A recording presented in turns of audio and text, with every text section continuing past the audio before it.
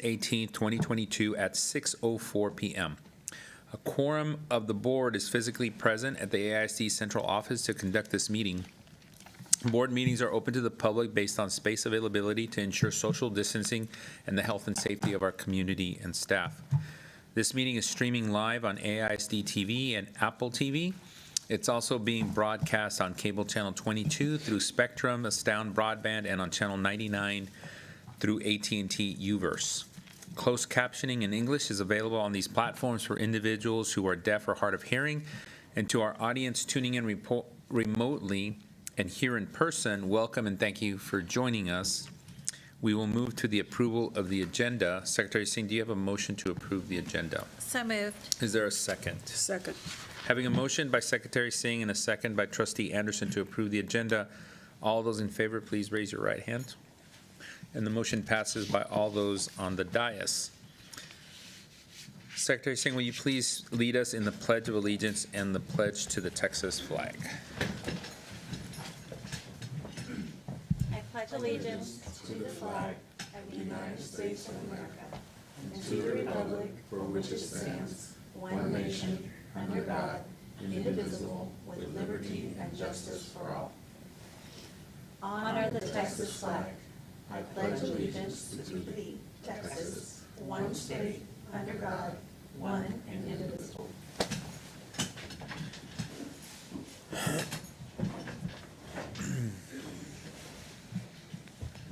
Thank you. Next is an opportunity for the public to share comments with the board. This time allows speakers to comment publicly on any topic of their choosing, and we have time for up to 60 speakers.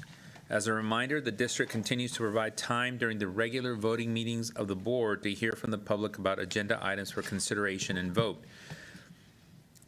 Tonight is an opportunity for the board to take part in active listening, and while we wish we could respond or provide feedback, we are required to limit our questions to requests for clarification or follow-up directly to the administration. Members of the public wishing to participate in the public comment portion of our meeting called a dedicated AISD phone line in advance of the meeting to audio record their remarks. We will now play the recorded messages for public comment, so colleagues, please listen carefully. This is Sharon Bain. I'm a parent of a Bowie High School student and a 2022 AISD graduate. I'm calling to express my strong support for intellectual freedom and inclusive literature and lessons in our schools. My students benefit greatly from ELA curriculum that guides them in reading books from a wide variety of authors on a wide variety of themes. They benefit greatly from attending schools with libraries that offer them choices and that offer them titles that, in the legendary Dr. Eugene Bishop's words, serve as mirrors, windows, and sliding glass doors. As I see the spike in censorship in surrounding districts across Texas and throughout the country, I implore you to preserve access in our schools to all kinds of books and all kinds of stories. It will not only make our district's kids better students, it will make them better people. Thank you. Good evening. My name is Candace Hunter. I'm an Austin ISD parent. I'm calling about item 5.1, goal progress monitoring of 2.1 and 3.1, reading and math, where African American students identified as economically disadvantaged third graders would demonstrate achievement on or above grade level.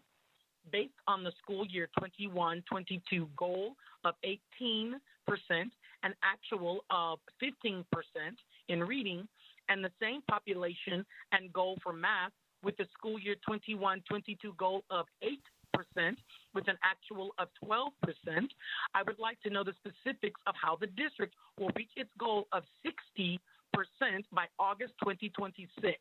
Thank you. My name is Marie. I'm a parent. Leadership committed to the board and community and board meetings, to posting meetings and information on socials, including Facebook.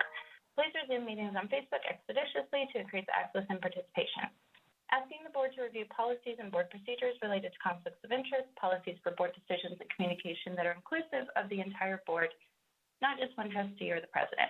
This is important for transparency and oversight, and is what we elected our board to do, not just one member.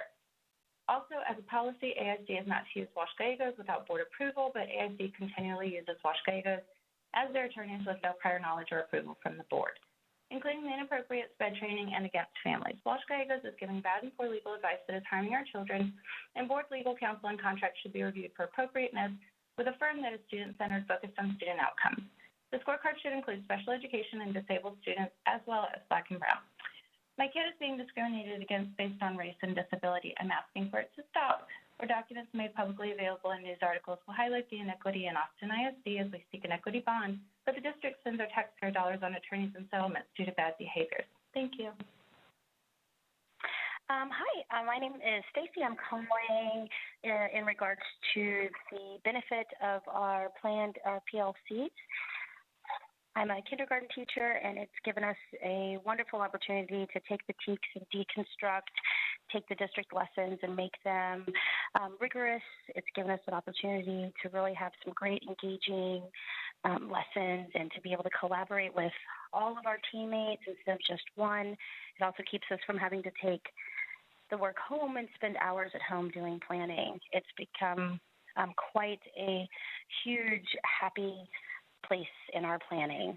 I don't know what we would do without it, and it's only 4 days in. So yay to the PLCs, and we are absolutely loving it. And I think it's going to benefit our students tenfold with the amount of time and energy that we put into the engaging lessons. Thank you. Hi, this is a teacher at Cunningham. I'm a third grade teacher, and I just wanted to say that although we've only had it for a week, the extra 3 hours of planning has been very beneficial to my team and to my students. I'm able to get more work done, and I'm able to be better prepared in order to have everyone be successful. I also want to give kudos to my AP, Ms. Rodriguez at Cunningham Elementary. She has been very supportive, and she listens and very responsive to our needs, as well as helping us plan during those times and making sure that we are being successful so our kids are successful in turn. Thank you so much. My name is Tyler Shaw, and I am a physical education teacher in Austin ISD. I am very concerned about our current student ratios, and I would love for the board to consider reducing our ratios further by adding additional TA positions. Currently, my school has 3 different spaces for physical education, divided with 3 PE teachers. However, we are not allotted a TA for each location. This means one of our PE teachers is there with 48 or 49 6-year-olds at a time, could be between kindergarten and 5th grade, all alone. One of the spaces is outside in this heat. When we have an incident, we don't have anybody close by to assist. When we deal with that incident in an appropriate manner, the other 40-odd students are left unattended. This is just a huge safety concern for me. Additionally, I have a safety concern for working in the heat for our physical education teachers with no support of fans or other objects. My name is Natalie Carnine, and I teach 5th grade at Blazier Intermediate, and I'm talking about PLCs today. I have found this first week back really refreshing to have this time. I'm leading a team largely of brand new teachers or new to my grade level, and it's been really wonderful to have the designated time where we are able to sit down and check in, but also dive deep into what is the TEK we're teaching this week in math, what are the verbs that we see, how is this assessed, where do our students need to go, what are the common misconceptions, and look at examples from our experienced teammates of how we taught that, how we word things. And then we're able to come back later in the week and bring our student data, whether it's anecdotal data or journals, and compare them, see how it went, check back in. If we gave an assessment that week, a common assessment, looking at the data from that. So I'm looking forward to having that time this week and the rest of this year to be able to really help mentor my new teammates, but also have time where we are able to work together and help raise each other up and be successful. My name is Maggie Longhour. I'm a K-1 multi-age teacher at Cunningham Elementary School. I really appreciate the additional planning time that the district has allotted us this year. It really has benefited us actually in this first week. It's provided time to meet with our teams in a true PLC, we've been able to provide really detailed instruction in our lesson plans and differentiate to meet the needs of all our students. It's given us a lot more time to just meet and discuss things that have worked, what doesn't work, what things we can change, and really take ideas from each other. So we really appreciate having time to meet outside of that. Hi, my name is Ms. Rodriguez. I am an Austin ISD teacher, and I'm calling to discuss PLC time. The additional plan time given for PLCs has been beneficial for my team to plan high engagement lessons as well as plan for differentiation and acceleration for all students. We're also looking forward to having additional time to analyze student data to help drive our instruction. We are grateful that we have this additional PLC time during the workday because it provides the extra time needed to effectively plan for our students. Hi, my name is Diana Hernandez, and I work at Cunningham Elementary. I am a fourth grade bilingual teacher, and ever since having this extra planning time, I have been more relaxed, and it has been really great to kind of get that time to catch up and be prepared for the following day and for the next week. So thank you so much. Good evening. My name is Melissa John. I'm a fourth grade ESL teacher here at the Blazier Intermediate Campus. I will be speaking on behalf of our PLCs. This extra planning time that we've been given allows our fourth grade team to really present the data to each other so that we can discuss strengths and weaknesses of our students. And most importantly, to initiate an action plan for any changes needed for our instruction. Our goal has always been to improve, but to have the time now to really show the concrete evidence, the journals, the assessments, everything, in order to discuss how the kids are learning and growing, that's huge. It's critical to our success. And being able to have that time to collaborate really does benefit not only our team, of course the campus, but ultimately the community as a whole. The expectations and standards have always been high at Blazier, but now these true PLCs give us the opportunity and time that we really need to elevate that rigor. Thank you for taking the time to listen.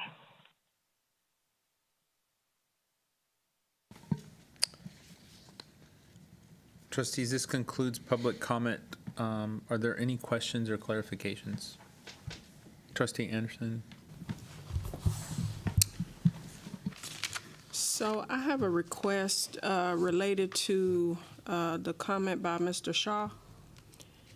Under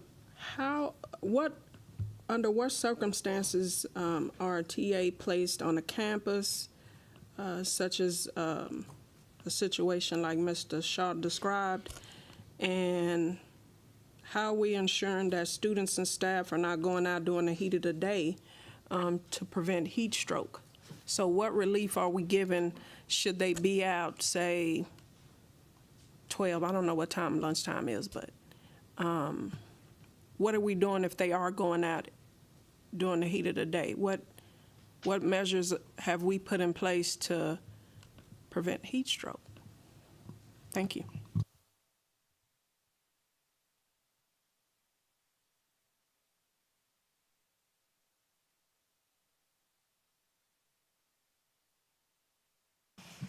I can speak to the ratio portion of it. And so on our website, on Human Capital, we do have staffing ratios, and we looked at teachers and students last year. We originally started at 1 to 45, and then we came back through with 1 to 30. And so what we did was we looked across each grade level in their projected numbers, and if a campus had more than 2 grade levels that couldn't do 1 to 30, then that's where we added the TAs. But we can relook at whatever. I'll have to look to see what school that was and look across their grade levels now that school started. So if a campus has, you say 1 to 30, if I'm by myself with 30 students and, God forbid something happens, students get hurt, So just in the past, so even in the past where it was 1 to whatever the class size was, they were still in there by themselves. So in those kind of cases, you send a student to the nurse or to the front office, just kind of like when you're in a classroom as a teacher, if something happens, you know, you send one of the students either to go get the nurse or to go to the office. I do remember that, but yeah, in this redesign, to me that sounds a little different. So if you have somebody, say 35, 40 students in a situation like that, it sound like to me, you know, but that's just me. Well, I'm not going to assume. I'll wait. Let me look at the grade levels and let me figure out the schools. Okay. Yeah. Trustee Anderson, regarding, excuse me, the heat, we have weather-related guidelines that have been included in the standards of service. If the temperature reaches a certain level, then we do this. If the next temperature increment comes, then we do this. And then we're really big on making sure that our kids stay hydrated and making sure that everyone has plenty of water. So, like, can you give me an example? Just say, you know, a elementary gym class. Like, when is the last PE class? Is it before it really gets hot, or is it? It's been so long since I saw. Well, the PE classes occur all day long, and so I can't say that it's before it gets hot and that there are no classes in the middle of the day. What they do is they adjust accordingly and make sure that they are taking into account what the temperature is at that particular point in time. Okay, thank you. Trustees, other question? Trustee Singh. I have a question. And Dr. Mays, I'm curious to know, I know that y'all sent us the heat-related guidelines. I wasn't able to access them. But what is the temperature cutoff for PE, or can somebody perhaps just share what that is? Sorry to make you walk up and down, Mr. Hicks. We can all check out your cool purple tie, though. I like it. So the guidelines were, the temperature guidelines for AISD were established by secondary trainers. I think it was last year, and they were included in the standards of service then, and they're included right now. And they're based on some national information that was accumulated. And so I know that each of you has the link, and we may have sent you another link again today with the guidelines in it. So actually, they're pretty liberal, to be honest with you. There are guidelines for what happens when the temperature reaches 100 degrees, and guidelines for what happens when it reaches 105 degrees. Now, we aren't espousing to be outside when it's 105 degrees, but for example, with 100 degrees, for PE recess, 60 minutes of exposure with 5-minute water breaks is what the guideline is. And then there's some guidelines also for athletics and then fine arts and band during that time as well. We know that, for example, our football players are outside doing spring training and summertime preseason training, and they're in the heat, but it's all about the hydration and making sure that we're paying attention to what, if hopefully no symptoms develop, but making sure that we're aware of all the potential signs of anything that could possibly happen. And then for elementary kids, we absolutely don't want to even get to that point, so we're going to be very cognizant of it. Okay, so it's 100 degrees, which we've been having.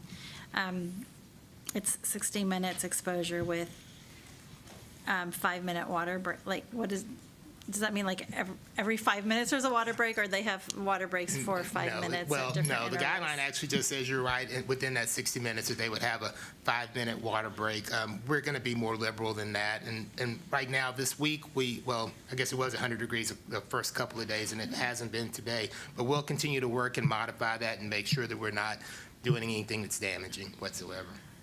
Okay. I know we're going to be talking about essential areas later on, but I have some very serious concerns about this. I don't think it's safe. And I would like us to revisit the policy. So I don't know if that's something that would be appropriate, President Rodriguez, for the policy committee to consider. But I absolutely do not feel comfortable with kids being outside, and our teachers also. I think it's really cruel to be quite honest. I hate to sound blunt, but I'm really concerned about that. So that would be my request regarding, like, from a policy angle. I would also like to know, Dr. Mays, would it be possible if a trustee wanted to actually spend an afternoon with a PE teacher? Like, I would love to spend an afternoon with the caller, Tyler Shaw, who called in, or another teacher who was basically saying that this is not, this is problematic, so that we can kind of just see with our own eyes. So in terms of visiting campuses, of course, trustees are always welcome to visit campuses. I think that it's better to make sure that you get a good cross-section of, multiple teachers. So, of course, visit Tyler Shaw, but also visit other campuses where they may be, having a little more success, just to get a good sense of everybody's perspective as you look at it. So we definitely wouldn't mind hosting trustees on those visits. Okay, thank you. And then regarding the ratios, so I know, like, on paper, I think I heard Ms. Stevens say that it was 30 students to one PE teacher, correct, at the elementary level? She said one adult.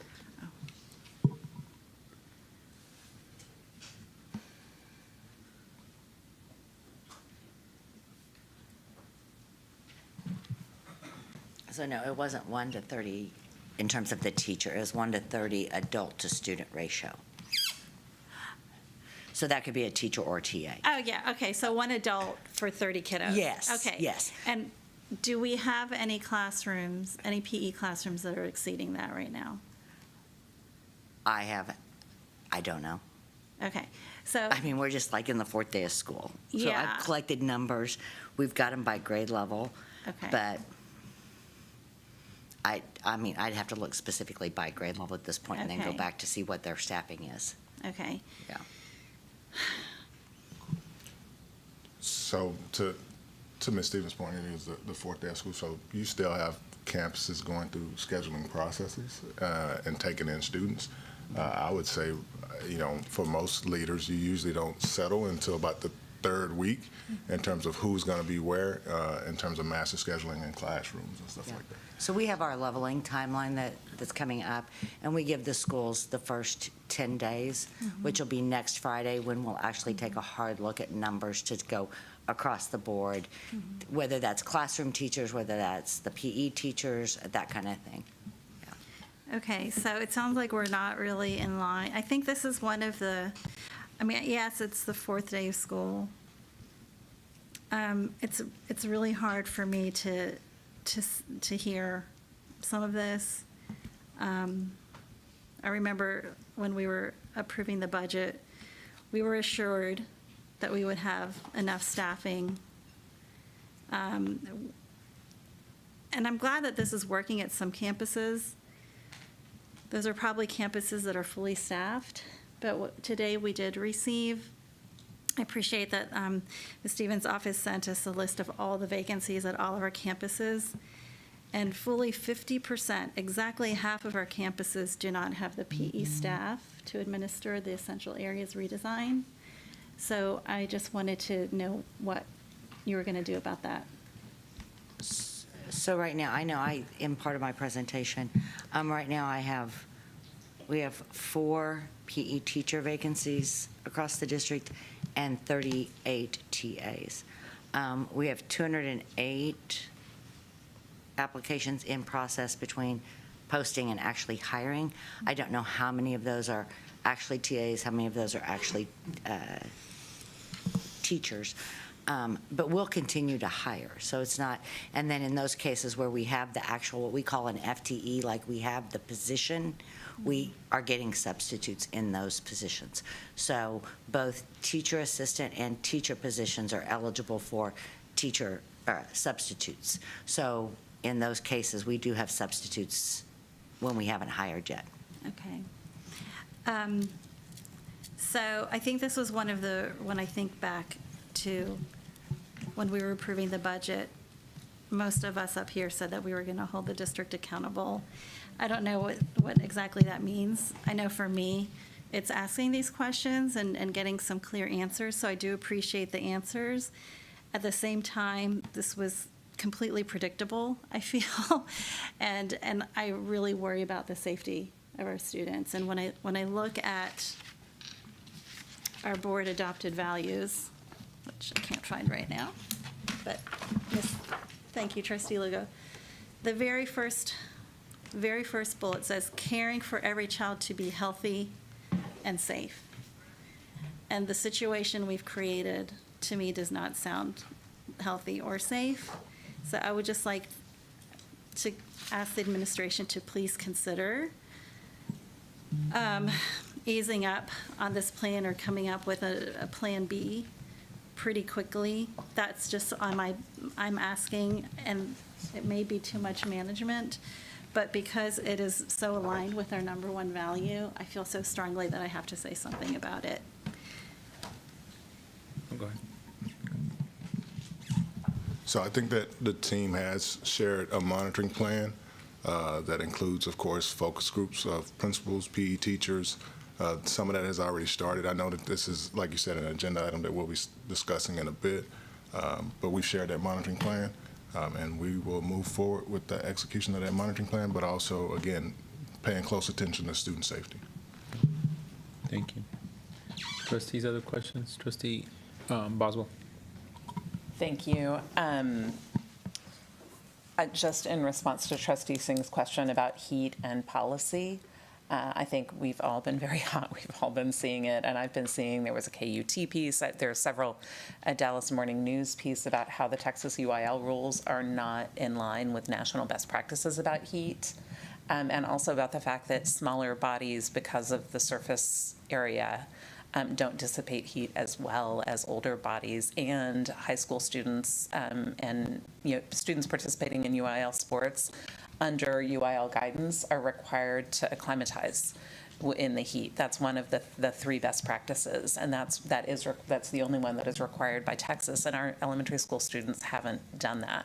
So I have asked the policy committee to bring forward something to talk about our heat guidelines to make sure we are following best practices as a district, and Coach Anderson has shared what our policies are with that committee, and I think it's a question of high school, elementary, just being really working with our medical community.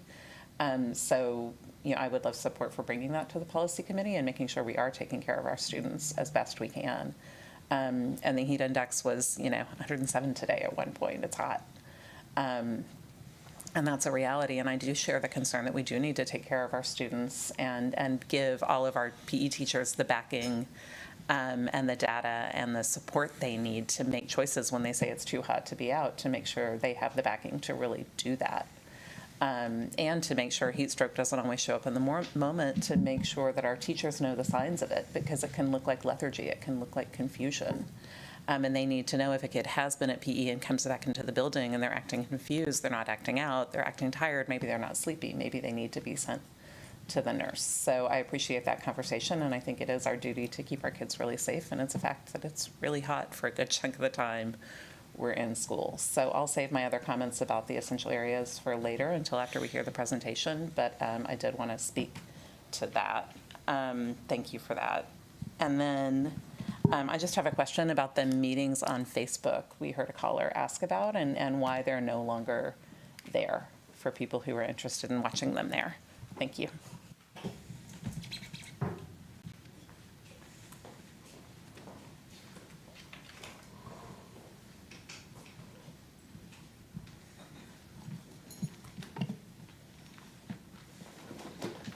Thank you for the question, Trustee Boswell. The reason we moved the meetings from Facebook to YouTube was twofold. One, it kept crashing on Facebook, and we have no idea why. And it wouldn't just crash in the moment, but it started wiping out past recordings. YouTube was much more stable, and a lot of our peer organizations in town, the city streams it on, other school districts stream it, and it seems to work for them. So we're happy with it. It's solid, and it's doing a good job for us. Thank you very much. You're welcome. Thank you, trustees. Trustee Lugo.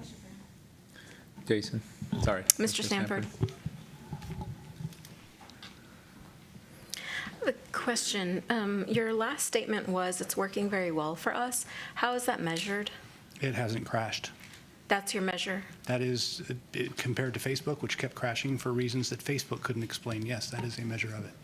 So has there been any consideration by the administration to look at what it means to provide access to these meetings to the public rather than just having the video not crash as the measure? Yeah, I think That the measure is, oh, yay, it didn't crash. That doesn't seem like, well, that seems like I'm just wondering how that was decided to be the measure.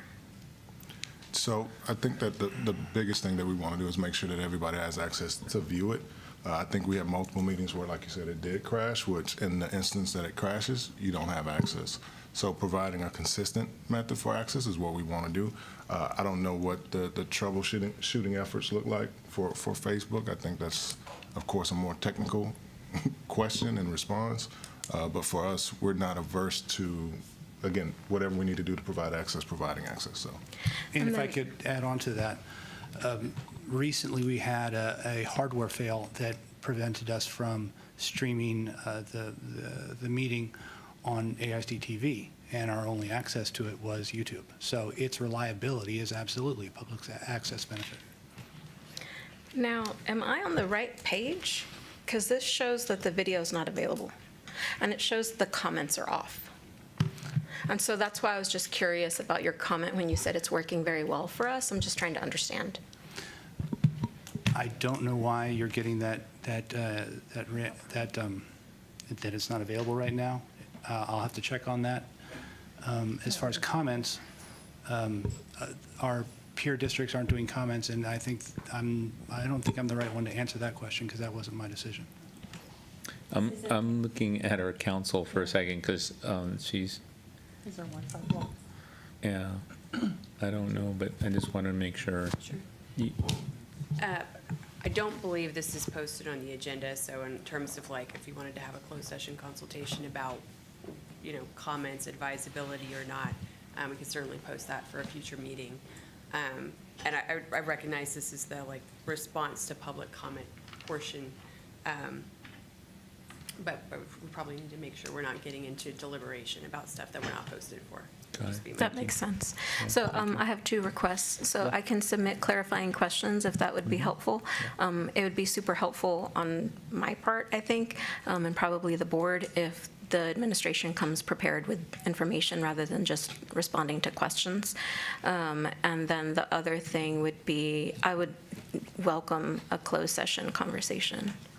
Great. Thank you. Trustees, other questions? Trustee Singh? I just want to second that, particularly just having a conversation about that, particularly having the comments allowed on YouTube, but preferably having it on Facebook as well. And I thought I had one more question that was, but now I can't read my writing, so I think I will save it for later. Oh, wait, I do have it. Okay, there's one caller that was asking about the attorney that we're using for some stuff. Actually, you know what, I think I'll just save that for a closed session, but I do want to, I think I've already submitted a tracker question about this, but I just would like to request that we do talk about that in closed session, about the district using the same law firm that is representing the board council on different matters and what kind of issues we should be considering to ensure that there is objectivity and some separation there, no conflict. Thank you. Thank you. And when we have that conversation, will you, Christian, will you send the agreement again to all the board members so they can see what the processes are? It's in the agreement. Okay, thank you. Trustees, any other questions? If not, thank you so much. As a reminder to our community, please feel free to share any general comments or questions on non-voting items with the board by email at trustees@austinisd.org. And so now we'll move to the President's report, and there's two parts. The first is around the health and pandemic update, and the 4.1 is an update with Dr. Desmar Wachs, the City of Austin Medical Director and Health Authority. Dr. Walks, thank you for joining us virtually tonight.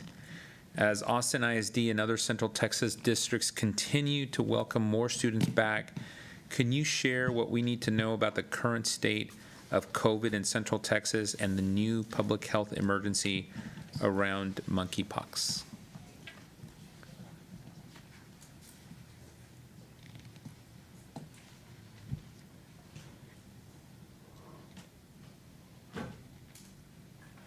And I believe she was online a few minutes ago.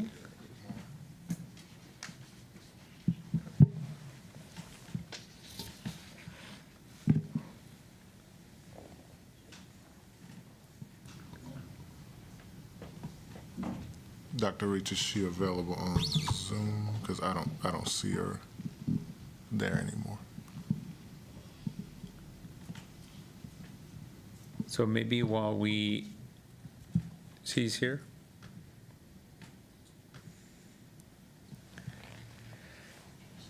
If we were on phone, I'd say to hit *6 to unmute yourself, but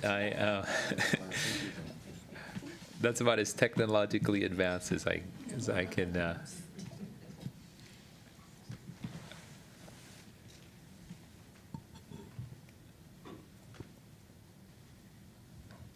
Well, I think as we try to fix the technical issue, I might just report on item 4. Oh, there you are, Dr. Wux. Hi, welcome. You're still on. Oh, you're on mute.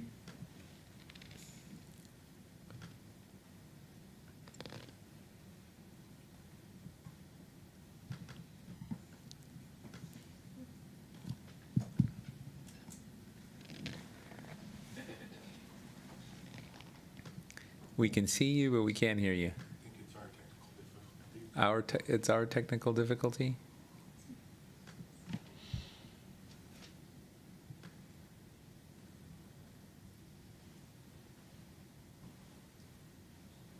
Her mic appears to be muted.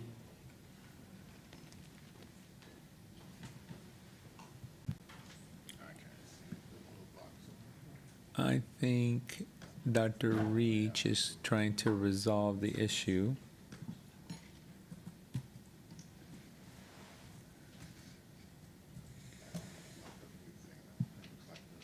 So maybe while we try to resolve the issue, Dr. Walks, I'm going to just share a short update on one other item, and we'll get right back to you.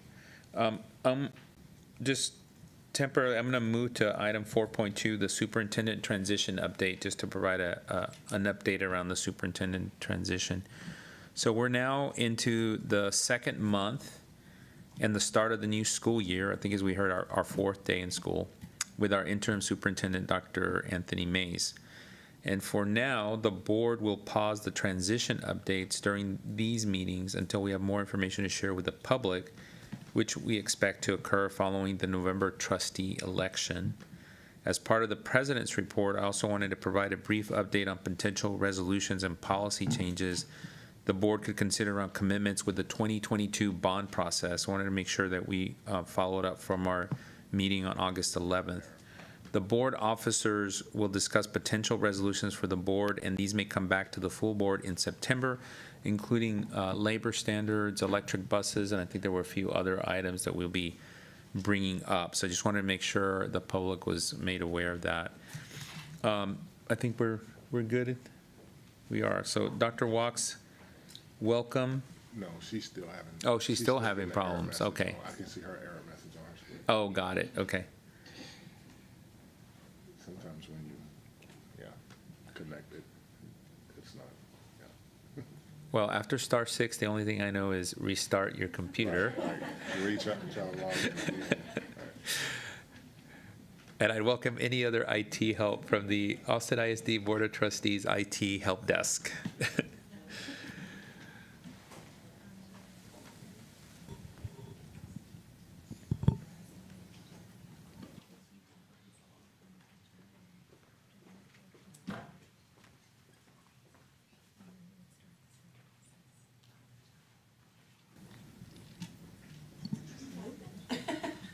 I think we're going to take a pause for 5 minutes till the technical issue gets resolved.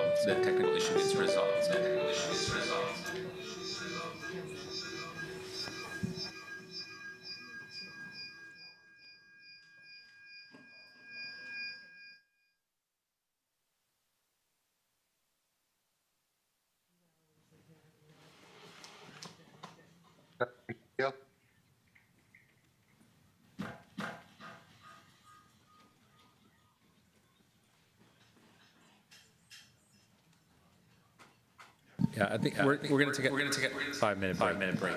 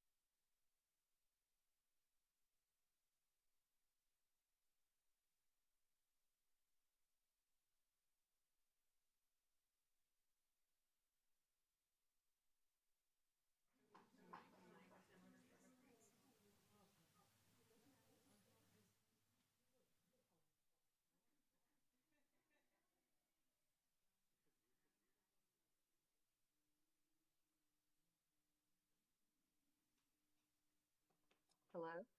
Testing, 1, 2, 3, testing. Yes, you're on.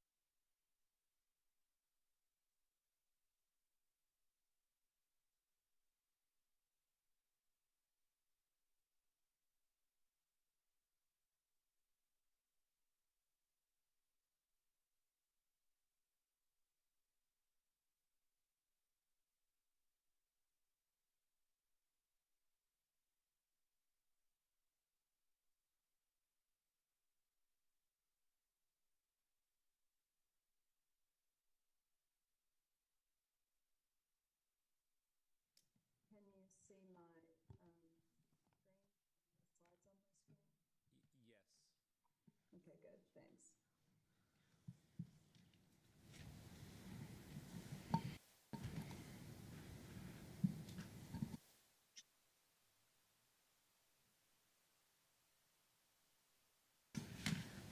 Just to confirm that you did hear me, that we're ready for the 30-second countdown? Yes. Yes. Okay, great.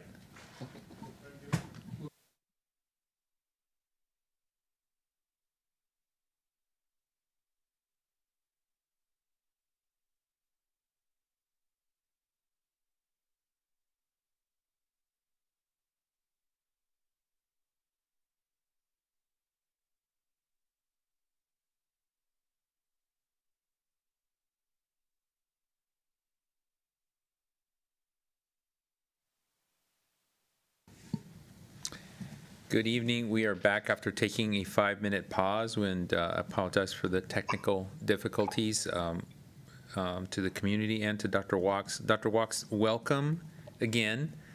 We wanted to, we're really happy that you're here, and we wanted to ask if you would share with us what we need to know about the current state of COVID in Central Texas and the new public health emergency around monkeypox. So welcome. Sure.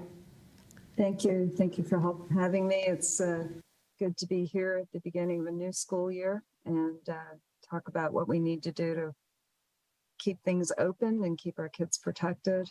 So I'll get right on to the slides. This first slide's one that we're used to seeing. It has shows that we're in community level low. Please excuse this entry on October 15th. We now know that we have 104 cases in hospital, and we have new cases per 100,000 down below 200, which puts us at that low level. So all that we can do to keep those case numbers down is what we're going to discuss going forward. Since the beginning of the pandemic, we've had 300,003, 189 total cases of COVID-19 in our community, with 1,725 deaths. US-wide, nationwide, our 7-day average for cases is still quite high at 119,000 plus cases in a 7-day period, and a total of over 93 million cases since the beginning of the pandemic have occurred in the United States. Over the past 4 weeks, we've seen a steady decline in the numbers of people who are hospitalized, but that still is, there's still a substantial number of individuals requiring hospitalization. And I show this because there's a sense that COVID is over, but it's not. It's still affecting people and people are still dying.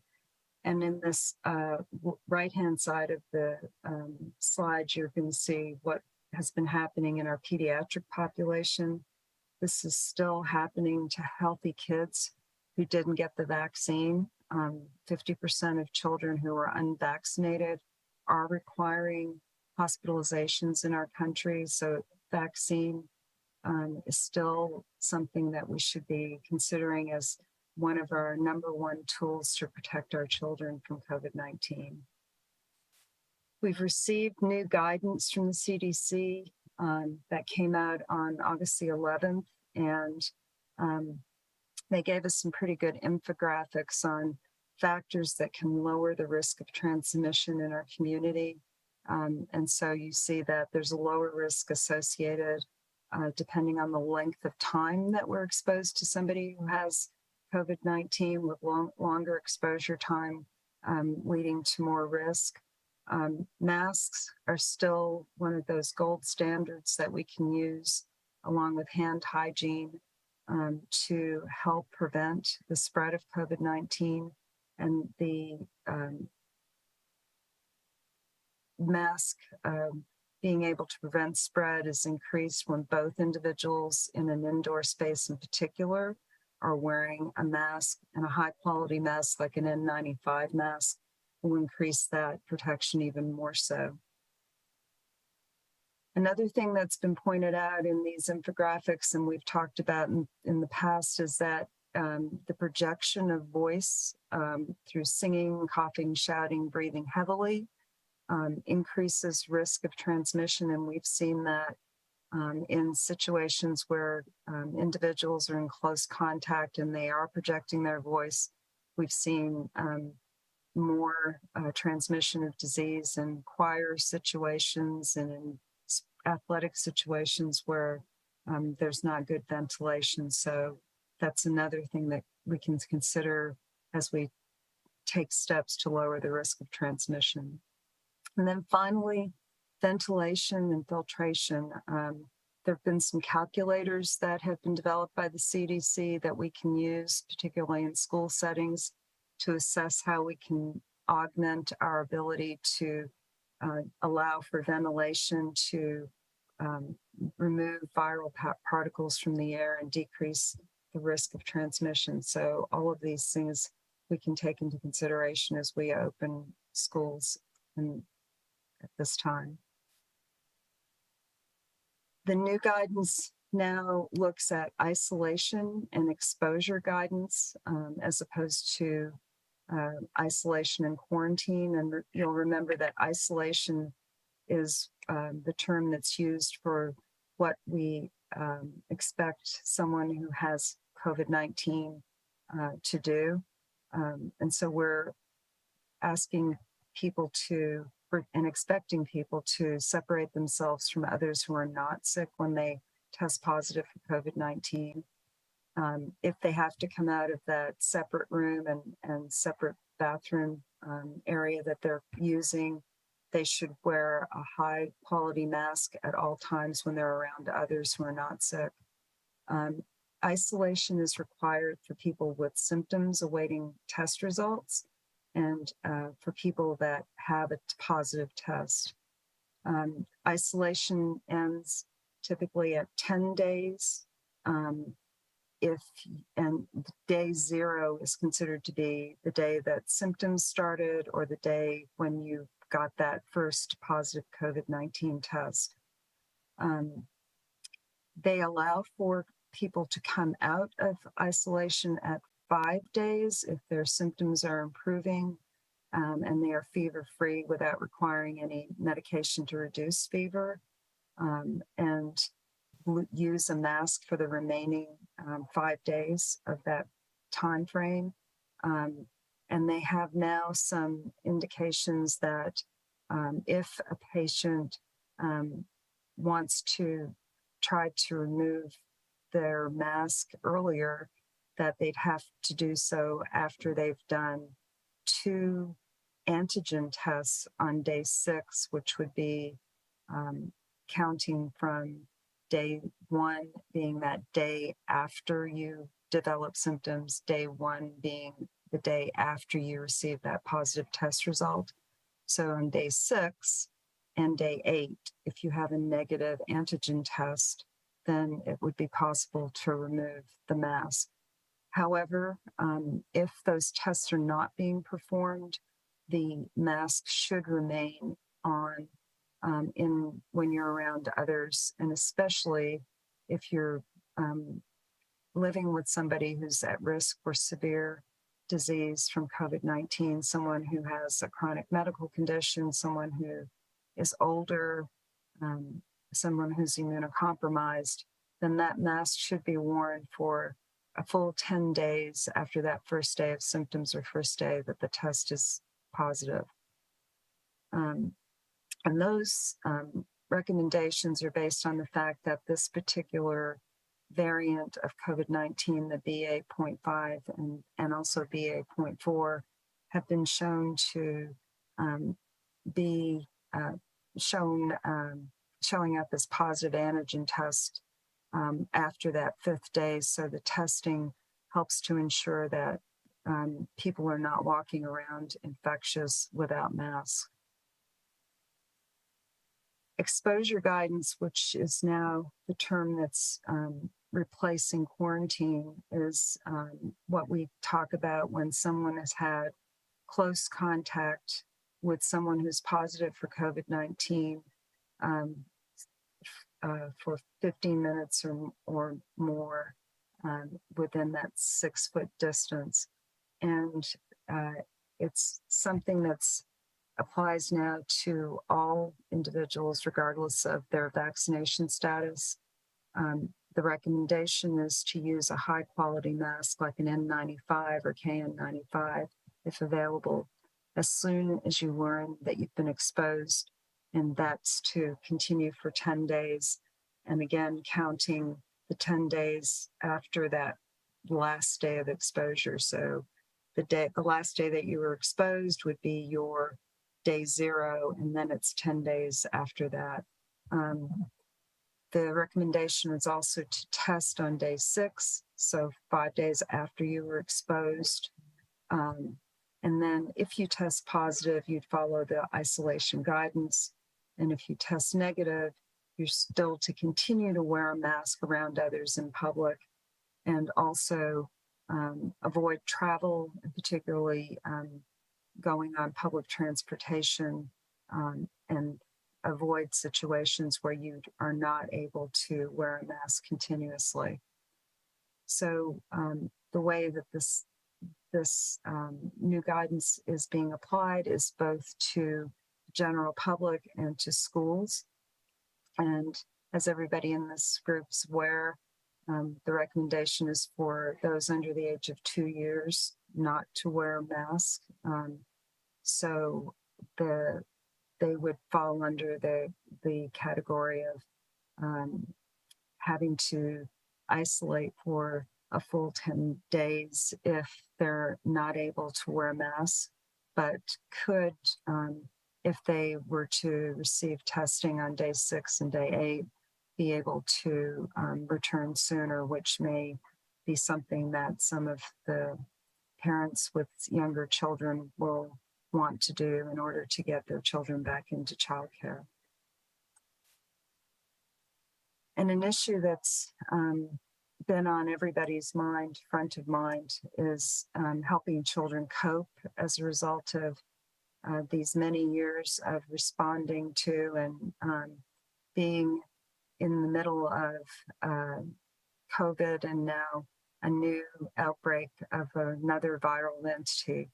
So I just mentioned this in my presentation because prior to the end of school, we did a really brief survey to talk to some of the healthcare providers in our schools, and we'll probably do another more expansive look at that in conjunction with some of our mental health providers, because we know that children impacted by trauma are exhibiting and manifesting the impact on their behavior and in different ways than adults do. So going forward, I know everybody's been mindful of that, particularly in our schools, but I wanted to bring this up again because I know this group is particularly concerned about that.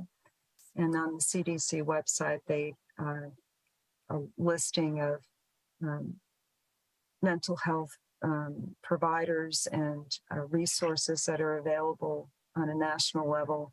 And this, as well as what we know are available here locally, are things that I just want to bring to the attention of those who are watching. And as you requested, I'm also bringing to the attention of the group the new virus that we have circulating globally.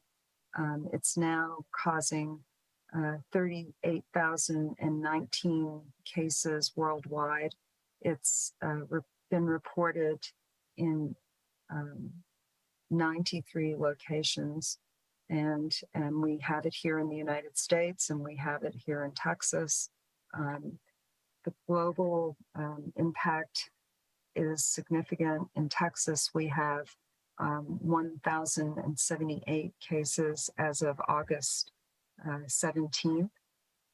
And in Travis County, as of August 17th, We have 93 confirmed cases of monkeypox / non-variola orthopox cases, and 491 persons who are being monitored because they've had close contact with one of these confirmed cases.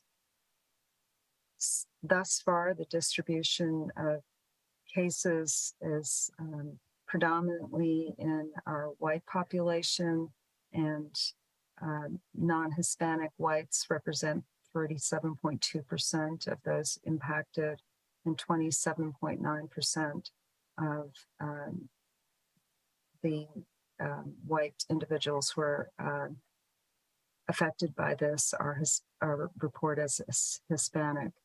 We have 29% of individuals who do not report their race to us or list it themselves as unknown, and 4.7 that list themselves as or identify as other. So there are several people that may have just opted not to report their identified race. We're looking at this not so much to show any kind of discrimination or of any sort, but to just show the impact and monitor for disparities of impact as we go through this particular outbreak. So what is monkeypox? It is a viral entity. It's been around for a long time. We've actually had it in this country before. We've had an outbreak in 2003 that was quickly resolved using mitigation strategies. And we do have a vaccine that we can use to prevent people from developing the symptoms of monkeypox. The newest one being Jenios. It's a 2-dose vaccine series. Initially, it was, as I said, for smallpox, and it did receive authorization to be used for monkeypox as an emergency use, and it has been helpful and effective in doing so. The symptoms of monkeypox are fever, headache, muscle aches and backache, swollen lymph nodes, chills, exhaustion, and a rash that looks like pimples or blisters that can come up on the face, inside the mouth, on the hands or soles of feet, and also in chest, genital area, and the anal area. These symptoms, the prodromal symptoms, as we call them, all of those constitutional symptoms of fever, headache, achiness, chills, exhaustion, may start before the rash does or may not. The rash may start before those symptoms do.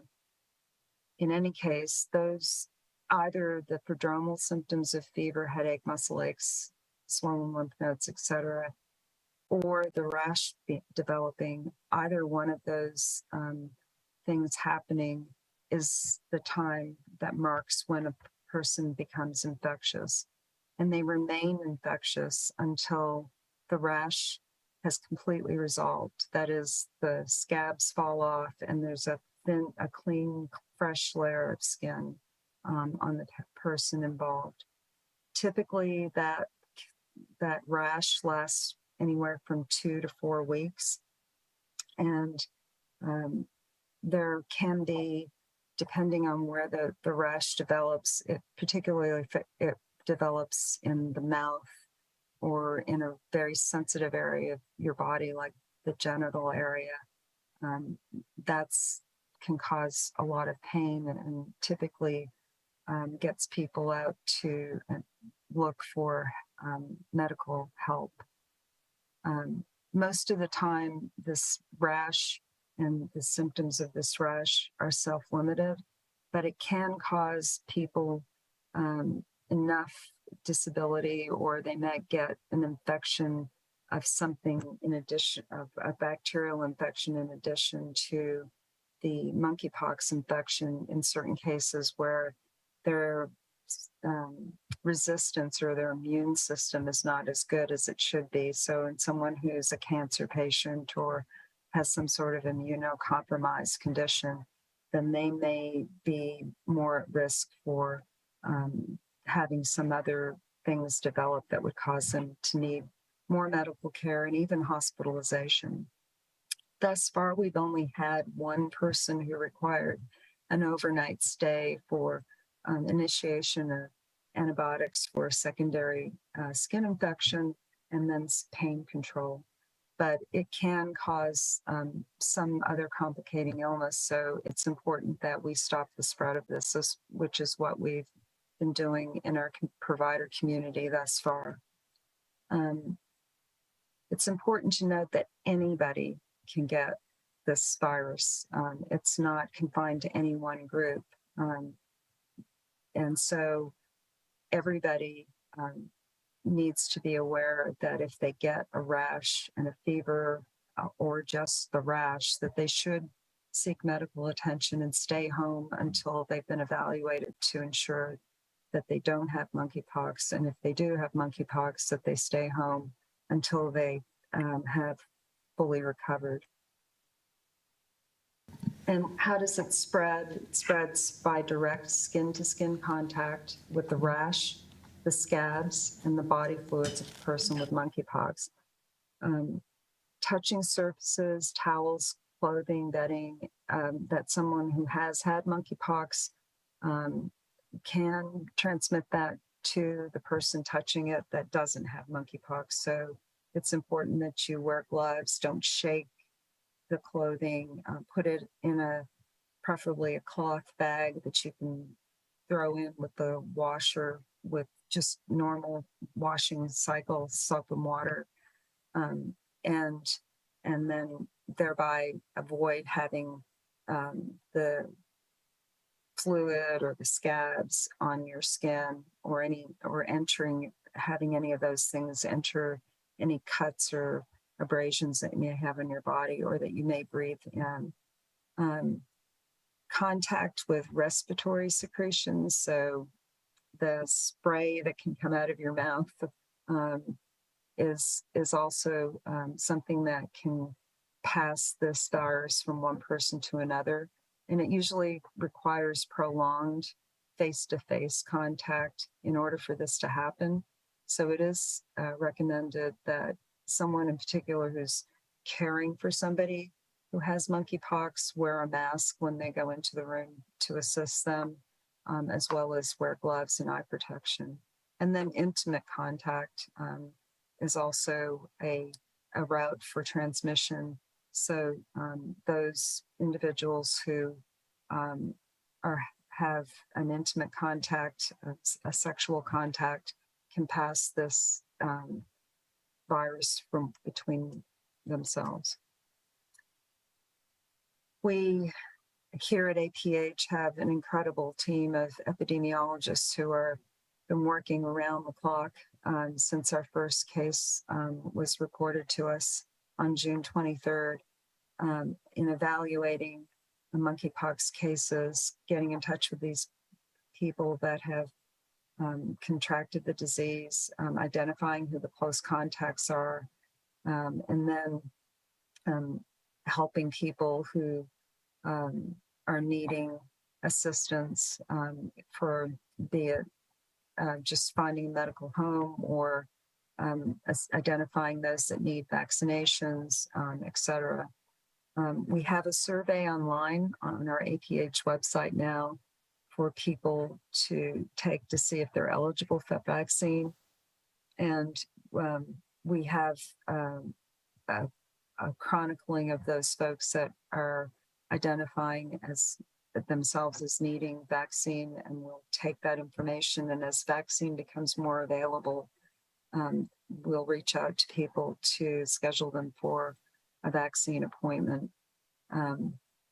there's vaccine right now is a scarce resource, but we are constantly asking for more resources. So as we get those, we are making that available not only through APH, but particularly we've forged partnerships with many of our providers in our area who are willing to provide treatment and vaccinations to their patients. And we'll continue to work on expanding those relationships as time goes by. And with that, I thank you for your time, and I'd be willing to entertain any questions that you might have. Thank you, Dr. Walks. Board colleagues, any questions for Dr. Walks or the administration? Trustee Lugo? So Dr. Walks, thank you for the presentation.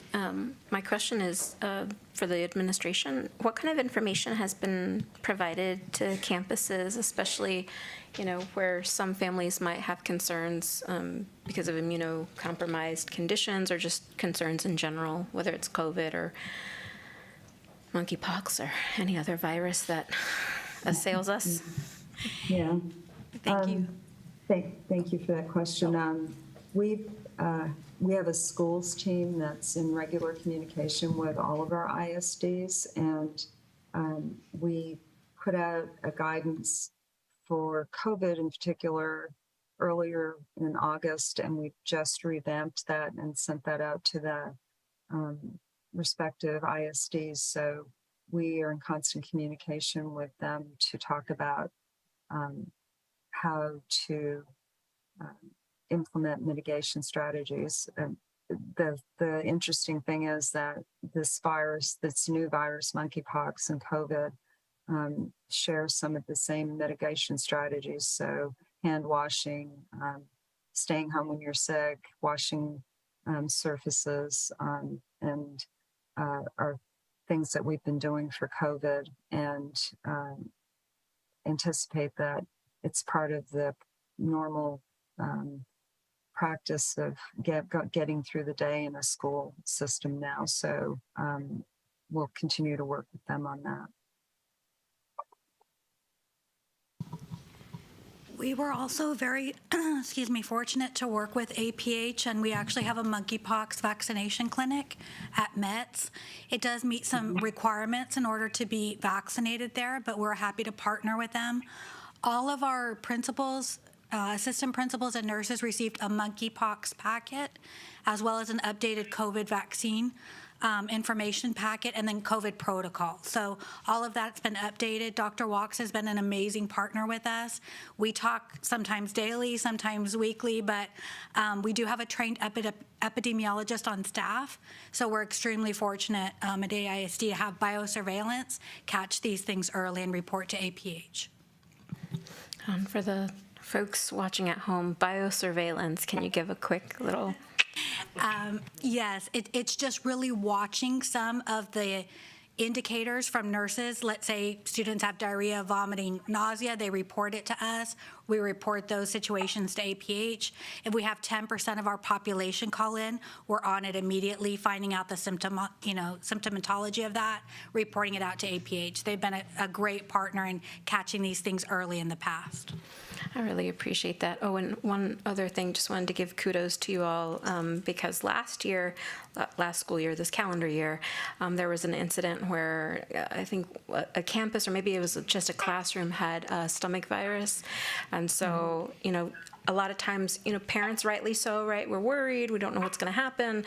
But that, for me, at least for me, it really meant a lot that, y'all were able to catch it, kind of find a pattern. And if there's anything you want to add about that level of attention that you give. No, I appreciate that. And that darn norovirus, kind of snuck up on us. But we're very fortunate, and that's because I have a great team and great support from Dr. Mays. So that's how we're able to work with administration and public health, just be the liaison. So I appreciate parents like you and letting us know what works and what doesn't. Thank you. I did want to say thank you for recognizing that because, like you said, this isn't the first rodeo, as they say, and the team does a great job of, like you say, zoning in and responding rapidly. And like she said, it's not just her; it's a pretty wide team that responds to these incidents. So thank you. Would you mind introducing yourself as well? Sorry about that. I just want to make sure you get the right recognition. I jumped right in. My name's Elena Bejarano. I'm the Director of Health Services. Thank you. Trustees, other questions? Trustee Boswell. I just have one. Thank you, Dr. Watts, for being here, and Ms. Bejarano also. I just want to level set just for us as an organization and for our community that we're here talking about monkeypox. I just want to understand, are we talking about it because we want to be aware and pay attention, or is there a reason to, should people be freaking out? And my understanding is we're aware, we want to be aware and on top of it so people don't have to freak out. And I just would like kind of where you fall on that spectrum so we know where to put ourselves on that spectrum. Thank you. If that question was for me, this is a situational awareness briefing. Right now, we do not have any pediatric cases. No children have been reported as having monkeypox, but we've had a lot of questions from parents, and I know that our team members at AISD have as well.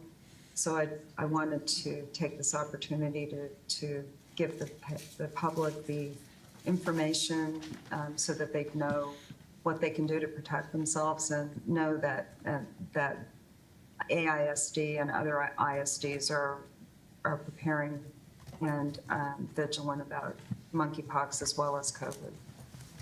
Thank you for that, Dr. Wux. I really appreciate that framing, just so people know kind of where to put this in their list of worries. And really encouraged to know that you guys are all taking care of us so that we can put it pretty far down our list of worries in an appropriate place. So thank you very much for that. And I appreciate all the work that's being done to really take care of our community and make sure that we're on top of it. Thank you both. Thanks. Thank you, trustees. Any other questions?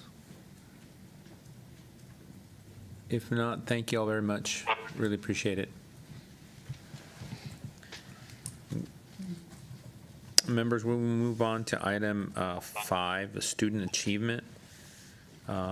This item is a part of our commitment to discuss student achievement, and tonight we'll discuss third grade reading and math end of year MAP scores. This is the first discussion we have that not only has all of the beginning, middle, and end of the year update, but also now has the scorecard goal for STAR results. So Dr. Mays, could you provide our update?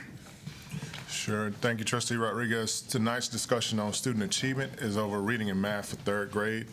As shared, tonight is our first opportunity to present a full year of data, including STAR results under our commitment to board monitoring. As a reminder, tonight's goal is also aligned with our commitments from House Bill 3 to set and discuss goals for third grade literacy and numeracy. Elizabeth Cost is our Chief of Schools and Academics at this point, along with Mr. Hicks, our Associate Superintendent of Elementary Schools, and Heather Petrozzini, Director of Academics, will lead us through tonight's monitoring report.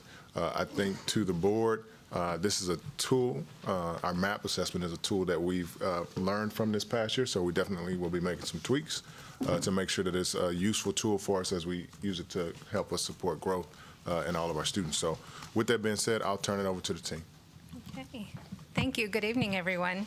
So tonight we are talking about Goal 2, which is third grade reading for economically disadvantaged students that are at the MEETS level on STAR, the state assessment, and the Goal Progress Measure for African American and Hispanic students on end of the year MAP. And Goal 3 is third grade math scores on the state assessment on grade level or above, and the Goal Progress Measure is using our MAP end of the year data. So we have a team, Dr. Diaz, Heather Petrozzini, and Mr. Hicks here that are going to present the information. Good evening. I'm going to start us off. On the second page, you're going to see a really nice summary of where we are at this point in the data. In September, you will be receiving the final scorecard for the year, but we do have STAR data, some preliminary STAR data to share with you. So as you recall, you all have Goal 2 and Goal 3 set for STAR. So the end of the year scorecard goal is based on STAR, and then we used MAP as a progress measure throughout the year. So specifically, the ones we are monitoring today are 2.1, which is African American students who are experiencing poverty and how they scored on reading MAP. And if you go across, you'll see that is the one red square in on this page, because the target was set for 18% and we achieved a 15%. I'll go into more detail on that in a page or so. Then the second one was on Hispanic students experiencing poverty. The goal was set for 17% and we achieved an 18%. For 3.1, this is African American students experiencing poverty in math, and the goal was 8%, and we achieved a 12%. And then finally, 3.2 is Hispanic students experiencing poverty on math MAP, and the goal was set for 11%, and we exceeded it and ended with a 22%. And I'd also like to draw your attention, since we do have the STAR data, so Goal 2, the goal was set for 25%, and this was economically disadvantaged students as a whole, and we achieved a 33%. And then for Goal 3, the goal was 18%, and we achieved at a 25%. Dr. Reach, next page, please.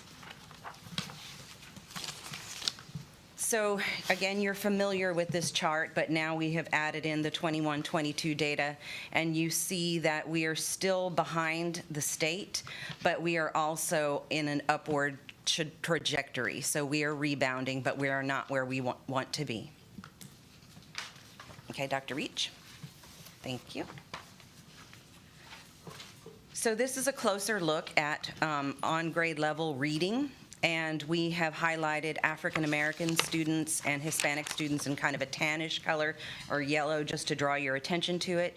You can see at the beginning of the year, in regards to reading on level, African Americans started at 16%. Then you track it to the middle of the year, 19%. And then we finished the year at 15%, even though the target was 18%. Hispanic students, we started out 16%. You track it to EcoDis, it's 17%, and then we finished the year at 18%, and our goal was 17%. Part of what we see in the reading data was, again, like we talked to you about last month, was that we gave the MAP test after STAR, and there was a bit of fatigue, and we did hear from students and parents about them not understanding the purpose of taking MAP test after they had just finished taking STAR. And reading requires a little bit more stamina. You'll see that the kids did better on math when we go to the next page. So at the top, we have the growth there for you to monitor. And again, you'll see that they were doing pretty well. And then when it came to the end of the year, they kind of dropped off there. Again, we attribute that to fatigue in regards to reading. But when we go down to the bottom to look at math, and this is the goals that we're measuring, we started out at 4% with the African Americans. In the middle of the year, we were at 11%. And then at the end of the year, we were at 12%. Again, our goal was 8%. So that was 4 points higher than the goal. Our Hispanic students experiencing poverty started out at 6%. In the middle of the year, they were 15%. At the end of the year, they were 22%, and the goal was 11%, so that is an 11% increase. So we have some slides to show you to get into the state a little bit further.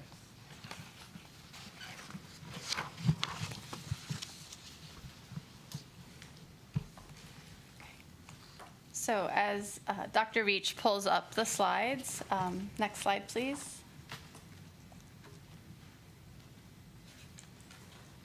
Dr. Diaz and I were interested in NWEA puts out together a linking study that shares a correlation between how students are doing on STAR, or how they're doing on their MAP assessment, and how they'll do on STAR. So we were sort of curious, how true was this to the outcomes we had for students? So we started to line up all of the assessments. So this is third grade MAP reading on grade level, as well as third grade STAR reading at meets. So these are supposed to correlate.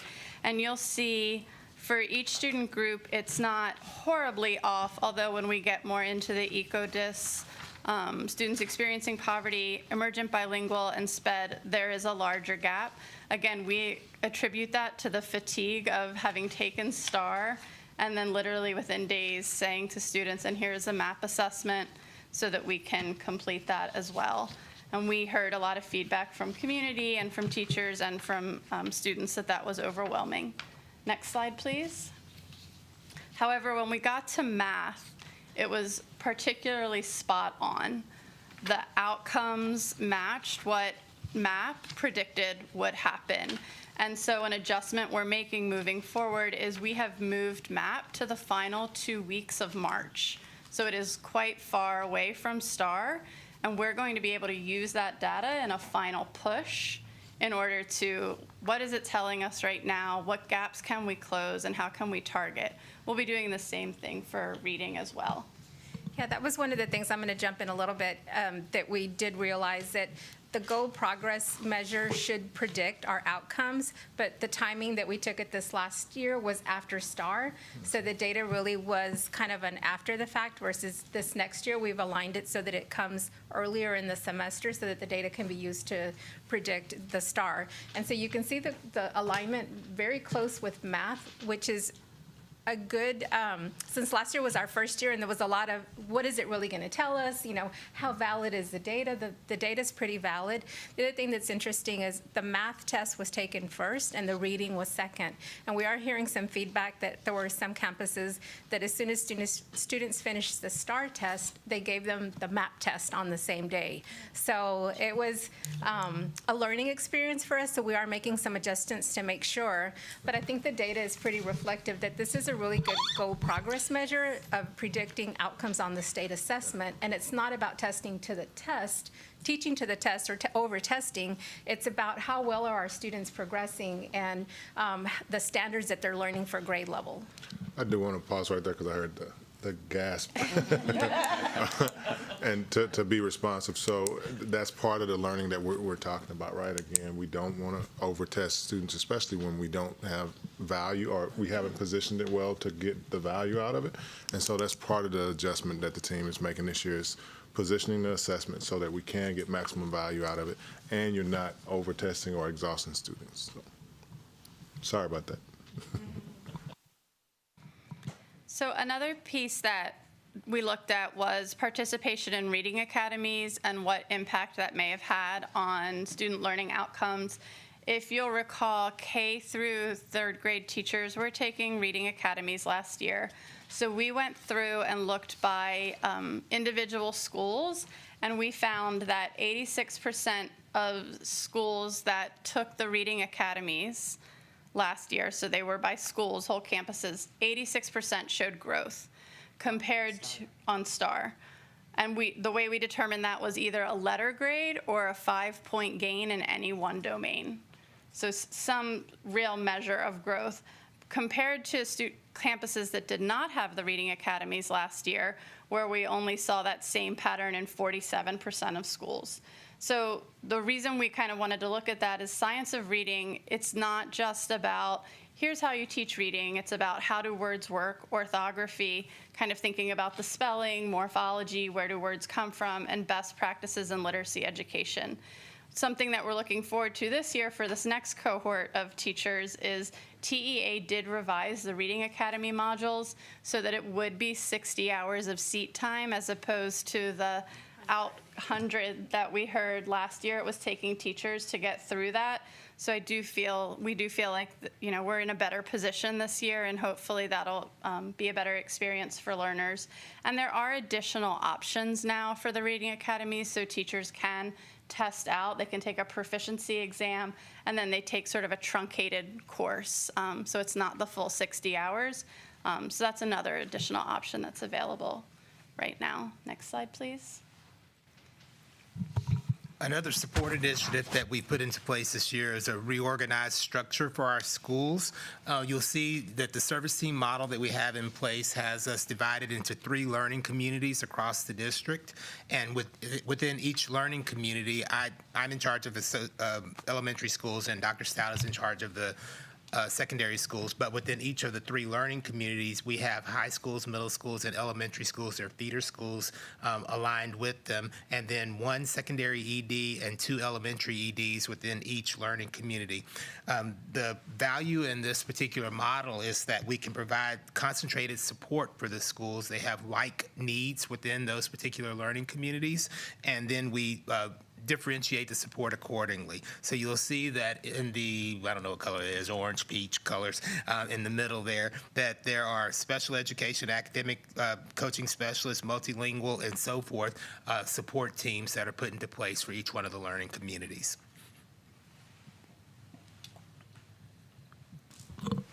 And finally, this is a slide that we showed you again because when we brought to you the 6 through 8 data, these adjustments that we made are basically pre-K 12 adjustments when we learn from the data.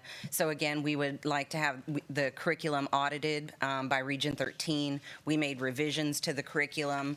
We're working on an equity reflection tool. We've added more reading and writing across the content areas into the curriculum. We really honed in on Tier 1 instruction. All principals and APs during the Leadership Institute were trained on what Tier 1 instruction should look like. As well, they were trained on professional learning communities. So that was huge to have every principal and AP in the district go through this training.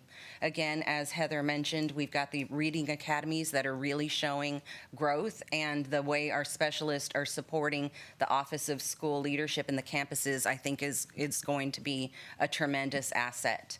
And the biggest thing was really the lesson we learned was having to move the test, the MAP test, before STAR, so that way we can use that data to adjust instruction just in time and not it be an afterthought. And then Heather, from her role just stepping out of a principal, would like to add something. So, yes, here I am. And so one thing that we noticed in the spring is our scorecards were sent to us, and it ties directly to your principal evaluation. It's about 10% of your overall evaluation. Well, then when you start to drill down to that and you think, okay, how am I going to make this work? These goal progress measures are measured beginning, MOI, and end of year. So that's another piece of data that you're collecting along the year where you can say, okay, what adjustments and what supports do I need to offer my campus?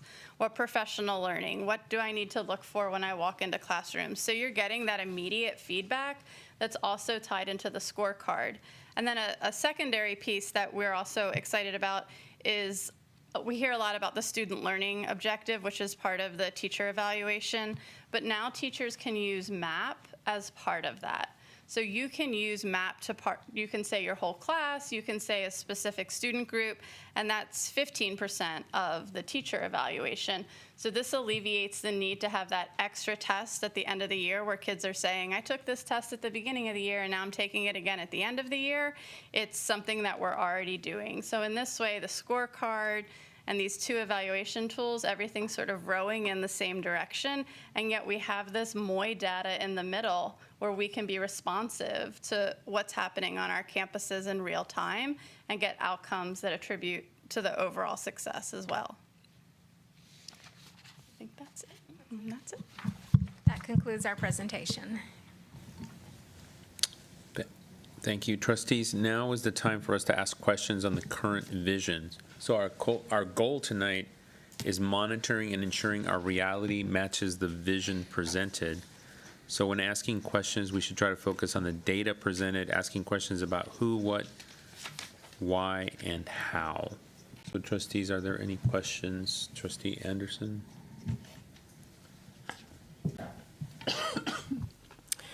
Thank you for this presentation. Couple of questions. The first one is, how are we supporting students who are not at the MEETS level? So I know there's, you have where the teacher pulls them out, but if it's just a teacher and say it's 6 students at a table and all 6 students need that individualized attention, how are you providing that? That is a great question, and that is part of why we focused on Tier 1 instruction, and it is one of the reasons why the MTSS process is going to be so valuable. So what happens in the MTSS process, if a couple of kids, like you said, are not making it to the MEETS or master's level, then you can pull them in a small group or during a homeroom, like when a high school or a middle school will run a pep rally schedule, and there's these extra times built into the day. That's when those kids are getting the extra support that they need. And then if that doesn't work, then it goes into Tier 3, and Tier 3 is an extra support class that those kids can be in. So the MTSS process is meant to catch those kids before they fall behind. So it's a 3-tiered approach to ensuring that we're not the kids aren't falling between the cracks. I would add that part of the big training that we did over the summer is on the Tier 1 instruction and really understanding when teachers are designing lessons that they're clear about what's the learning goal and then what is the success criteria at the end, and that we're building in the checks for understanding. So we're not waiting for an assessment before we're making any adjustments to the instruction. And the training, tying it to the PLCs so that they're really effective. That time is really critical. We've made a big investment to give especially the elementary teachers and our secondary teachers the extra time. The planning time has to be used so that the lessons are really planned, thinking about all of their students and how do our students who receive special education, our students who are second language learners, or our students who are struggling, how do they access grade level curriculum, and that they're really planning for what's the goal, how are we knowing if kids learned it, and what are we doing in between to check to make sure kids are where they need to be, and then what do we do through the MTSS process for those students who aren't, through small group instruction or additional supports either during the day or outside of the day. So I kind of think we're talking about 2 different things. So the student I'm talking about is a student who, just say for example, 3rd grade student may not be reading on grade level. So I get the pullout, but if I'm a student that really needs that one-on-one attention, there's only so many hours in a day. So how do you support that student or those students? So, Trustee Anderson, thank you again for the question. It's about differentiated instruction and making sure that we know that the teacher knows where every single one of the children are at any particular point in time. So the child that you're talking about is right here, and your goal is for them to get right here. And what is it that you're going to do instructionally between here and here to get them there? And it's going to be different for every single child. And so we aren't going to be able to do a whole group approach and say that one size fits all. And so the teacher then is going to have to basically create a plan for each one of their students in order to ensure that they get there. Then it's the responsibility of the instructional leader on campus to ensure that there's someone that can provide the additional assistance, whether it be the MTSS, the intervention specialist, regrouping with another teacher next door, whether it be the principal, the assistant principal, whoever, but the additional help that comes in. We have academic learning specialists here in the district as well that can go and help them figure out ways that they can do that better. And then that goes back to our learning community structure as well, when we're providing that additional support for those learning communities where they might have a higher concentration of kids that need and teachers that need that kind of support. But it's about differentiated instruction and making sure that we don't try to make a one-size-fits-all approach. The learning communities, I've heard a lot about that. And I've been waiting to see the response to my question because I have some concerns about that, if it is as I believe it to be. But I'm going to wait on the response to my question. My second question has to do with math. I remember a long time ago, I'm not gonna date myself, but when Mr. Patterson was my teacher, he would have us come up to the desk and we would have to, go over the multiplication table, see if we know our fives, tens, all of that. So how are we ensuring that students know their multiplication, know division, know long division? I haven't seen that for some time. So how are we ensuring at the, at the very basic level, your multiplication table? Well, we don't do rote memorization anymore, and just the old the trials that we used to do where you would go to the front of the room and you would go to the back of the line if you didn't get it right and those kinds of things. So no, we don't do that. But the concrete to abstract is what really works, and that there are a lot of activities that you can do to help you learn the concept of multiplication, the concept of division, addition, and subtraction, and then you're able to use that and apply it in word problems, for lack of a better word. That's what we used to call them back in the old days. And that really does begin to take hold as kids become institutionalized with that over time. But is it still using those different methods? I remember when my baby was younger, it was like the different methods, and it was really, I didn't even understand it myself. Is it still the same type of methods where you have the different boxes and it shows you how to get to, I mean, I don't even know what it's called, because it was, There are a number of different strategies that you can utilize, but even in the standards, the Texas Essential Knowledge and Skills, it'll tell you that you have to be able to multiply, 2 digit by 2 digit by a certain grade level, 3 digit by 3 digit by a certain grade level. So there is place for algorithms in the standards, but it's not the way that we just teach it, where you just go to the board and you just do that all day long. It's about learning it from a concrete method and then going to the abstract, and eventually you'll be able to do that as well, because you'll understand how and why you're doing it. So it sounds like you're describing arrays, for example, where you would draw the boxes and you would figure out how to do the tens and the grouping by tens, grouping by hundreds, and doing it in that way. And that would be an example of a concrete way that you would do that, and then be able to understand the concept of multiplication, and then be able to do the algorithm. And how are we ensuring that I, as a parent, when that work is sent home, that I can support my child?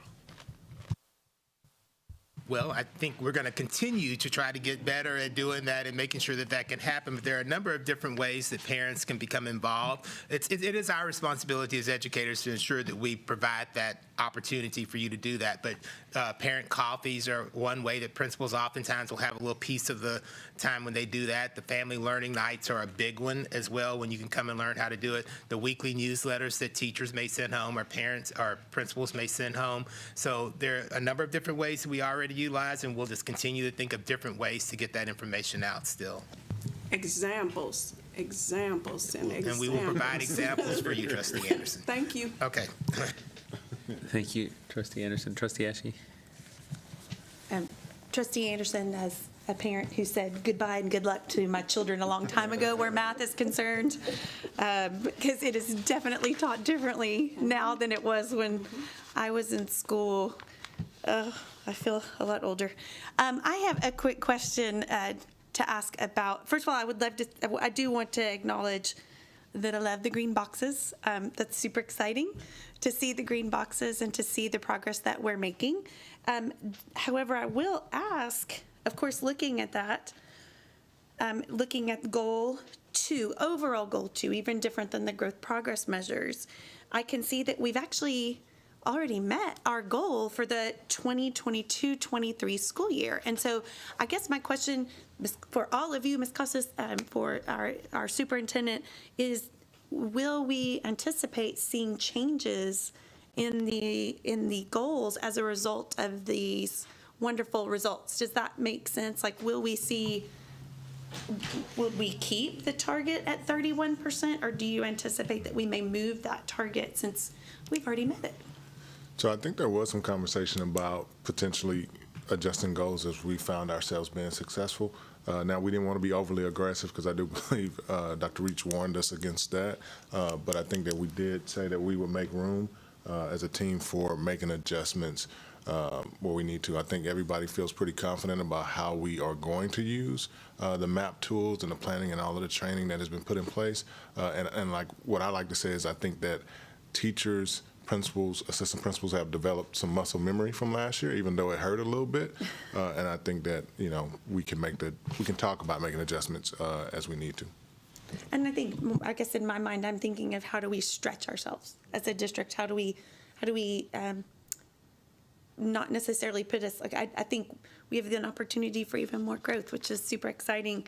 Of course, would love to have seen all of the boxes green, and would also like to talk a little bit, the PowerPoint that you guys put up that showed the map as compared to the star. I was wondering if you could go back to the reading one, because I had a question that I wanted to ask, because that's the first time I've seen that one. That one I don't believe was the presentation. I don't think was on board docs, correct? Okay, so if we could put that one up there. I have a question about that one. I want to make sure I'm reading it correctly.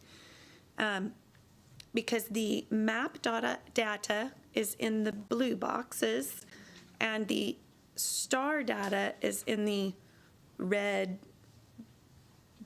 brown boxes. What we were particularly noticing was that our economically disadvantaged, it's tiny print on my tiny screen, economically disadvantaged, is that emergent, bilingual, and SPED, that the bars were farther apart. I will say I'm glad to see that actually the map maybe was a little more challenging. I would have actually been more concerned if those blue bars were above where the star tests were. But if I heard you correctly, one of your investigations and thoughts is the fatigue from the testing.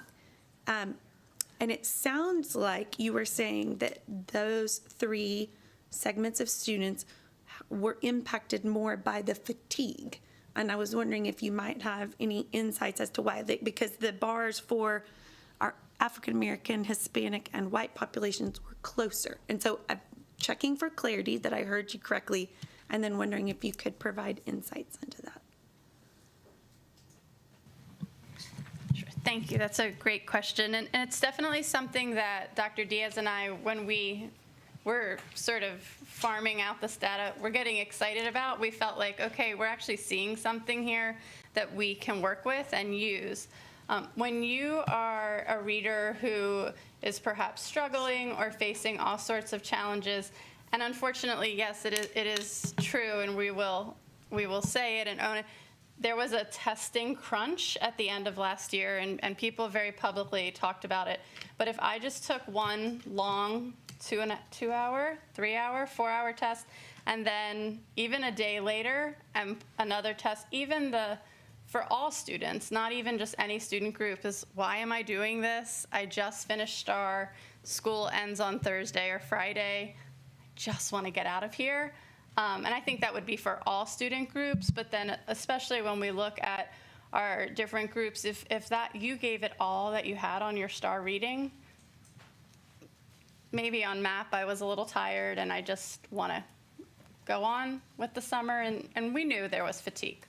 Yeah, and I think that's the big point, is when you have students that are struggling and that are further behind, and so the complexity of the text, and remember that MAP is national, it's at a national level, so the level of complexity of the text is where it should be. It's challenging. So students who are already exhausted from having to read a passage and answer multiple questions, which is so different than math, because math is you tackle one problem at a time, versus reading, you read a passage and then you may have to answer 6 to 8 questions. You have to remember and go back, and it's not just a let me solve this, it's let me go back and find it. And a lot of times the answers are not in the text. You have to infer, you have to draw conclusions, you have to really be able to interpret the readings to be able to answer the text. So it's a much more complex to answer reading questions than it is solving problems. And so when we know that when students are struggling and are further behind, they're more likely to give up, especially when everybody is talking about STAR, and then now you have this test afterwards and school is out tomorrow. Right, and it was funny because the kids did tell us that. They used the "Let's talk," and it was hilarious to read their responses as they were advocating for themselves. Yeah, I think the other part of it is the value for instructors, principals. Like now we're at a place where we have this data and we can see how closely aligned those results were with. So now, again, when we talk about teachers being able to use it for SLOs, because again, that was another assessment that teachers were having to shut down and administer to gather data for. So now there's some alignment there and more value there. So I think that, again, for instructors and administrators, it'll be a little different this go around. Thank you for that. So it does sound like probably the biggest indicator or challenge that you have identified was the testing calendar. Were there other things that you identified that maybe you are going to be looking at or encouraging our campuses to look at as maybe correlations or something that you saw?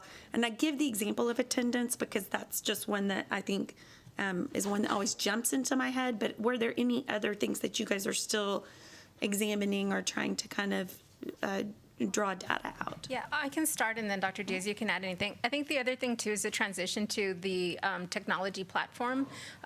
There were still a lot of schools that wanted to do paper pencil, and you saw that with the test results, so we had to wait because a lot of schools had done it paper, and so MAP, there is no paper pencil test. It's all online, and so when you think about with reading, the annotation, the being able to go back, being able to highlight and maneuver it, so we do need to expose our third graders to be able to play, or not play, but have more familiarity to using the text features within the platform so that they can highlight or they can underline or they can circle, so that when they do take the assessments on a technology platform, that they're more used to it. So I think that was another one that maybe some of the students weren't as prepared or felt as competent to be able to maneuver the technology.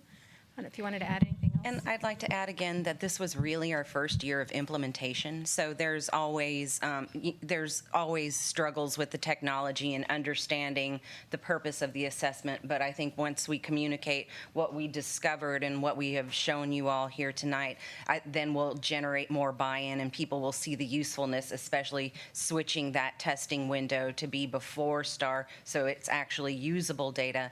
But MAP, it's a beast. It's a large thing to implement. So I think as we just become more familiar with it and we understand how valid and reliable these results were, that it'll start taking hold better. Wonderful. That's exciting to hear. I was going to say, then the last is not actually a question, but more of a request. And it has to do with the additional materials that you guys are kind enough to supply to us that are campus specific. And whilst I love a good percentage, because I do, I also struggle because not all of our schools are the same size. And so sometimes the percentages can kind of throw off what I'm looking at when I'm in still Trustee Sings when we're trying to find the outliers, the people, and it's I don't know if there's an answer to that, but if there's some way to reflect in the data just the size of the school as it compares, because I do think that can make a difference. Or I know this one would be harder, but even the number of economically disadvantaged students and non-economically disadvantaged students, again, because within the percentages, there is, unless you're comparing exact number school to exact number school, sometimes those can throw off those numbers. I don't know if that's solvable, because I do understand that we want to protect our students and we don't want to put any identifying numbers out there. But if there is a way to do that, I certainly would find that helpful. Yeah, I think we can look at it similar to on the tables where we have the N underneath it. We'll talk to our accountability department to see if that's possible. And it may not be, but it certainly would help me when I'm crunching the numbers, which is not my strong point, but I try really hard. So thank you very much for the presentation. Thank you, and for any teacher that is listening, thank you. This is 100% a reflection of your work, your time with your students, your blood, sweat, and tears during COVID, your blood, sweat, and tears for each family and each student. And I appreciate you, and I am grateful for every moment that you spent away from your loved ones, from your hobby, from your time to relax. It was a giving year, is what I call that. As when I was a teacher, we always used to talk about refilling our own apple basket, because if you don't fill your apple basket, you don't have an apple to give. Well, I can tell you right now, every single teacher in our district, they were without apples.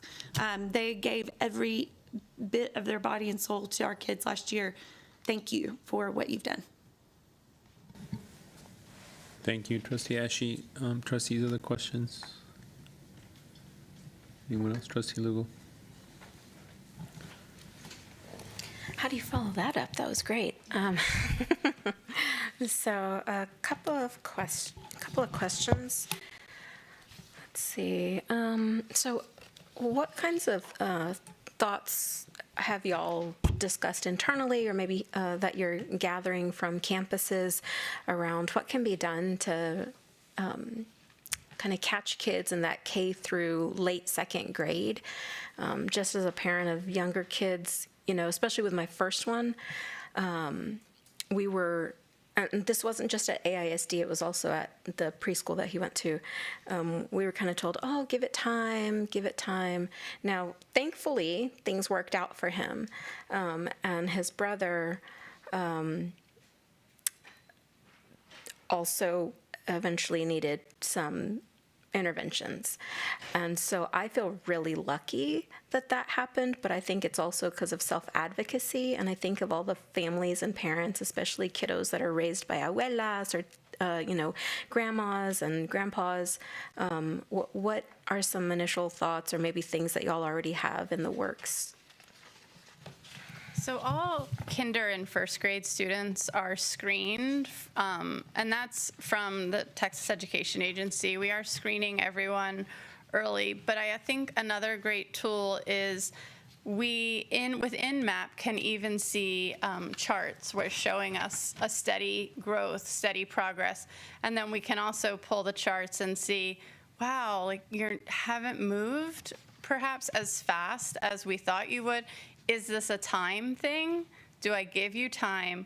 Or do I need to look at this data and say, how am I not reaching you? And is there something else going on here? And really making sure that the tier 1 is strong. We want to make sure that best first teach.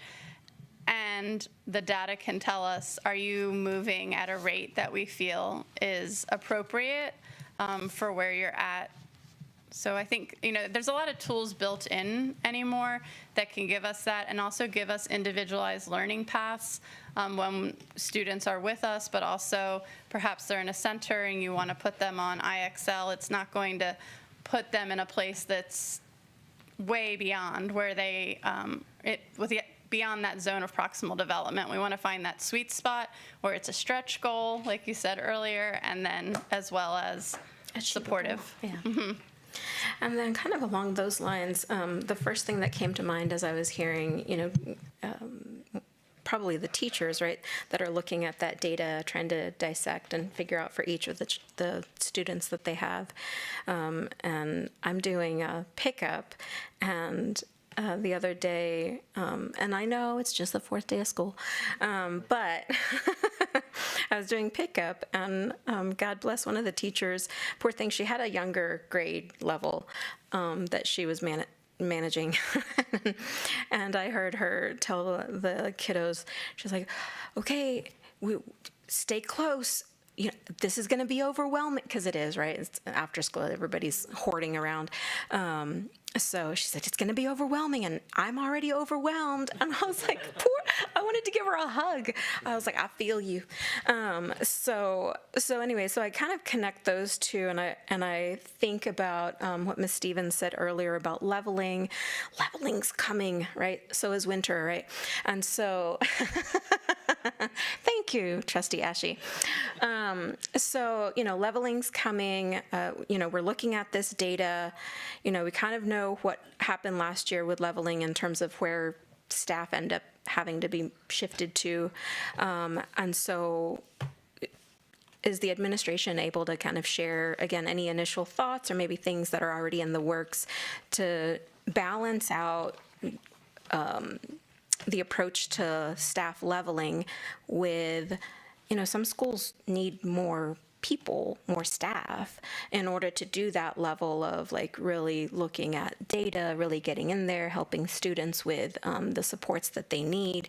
And certainly lower income students, emerging bilingual students, students receiving special education, those are all the students where we see that the growth is not at the same pace that we would like for it to be. And so I just wanted to see what your thoughts are, or what the administration's thoughts are about managing leveling, managing resources, and not letting one negatively impact the other. So I think Ms. Stevens would talk about weighting and how we go about staffing campuses based on all of the student groups.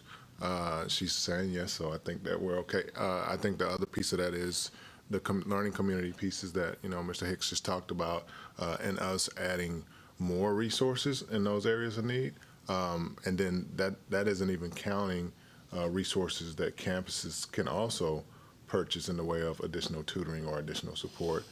Part of what I've been doing in terms of working with API or any of the additional groups that we have is trying to make sure that we're all looking at the data too, and identifying areas where we need that additional support and being strategic about where we align that support. So like we said, we're all rowing in the same direction. So leveling, unfortunately, is something that we have to go through, and I know you all are going to get some of that news in a minute from Ms. Stevens, but we're definitely always looking at pairing those resources with the areas of need. So. Great. So I think what I heard was, using the weighted approach to staffing. So if folks don't remember, looking at the different student groups, and then there's different weights or different, what would you call it? What's another easier word? Different priorities, I guess, that are different numbers that are given to each student group. So a student receiving special education services might have a quote unquote higher number than a non-economically disadvantaged, right? Yeah. The other thing I heard was partnerships, community partnerships, district-wide partnerships. I very much appreciate that. I hope that's something that this school year we really lean into. Austin is an amazing city.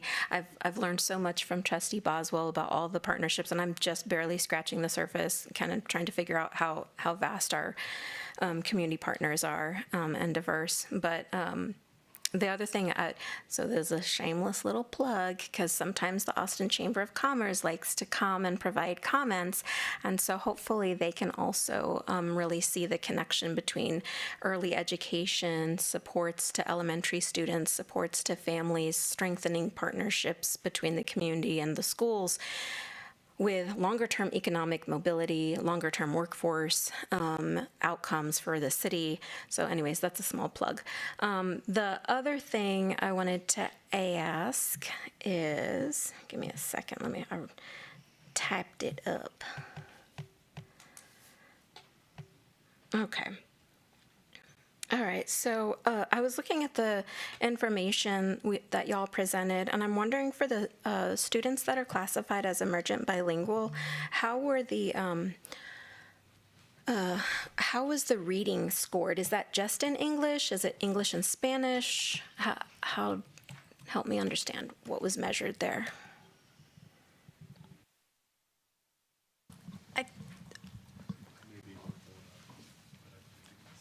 Yeah, I think it's a combined score. I'm not 100% sure. We'll have to go back and look at that. Yeah. Mm-hmm. Okay. All right.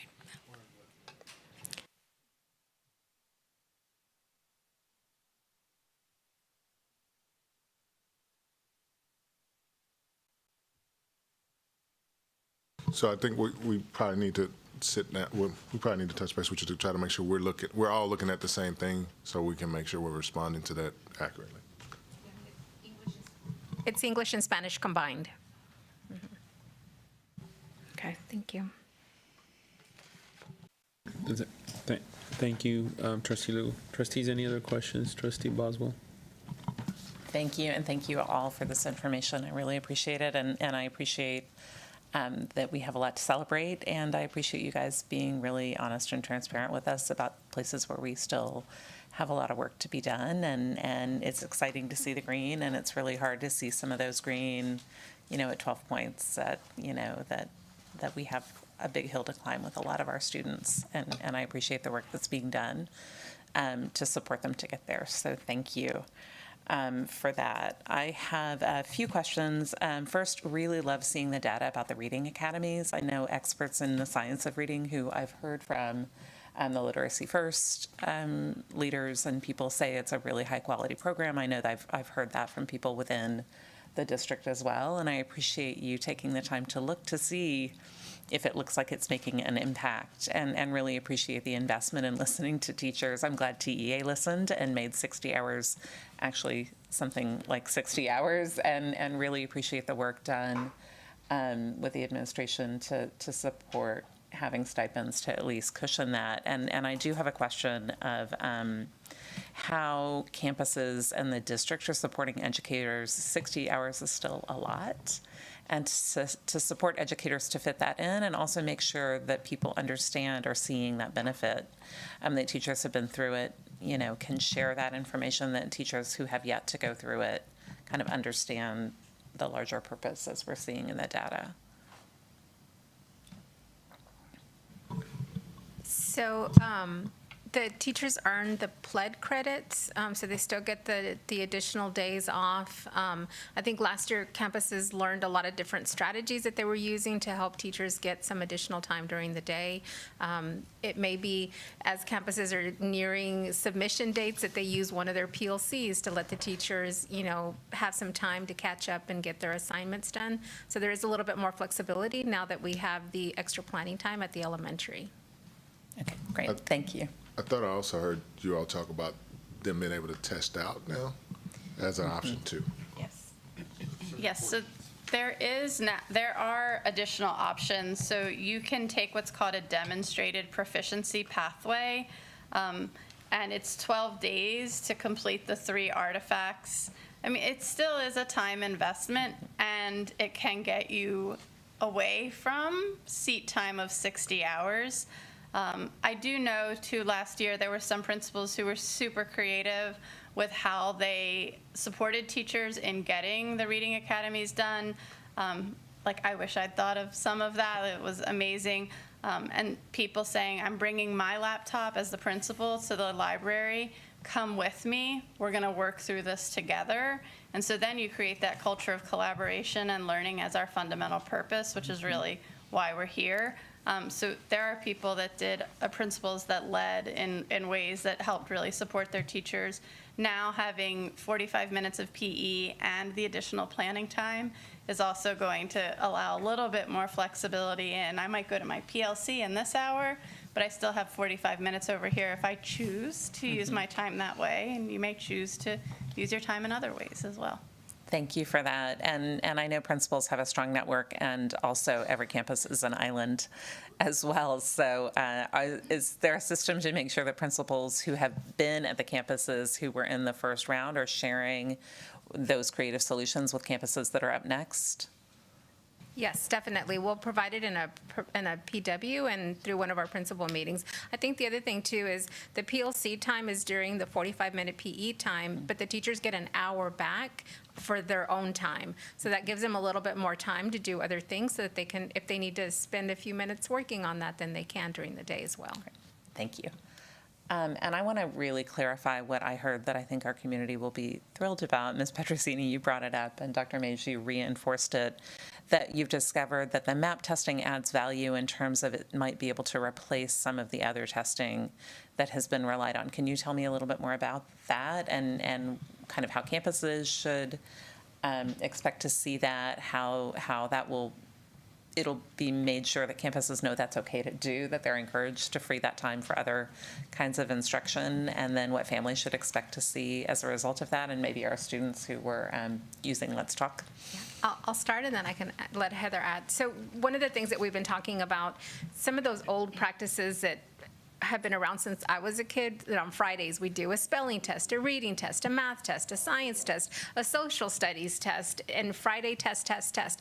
Well, why do we need to do that? If we're really planning instruction with a learning goal and a learning outcome and we're checking for understanding, then those Friday tests become obsolete because the MAP data gives us pretty much the same information. So if we're tracking learning as they're learning, then there's no need to be doing all these tests. And so we are pushing that, and that's the only way that we can make progress personal, is we're really looking at every student and setting some individual goals and doing away with these old practices that we rely on that really don't help improve outcomes. So part of PPFT, the teacher evaluation tool, is there is a student learning objective. Amy Ortiz is not here. She is our resident expert on this topic, but I will try to do my best here. So the SLO is 15% or 10%? 15% of your overall end of the year evaluation. And part of the student learning objective is teachers choose an assessment at the beginning of the year and a group of students. So they may choose the class, they may choose a smaller group of students. It really depends on the class makeup. And then they give this paper test to the students, they take the test, and then after they've taught throughout the year, they give the assessment at the end of the year, and we're measuring growth. Like, how much did the student grow? What was sort of the knowing, learning, doing gap? And then did they make progress? In an effort to take something off of everyone's plate, which we so rarely get to say, they can use the SLO, they can use MAP as their SLO now. So math or reading, they can get that beginning of the year benchmark score, and we need that data, right? We need that data in order to help plan a path forward for students, but then they can also use it as the end of the year because you need to use the same assessment, and we're looking for the same growth. We have just taken 2 tests off the plate of students and families, and there's also a family report with MAP too.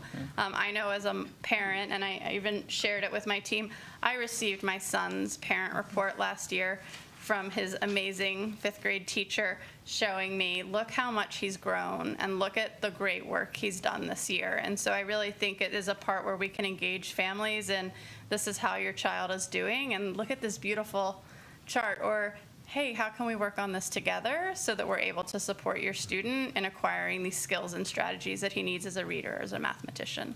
Great, thank you. I think that's very exciting, and I really appreciate the focus on making sure that educators and students are getting what they need without duplicative testing. So I think that's very exciting. Thank you. And I suspect when people discover that, they will be thrilled that their kids are getting time to do all kinds of other things and that educators are too. So thank you. That's very happy news.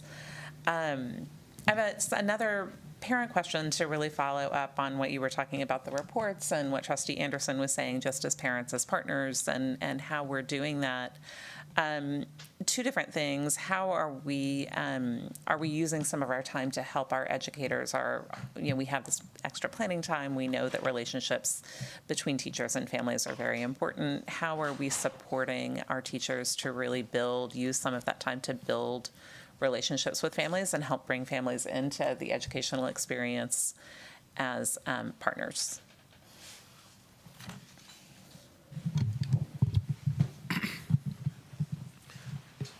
The time that they have in PLCs will give them an opportunity to think about strategies that they can utilize to do that. And then as we work through the year with this additional time that we have to actually meet together in small groups and do that, and if a campus happens to have a parent support specialist to utilize that person to do it as well, we'll build muscle memory, as Dr. Mays often likes to say, and get better at doing that over the course of the year and coming up with different strategies to do it. I mentioned a few when I was responding to Trustee Anderson earlier, and those are still in play, but then we'll continue to think about additional ways to do that. Great, thank you. Trustee Boswell, I think the other part of it is because you have more time now, you get to do more with it, right? When I had limited time, I needed to make sure that I committed that time to developing lessons and instruction for students instead of calling a parent, instead of sitting down and having a conversation. Now, since they have the time, they have a little more latitude to be a little more flexible, so I can allocate that time a little differently. Great. Thank you. I appreciate that. And then one final question, which is, I really appreciate the lesson learned about the fatigue and the timing of the test and the immediate shift in how that's being done. And I have a related question to that. We were hearing from families, we were hearing from teachers who knew the schedule, who told us that before it happened. And my hope is that we are learning from the people closest to these problems and listening sooner and adjusting faster. And I don't know if that's, it's more a statement than a question, but there is a lot of knowledge on our campuses and the people closest to this that have a lot to tell us. And I hope that we are using that knowledge to stop these things before we go down that road when they're telling us things that we need to hear. So thank you for that. To the statement or the question, yes. Thank you. I appreciate that. Good. Thank you all very much. Thank you, Trustee Singh. Questions? Sure. Thanks, y'all. I really appreciate this data. I've kind of missed these. I feel like it's been a while since we had a board monitoring report. So thank you. And it's nice to see you up there, Heather. And I got to give a shout out to Cunningham Elementary, where you came from, that got, was it 6? Oh, am I not allowed to? Oh, okay. Never mind. Delete that. Okay, but can I give out shout outs to stuff that was out here? Okay. Was that a point of order? Yeah. Okay, so one of the things that I do appreciate about the map is that it allows us to see progress, and I love that. I think that's actually probably the most important thing that we get from the map. So I wanted to just, I know I was looking, because as Trustee Ashley mentioned, I always look for the bright spots, like what are the schools that are just like knocking it out of the park. And I literally, every time I just go down like African American ego dis, okay, what schools are getting above 80%? And so I just wanted to recognize for math, Campbell Elementary and Norman Sims had 100% of their EcoDis African American students making the projected growth for math. And we got to thank you, Norman Sims and Campbell, 2 amazing schools. I would love to hear from those principals and understand what they're doing. Or you guys talk to them and report back to us how you are actually going to these schools, learning from them, and spreading that throughout. So please, I really, really want to start seeing more of that, because I think there's something there. And I know y'all are doing it, but we're not hearing about it.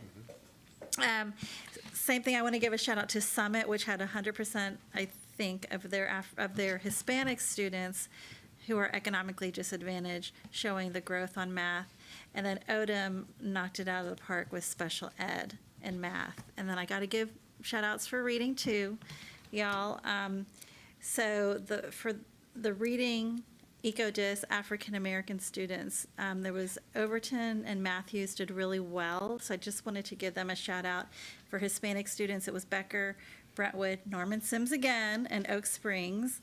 And for special ed, it was Hart, Overton, and Savala. So again, those are the schools that I would just love to, hear from them, learn, okay, this is what we're doing and this is how we're taking that throughout. And I know every school is different and it's not a formula and anything like that, but just what can we learn would be super helpful, and it's just inspiring to see that. Then the other thing, so I appreciated that Trustee Ashley brought up this question about looking at our targets on the scorecard, and actually that's on us as a board. We get to decide that. If we as a board want to increase these targets, and I would highly recommend that we do, because I'm glad that we set our targets in a certain way and we met most of them. We didn't meet all of them, but we met most of them. But then I had to look at the graph of our comparison to the state. And that I'm wondering if someone can maybe put that up. It was this one here. But this is really, I would like for us as a board to really look at this and think about what this means for our students, because it allows us to compare how we are doing with the rest of the state. And, you know, before the pandemic, we were pretty neck and neck with the state on reading for EcoDis. You can see there. We were at 34%, and the state was at 35% at grade level. Right? Because these are STAR scores. Correct. Okay. Then we all dipped during the pandemic. I don't even count the 2021 because that was messed up. And we rebounded, but but now instead of just being 3% lower than the state, we're about 20% lower than the state. And so we're actually falling behind when you look at it compared to the state. And that does worry me. And I'm sure it worries y'all too. So I don't want us to get too caught up in like the green. Here I am being Debbie Downer again. That's what I do. Sorry. But, you know, I do want to make sure that we're setting our goals high enough. And maybe we need to be looking at state comparisons as well to help us formulate what targets we have, because we shouldn't be 20%. But I mean, it's 8 percentage points, but it's 20% lower than the state. And we should at least be at state, you know, at the state, if you look there. So 33% versus 41 in reading. And then in math, also, we started almost neck and neck with the state before the pandemic for our EcoDis students. We all took a hit during the pandemic, and we're rebounding more slowly than the state is. The state is rebounding faster than we are. And so I think about, this is Austin. Austin is so great. What's going on here? And so I'm going to be, I appreciate that you guys gave us. We weren't even getting this data a couple of years ago, so I should be appreciative. The first step is always like identifying, you know, what the situation is, and then we can start building a system to address that. But I have to always go back to staffing because that is the closest thing. That is, as you always, you know, I often hear on here, like the teachers, the program, you know, like that is the core thing. And, you know, when we got the list of staff vacancies, I see a sea of, you know, Title I schools. You know, that's predominantly where the vacancies are. And those are predominantly where we're seeing lower test scores. And so I do ask to see some creativity from the administration because I'm not really quite sure. I know we're in a bind, but I also know that we are charged with this task. And so I'm like, what else can we, I mean, you don't have to answer it right now, but like, I really get worried when I see the vast majority of our vacancies are in Title I schools. And that is recreating a predictable problem. And we're going to get the same outcomes if we don't do something about that. So I'm not telling you anything you don't already know, but I'm just saying, as a trustee, I'm looking at that too. The other thing I wanted to kind of mention was parents as partners in this work. I'm just going to mention again, Dr. May's report cards. Can we please send those home on paper? That is my personal pet peeve. Because if we don't send them home, we're only getting like 20% of parents accessing report cards online. I had trouble. I couldn't even access it on my phone, but I have a computer, a desktop, so I could do it there.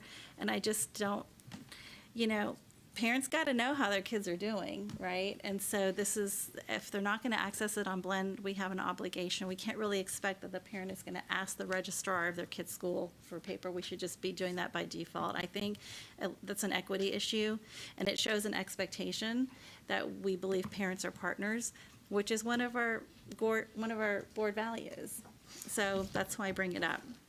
And same thing with STAR scores. The state gives us very, very excellent detailed feedback on STAR. You can actually go in there and see which questions your kid got wrong. And if you really want to be a terrible parent, you could grab their kid away from the TV and say, hey, come look at what you got wrong 3 months ago. Let's see if you can work through these. But like, I'm wondering if there's some easy to use printed thing we could give our parents, just like we as a board are increasing our capacity at looking at data. This administration is, our teachers are. I think we can bring our parents along in some way in that process as well, so that it's accessible to them. But otherwise, thank you so much for this information, putting together this excellent report. And I really look forward to, seeing how we address some of these challenges. Thank you. Trustees, any other questions? So if not, thank you all very much. And thank you, Dr. Mays, as well. As part of our commitment to monitoring, the last question is to ask if trustees accept the report presented as it aligns with our goals and constraints, and if not, to ask if this is still the right strategy for the district. So trustees, please raise your right hand if you're ready to accept tonight's report. Awesome. Thank you all, trustees, for taking part in our shared commitment to students and student outcomes. So we will now move to item 6, our information reports and updates. Dr. Mays, would you please introduce the next item, which is the opening of schools update? Yes, sir. All right, you can go to the next slides, Dr. Reach. So, of course, we've opened up with our 3 areas of focus: safety and security, culture and climate, and student achievement. Hopefully you all have kind of heard that as we've communicated, through phone, through email, at various meetings, that this is our focus. Even at the recent bash, every opportunity that we get to share that information, we want to share it, not just myself, but including our campus leaders. And so you can go to the next slide. All right, so again, it's a pleasure to be here this evening to share an update on the launch of this school year. And so, like I said, I've been sharing that information about our 3 goals throughout as we visited communities and different groups. And so we spent the first 2 days on campuses, including Zilker Elementary, Linder Elementary, Sadler Means Young Women's Leadership Academy, McCallum High School, and T.A. Brown Elementary, Beta-Check Middle School, and Bowie High School. And thank you to the trustees that were able to go out and take advantage of the opportunity to visit those campuses. As you can see within the pictures, the kids were excited to be back, and the staff welcomed them enthusiastically. A special shout out to principals at each of these schools for a great first day: A.J. Pitts at Zilker, Melissa Rodriguez at Linder, Deshaun Roby at Sadler Means, Nicole Griffin at McCallum, Bobby Ortiz Rodriguez at T.A. Brown, Sarah Atkinson at Beta-Check, and Mark Robinson at Bowie.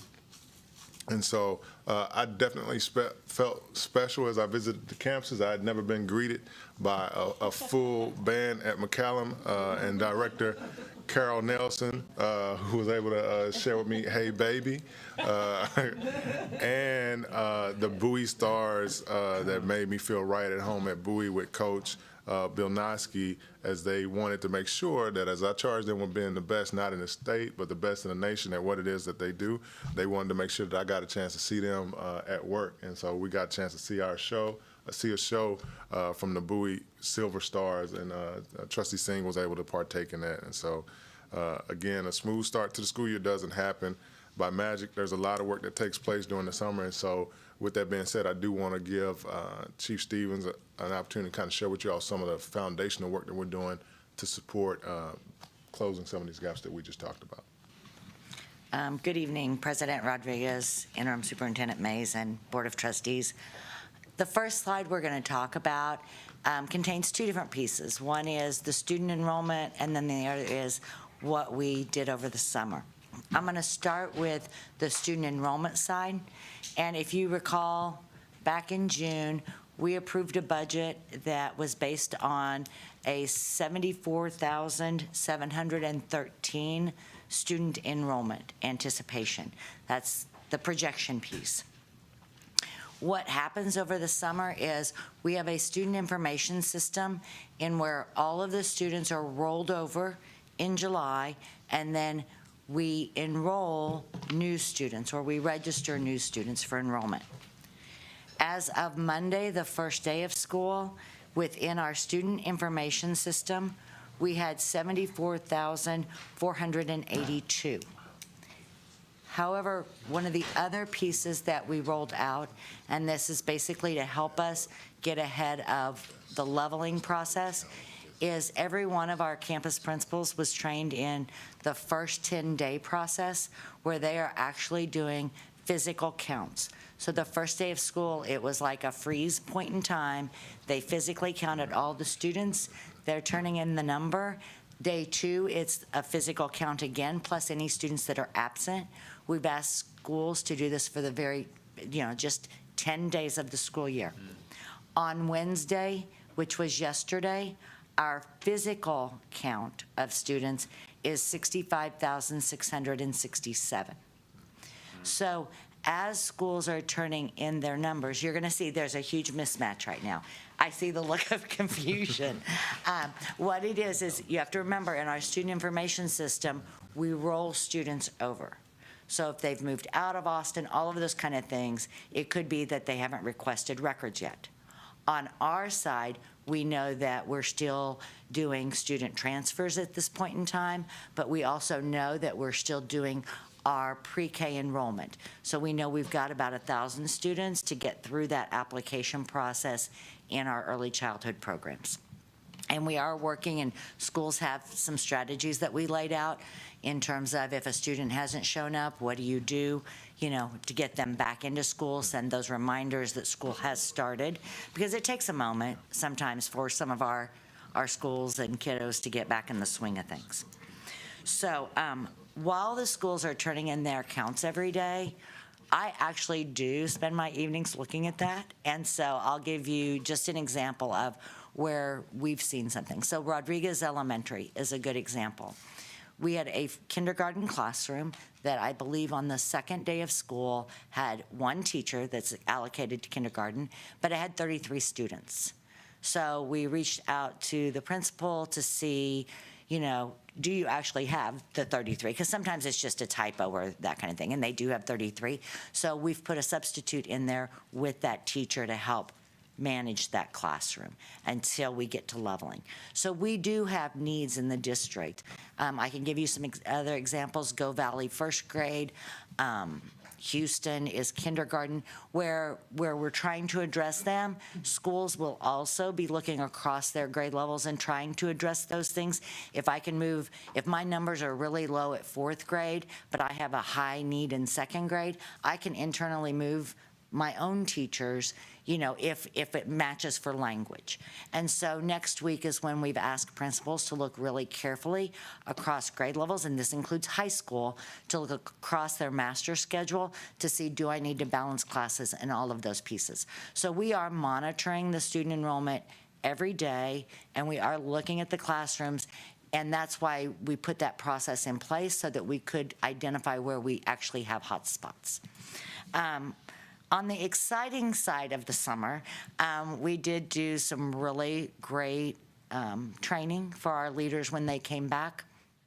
We had new principal training on July 11th and 12th when they first stepped back in the district, but you've heard the presentation before us refer to the Leadership Institute, and it really was 3 days of, honestly, it was really 3 great days, and principals were in, very, very high spirits. They enjoyed their 3 days of training, and it was very focused on the things that you as a board have identified in your scorecard, which include things like special education services, professional learning communities, which you're going to hear people refer to as PLCs.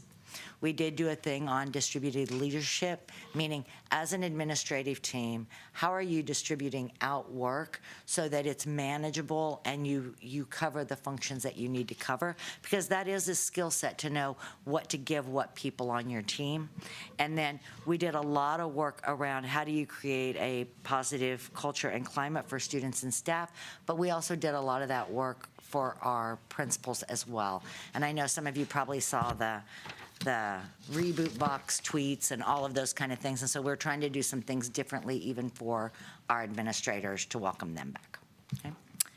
So now let's talk about the big question mark, and that is on our current status of vacancies and new hires. But before I actually address this slide, I just want to take a moment to let you all know you probably have some of the most dedicated, loyal employees on the 8th floor of this building than people actually realize. These were people that did not take their Fridays off. They came in on Saturdays. They came in on Sundays. They've worked till 11 o'clock at night. They have probably taken in requests for, referrals for employment, over 3,000. And they are working with a very, very convoluted system. And I know you've heard us talk about doing an ERP. That ERP streamlines our process. Right now, for every single employee, we have people who are manually entering that information about 7 times for every single employee. And so you take that times what we've hired, and we're talking countless hours on top of collecting paperwork, doing I-9 sessions. So I do just kind of want you to know that they have been working very hard. So it's not by lack of effort or lack of trying on our vacancies. But we actually ended up in a pretty good spot, as we see on the page. So right now, you're going to see we do have vacancies. We currently have 160 teacher vacancies. They're broken down by elementary, middle, and high. I can break it down further. At elementary schools, we have 39 bilingual.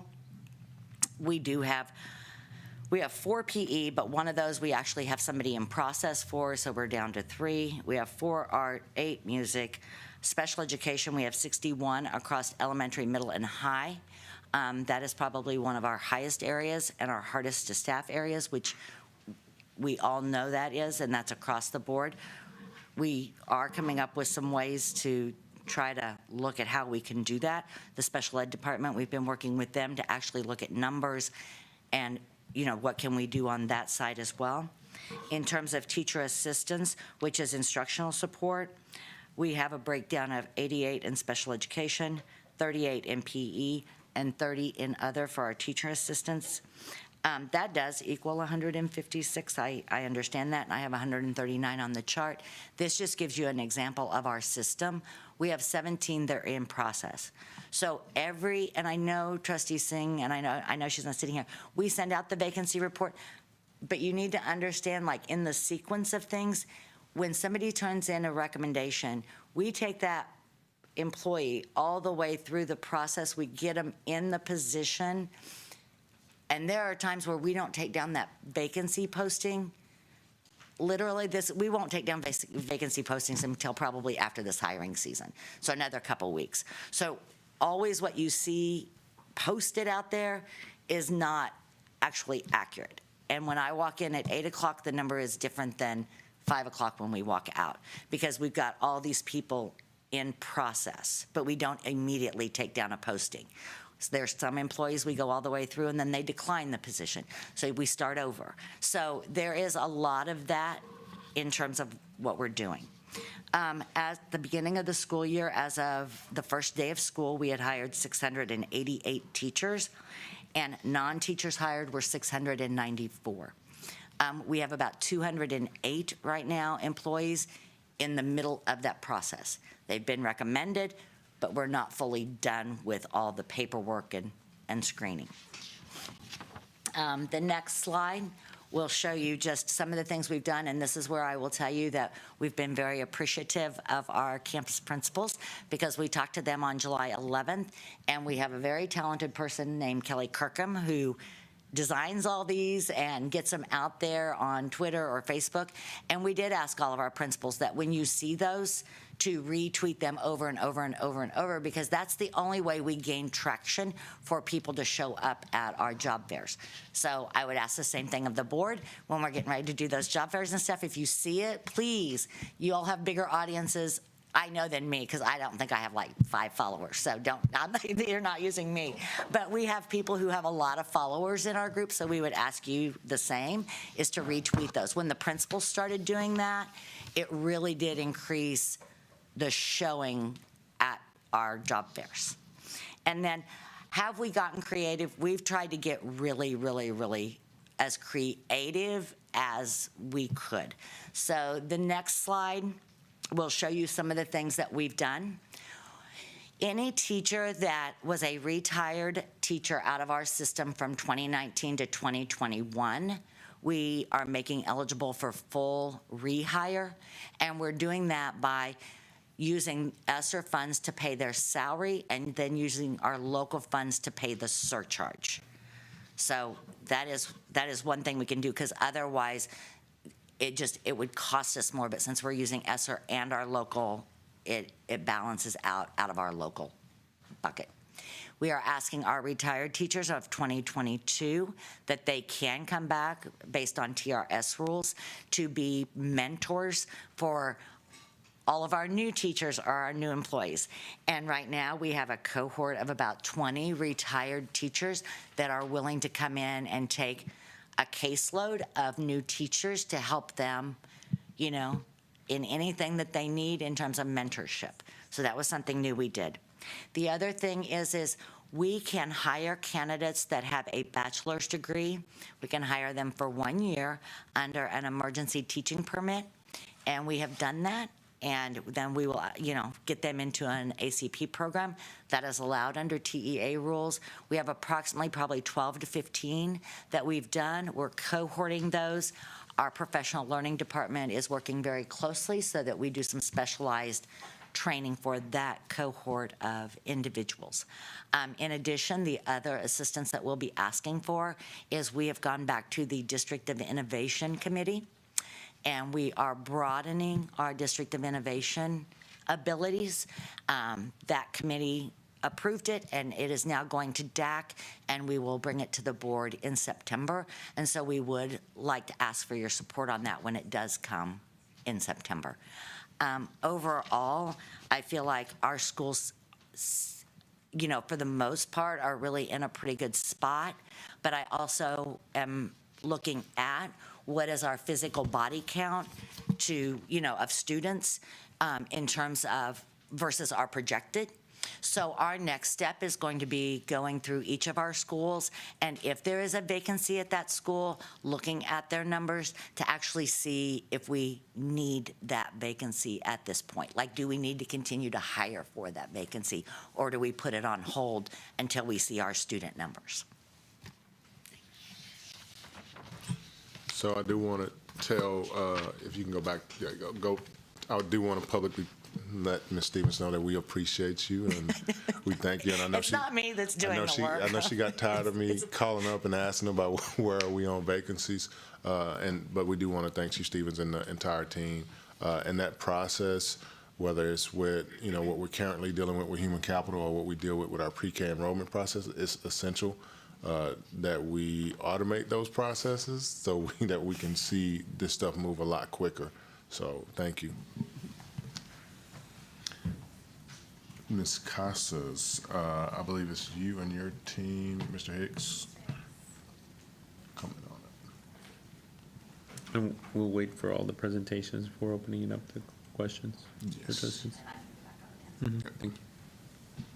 So Chief Casas and again, Mr. Hicks will be coming back forward to cover this next part. Again, this next part kind of addresses where we are currently with, you know, it's a combination of the vacancies that Chief Stevens just shared and our implementation of the planning time initiative. So I think they're collaborating about what's about to happen.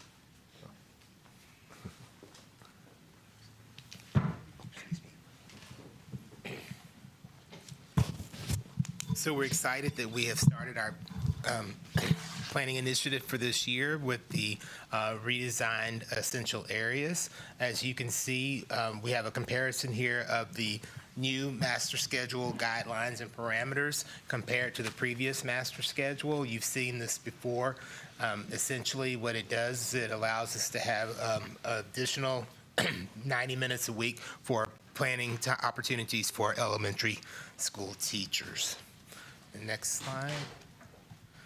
So this is a comparison of the number of minutes of a minimum number of minutes of art and music that are received this year compared to last year. And you can see there is a difference there of 530 minutes between last year and this year. And that works out to, over a course of a 36-week school year, of 15 fewer minutes of art and 15 minutes fewer of music per week at the minimum. And so 46 or 59% of the 78 elementary schools, though, we want to note, are exceeding the baseline of the 4,320 minutes of art and music over the course of the entire school year.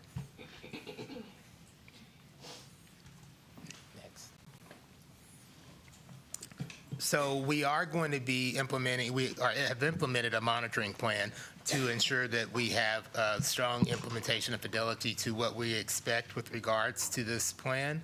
And a survey of the elementary staff regarding essential areas will be part of that. And we have proposed dates for that right now. We're developing questions around what the survey will look like. And then we're also going to be conducting listening sessions to ensure that we hear directly from those with the boots on the ground with regards to how the plan is working, what is working, what's not working, and then we'll make immediate adjustments. I've already gathered some data from teachers and principals over the first few days of this school year just to get an idea of how people were feeling about the plan. And the comments range from that they're excited about the extra planning time to that there are some kinks that are being worked out, but they are feeling good about what the possibilities are. And next. And then there's some pride. Dr. Reach. So while Dr. Reach is making his way up, last year we did earn a B. Well, in 2019 we did earn a B, and so this year we were able to earn a B. I think that the Bs are a little different, and Dr. Reach will talk about some of the nuance between this B that we earned and the 2019 B.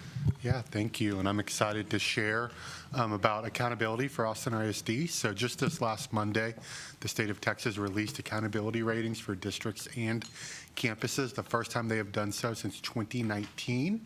As a reminder, in 2020, campuses shut down right around the spring break time, and STAR was not administered at all that year, and so no ratings were provided.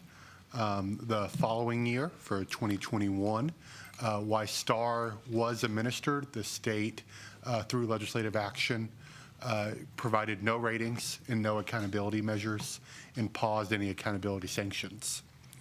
So looking at Austin ISD for this year, this kind of breaks down the district scorecard.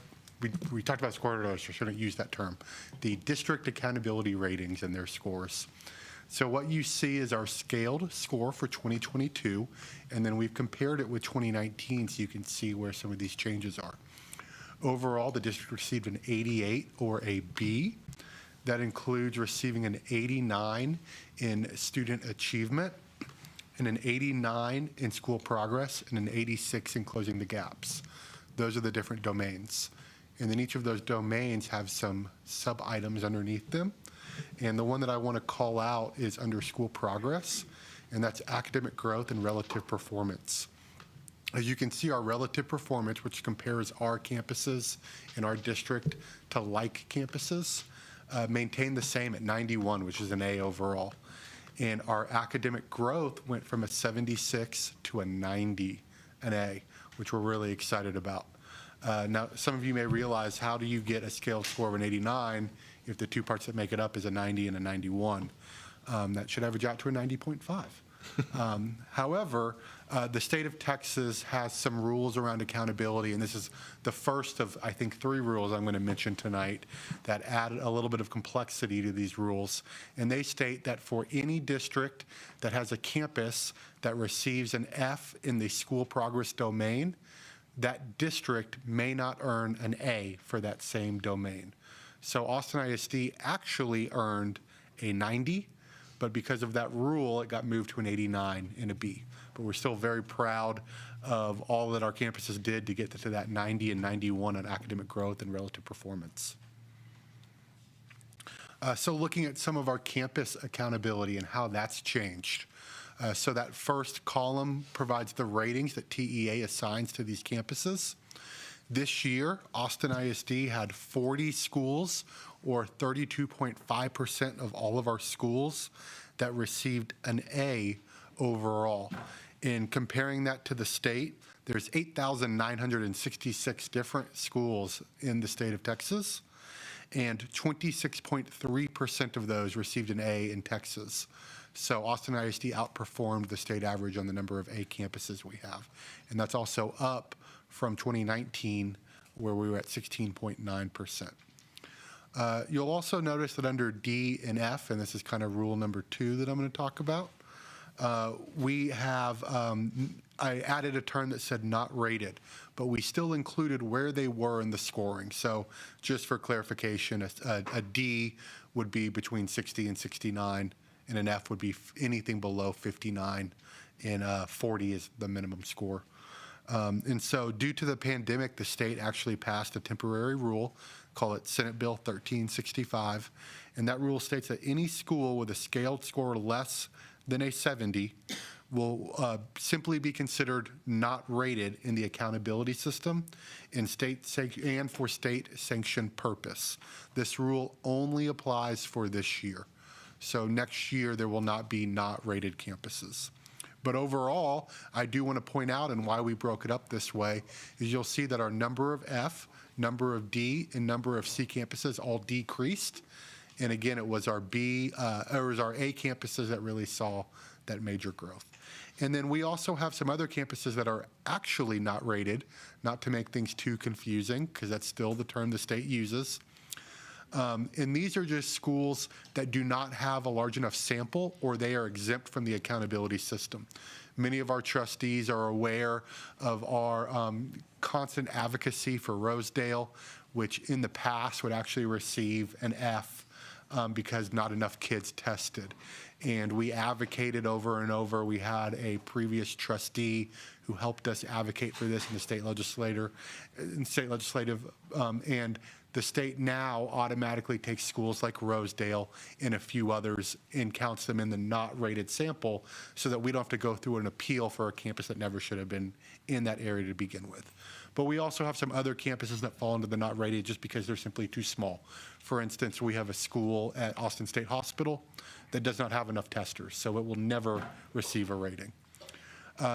They also provided distinction designations again for the first time since 2019. And I want to call out our ELA reading, where 31 schools received an ELA or reading distinction designation. And I want to call out top 25% growth, where 32% of our schools received that. And then also post-secondary, where 24% of the schools received it. And in addition, Austin ISD received a distinction for the district for post-secondary. So we're excited about that as well. And then I just mentioned social studies is only available for middle or high schools. So it has a smaller sample size overall. So that's why that 5 is not quite aligned with how we did in ELA, math and science, which every school is eligible for. So I do want to take a point of privilege. I know Mr. Hicks and Dr. Stout are back there, and we have a lot of executive directors that aren't in the room to recognize and celebrate them and the work that they've done with our campuses. And so Cunningham Elementary is one that I know Trustee Singh wanted to recognize. And Heather, you can go ahead and stand up.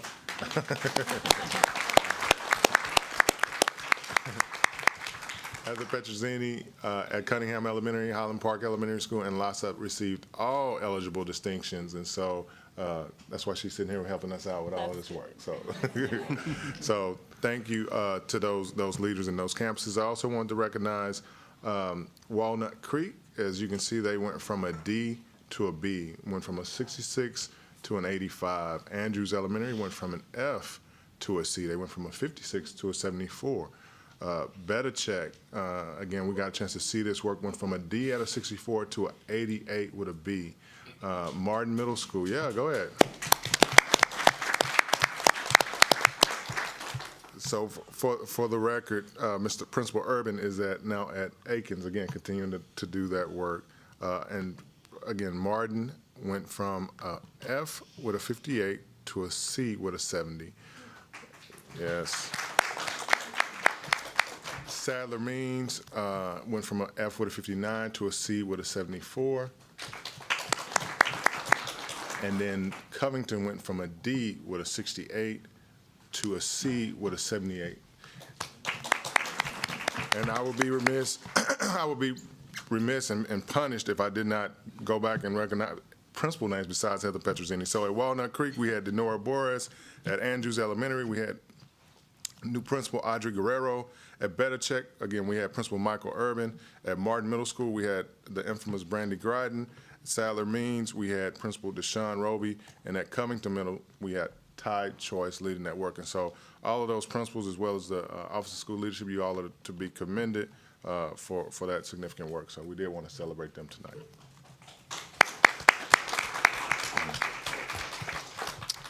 To help us on the next slide, please, to help us with, a culture of voting, I do want to turn it over to Dr. Reach to talk about some of our efforts there. Thank you. So I did want to share one other thing that the administration wants to bring forward to the board for possible action and to start bringing forward to the community to gather some feedback. And that's focused around one issue that we've heard with safety. And we're going to have a safety update right after this. But one hot topic has been how we maintain safety for our campuses on Election Day. Many of our schools are used as polling sites, and when that occurs, we are, as part of our agreement and as part of our community work, we allow any member of the public into our schools to go vote. Our schools have done amazing work to ensure that voters are welcomed in and that kids are safe, but it is a struggle. And there's a lot that goes into planning all of that. And there is still times where people, unfortunately, walk through the school thinking, well, I parked behind the school. And it's been a safety issue that we've noticed for some time.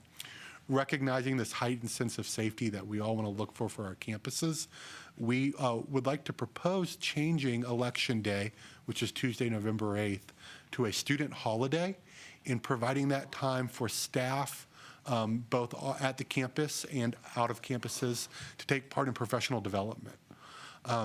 Just to provide some more information on this, by doing this, students would still receive enough instructional minutes, so we would not need to add time anywhere else. And it would not change us, it would not require us to change any other days or any bell schedules to make this adjustment. And we would be able to use professional development time for the staff during those days. To kind of go along with this, we would also like to bring back to the board something that we did about 5 years ago, and that was a culture of voting resolution for the district, just so that the district can reaffirm its support for our civic duty for voting, about our work to increase voter registration, especially among our high school students when they turn 18, which we're excited for all of our high schools to take part in. And then also consider how Austin ISD could allow staff time to actually go vote during that election day. So we hope to bring this information back to the board in September with some feedback and some more information for possible action. But we want to start sharing this out with campuses, recognizing that one thing that we need to do is prepare for assisting our families on that Tuesday, where students may not be in the instructional room, but how we can still provide support for our families and our staff. And Trustee Wagner, that concludes our report. Dr. Mason, I mentioned one other thing I wanted to... Go for it. Sorry, I was... Sorry. I wanted to highlight for Betachek also that they received 4 designations, more than any other middle school in Austin ISD, and really proud of that too.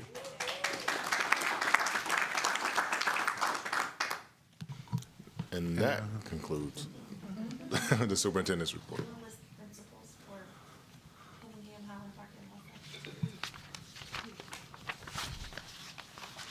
First, let me see if I have all of them next month.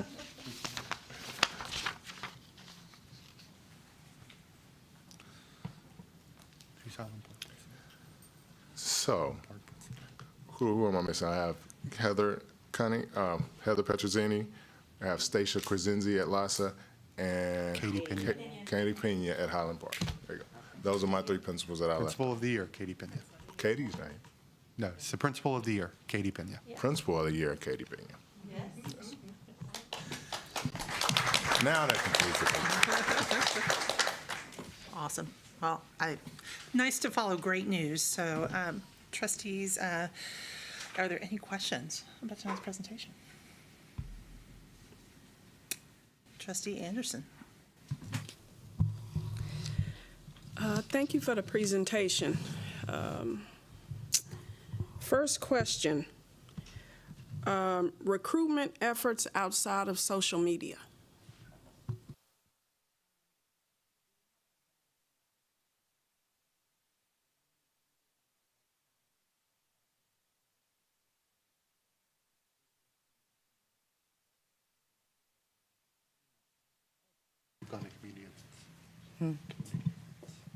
Yeah. So in terms of recruitment, so we use social media a lot. We've used our webpage a lot. We did contact news outlets like we were on the news one night. I know Norma Castillo in Human Capital has done a lot of interviews, and she always mentions when our next one is. The other thing is we have set up at community events. So like there was a Saturday when Trustees Zapata asked us to set up a table at a community event, and so we've set up at community events when we know of them, and there's tables for recruitment purposes. But we haven't done things like billboards. We didn't do billboards, and we didn't do flyers, which are additional things we can do. I know some of our schools did the yard signs for our job fair kind of thing, but those are kind of things we can expand on.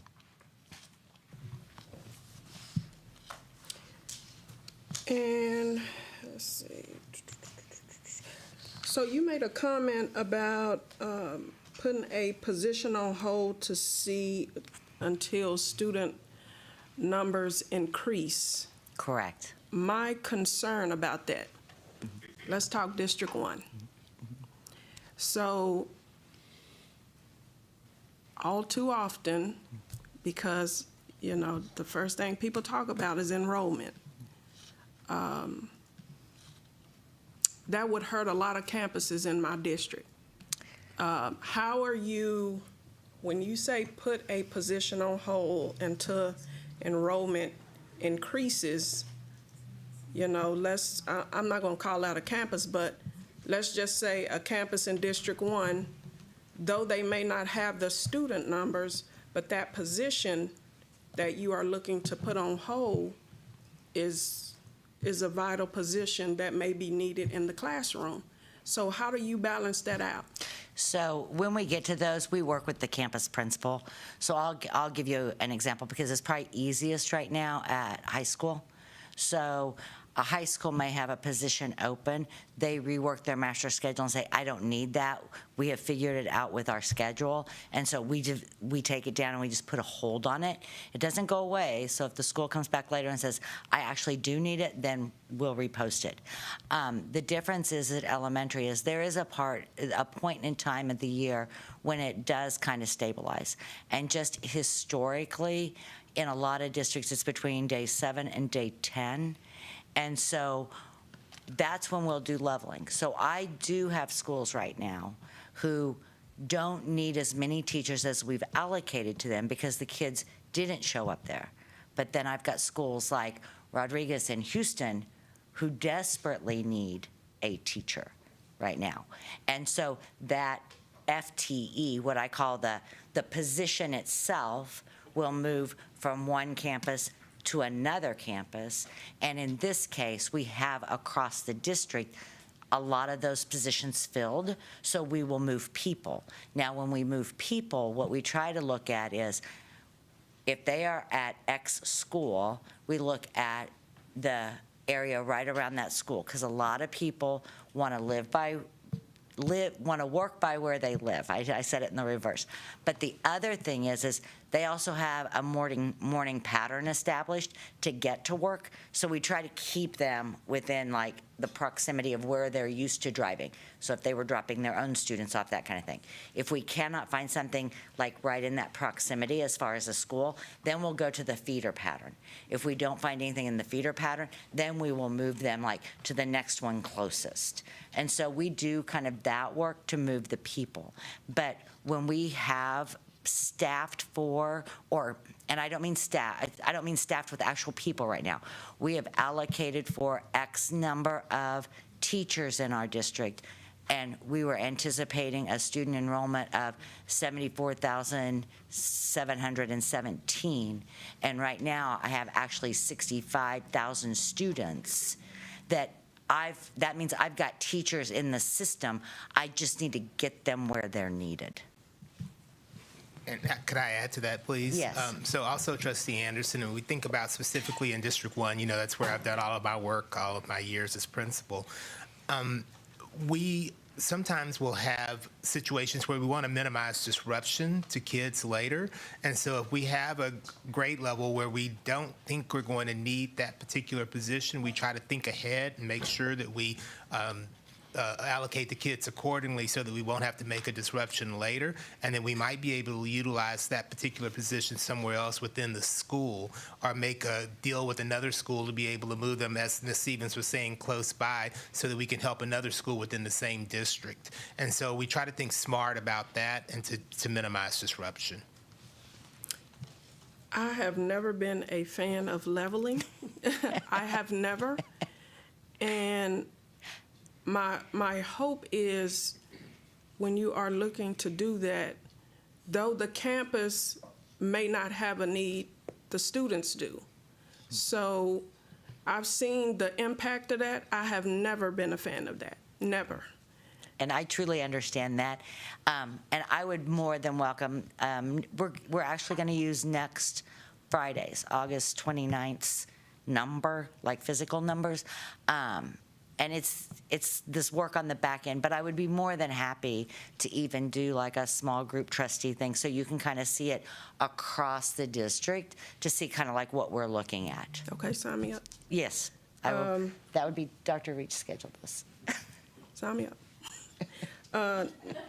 My next one is, how many counselor vacancies do we have?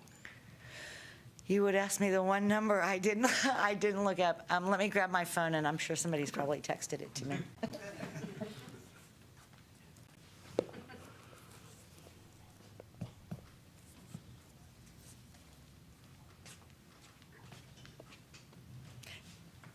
They will. So I will get it shortly.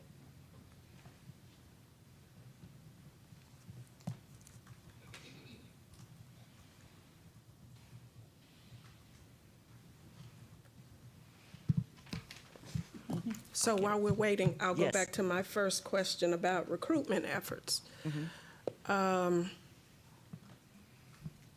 So you said no billboards or nothing like that.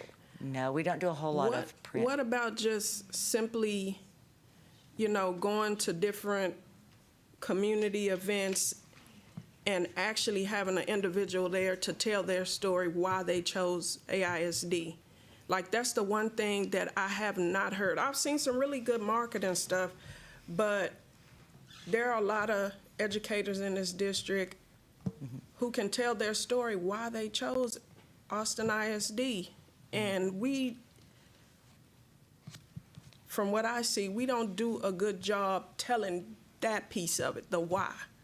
You trying to get people to come and work for us, why? Why should they come? I hear, oh, well, this district pays this amount and this district pays that amount. So if it were me, I would say, hey, well, why should I come work for Austin ISD? And I know the stuff you have on the flyer, that's good, but an actual person that's been in the district saying, this is why I chose Austin ISD, even though the pay isn't what X district would make. So we can look at that. Just I would be saying. more than happy. I know we do take some of our principals and that when we go on recruiting trips, to some of the universities and those kind of things, but we have not taken like actual classroom teachers on those. But we can expand that, or even within our own community events. To your point, Trustee Anderson, I want to say about 2 days ago, we have a list, and Trustee Zapata isn't here. One of the things that we recognize is that, Trustee Zapata has a superpower in our organizing efforts. And so really being able to leverage, and Gloria Bedoya, who's usually here, also has a similar superpower. And so really trying to make sure that we lean into opportunities that at the grassroots, community level that are available to us. And so we had the Givens at the Park event this past week. We're talking about identifying those events and making sure that we always have a significant presence in those spaces so that our community understands the relationship that we want to build with them. So. but not so much of a presence where, like, I remember before I got on the board, I used to go to AISD events, and it would be more AISD people than community folk. So not so much of a presence where people's like, oh, okay, they trying to sell something. Just having somebody there saying why they chose to work in Austin ISD, like that is the most powerful thing than any piece of paper that you can put a list of stuff on. Somebody saying why they chose to work here. That's the piece that I don't see, but yeah, I'm still waiting. 27. 27. Okay, so what? I'm gonna go ahead and take it a little deeper. Okay. Where are those 27 at? Okay, that I don't have by text, but I can get you the list. Well, my concern is I'll get you 27. the list this evening. 27. So how are we supporting students' mental health? If we have, I'm gonna take it back to District 1. Say of the 27, 15 are in District 1. How are we supporting students who need a counselor? Who's there? Who do they go to if a counselor is not there? Not there. I have the great Dr. Twyla Williams. She's making her way up here to kind of support And, with that. and it's 18 at elementary, 6 middle, but I'm going to get you the actual list of schools. 3 high school, but I can get you the actual list. And I've got it via email. Thank you, Dr. Twyla Williams, for joining the party. Yeah.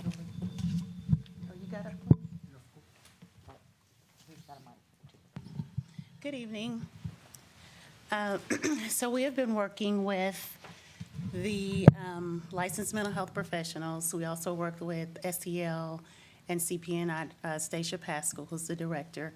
And so we have created a robust schedule to cover all of the campuses with vacancies. We have met with those principals to let them know if a student makes an outcry, how to access the resources that they need to support the students. So we started with the first week of school, and we have since added to that list for the next 2 weeks. And so we are just doing a rotating schedule among our team to ensure that campuses have support. In addition to our team, I have Dr. Wilson here, who is a supervisor of licensed mental health professionals, and also our counseling coordinators. Shakira Hamilton-Adams is our high school counseling coordinator.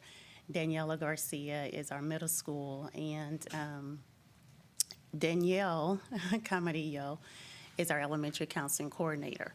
And so we have also been making rounds and checking in with principals, supporting campuses, and being visible on the campuses. I personally called every sub on the counseling substitute list for AISD to see if they were available to come. And so having talked to principals, they are in the process of either waiting for paperwork to go through to hire. They've also secured some subs, and so we have just working the plan and being as supportive as we can to support the campuses. Thank you. And I just emailed you the list.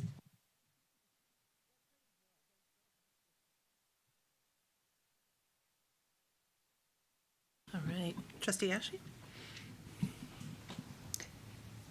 So, Ms. Stevens, I think you have one of the hardest jobs. And I think that that's very true, particularly this time of year, because yes, there has certainly been a teacher shortage this year that we've all felt across the nation more acutely.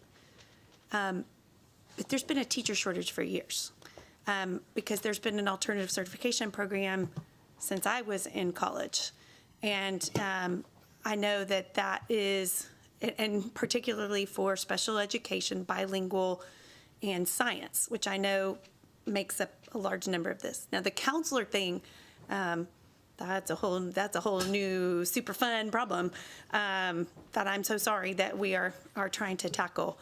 And I also know too, and that you kind of mentioned a second ago, and in an effort to be part of the solution and not part of a problem, because when I saw the list that you sent out to us, I noticed and saw some of the schools that I know and reached out to those principals and found out that a lot of those positions had already been filled, or they were in the process of being filled.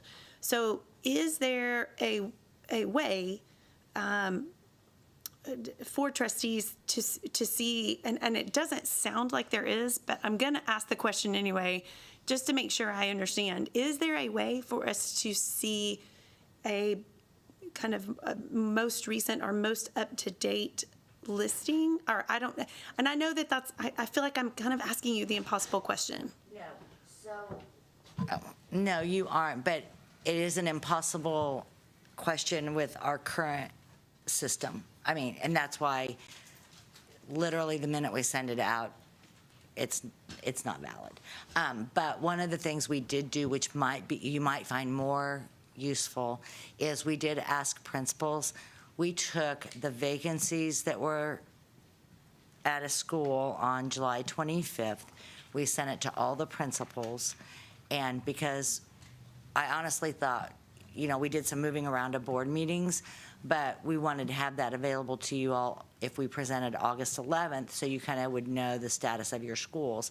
And we called that the contingency plan. And I do have that I would be more than happy to share with trustees.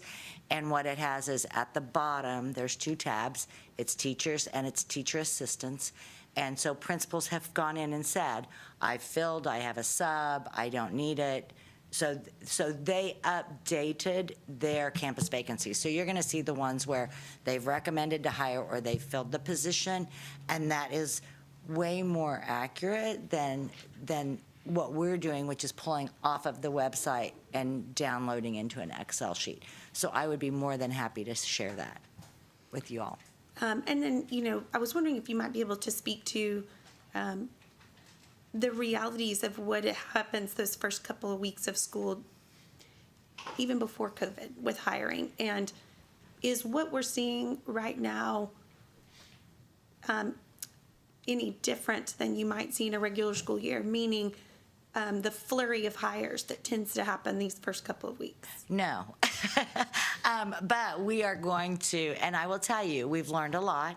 So there are some things we are going to put in place a little bit differently for next year, because there's part of that mantra that if to hire better, you hire early. And once we start real recruiting, which is not real recruiting, we recruit all year long. Human capital used to be a very, specific period of time. Now it's year-round. But when we do the heavy-duty hiring in March, so I will just tell you some of the things we're looking at is our job fairs used to be voluntary. So if a principal wanted to come, they could come. So we are going to change some of those types of practices, because if you're at a job fair and we advertise it and we have lots of people there, even if you don't have a vacancy at that moment in time, if you interview someone, and we're all principals sitting in this room and we're interviewing, if I find a good candidate, even if I don't have a vacancy right now, I can say, great candidate, and we can do hire earlies. And so there are some pieces that we are going to put in place so that we don't get inundated. And I will tell you, our flurry came beginning July 25th. And on July 25th, it was almost like a tsunami of recommendations coming in, and that just hit at the wrong time. So we're still clearing candidates that they've submitted as recommendations. So, yes. And then just kind of to speak to Trustee Anderson's question, I know you've mentioned it before. I was wondering if you could speak to the relationships with the educational institutions, the higher ed institutions here in Austin, not just University of Texas, but Houston-Tillotson and St. Ed's and Concordia, and the list goes on. What have you changed what you're doing with those institutions in order to not let them take 1 foot out of college and their next step goes into our buildings? So I will tell you, starting last year when we saw some of this coming, I mean, just just by virtue of every district in the state of Texas did. We started doing some really different things with our student teacher group because we actually get a lot of student teachers in Austin, probably more than a lot of districts, just because we've got so many universities. So we did some things differently with student teachers. We did some social events. We did some connecting with some of our current teachers, our current principals, and that really did kind of, there were candidates that we signed early. So one of the things we're looking at now is our pool of student teachers that will be starting, because they usually don't start until mid to late September in our schools, is doing things and literally signing them for January. And so a lot of these college students that are currently in Austin at least intend to stay through the school year because they have apartment leases and those kind of things. And so once we get them here, doing some things different so that they feel like they found their home and stay with us after that. So we are doing some different things there. Also with our partnerships, I will tell you, we were a little disappointed the other day. St. Edward's did notify us that they were no longer going to offer their education degree. And so in some universities, it is working with some other pools of degree programs to go out and say, if you get a math degree or if you get a science degree, you can also teach because they have programs that are established, and I know we've done some of that work. That's great to hear. I have two more questions. One of them has to do with leveling. I share the sentiments of my colleague, Trustee Anderson, who's not here right now, but she's with me in spirit. Never been a fan of leveling. I have shared that with you, particularly in our elementary grades. I struggle with that every year. I think particularly when we talk about things that can impact student performance, leveling in the elementary ages is one of those things that I do think can impact student performance. Because, and as a early childhood teacher, I know what those relationships are, and they are quickly for little kids. So just very publicly want to say I'm not a fan. Now, I would like to speak a little bit about high school. Because we do, in the elementary levels up until fourth grade, we have limits that are placed upon us to say this is how many students you can have in a classroom. But you reach that fifth grade and above, and there's not any set number, state mandated number of classroom size. And I was wondering if you could speak to, I know that we did our staffing ratios based on 32, 30, okay, I'm in 28. Somewhere around in there. You go ahead and say, Ms. Stevens. So in fifth grade, it's 1 to 25. Okay. And generally when we start looking at them, we'll let them go up to 27 or so. Right. And then after that, there's a lot of factors that come into play. Sometimes it's the size of the classroom. Sometimes it's how many teachers do you have on your campus. But generally, once you start getting up to 29 or 30, that's a lot in a fifth grade classroom. Okay, so what do we do when we get to junior high and high school? Junior high and high school, we do not look at individual class periods in the sense of, so our ratio that we use a ratio to calculate the number of teachers that are going to a campus. At secondary, it operates very different from elementary. So at secondary schools, students fill out a choice sheet. Schools get in the choice sheet and they say, okay, I've got 136 graders that need sixth grade English. And so then they divide those out, and generally, if our ratio is 1 to 29 is how we calculated it, they'll put 30 in a room. Okay, how many sections of English do I need? So that tells me how many teachers I have to dedicate to sixth grade English. And then sometimes that teacher may do, if it's 1.5, then I may need to do one teacher as sixth grade English and the other part of their day is seventh grade English.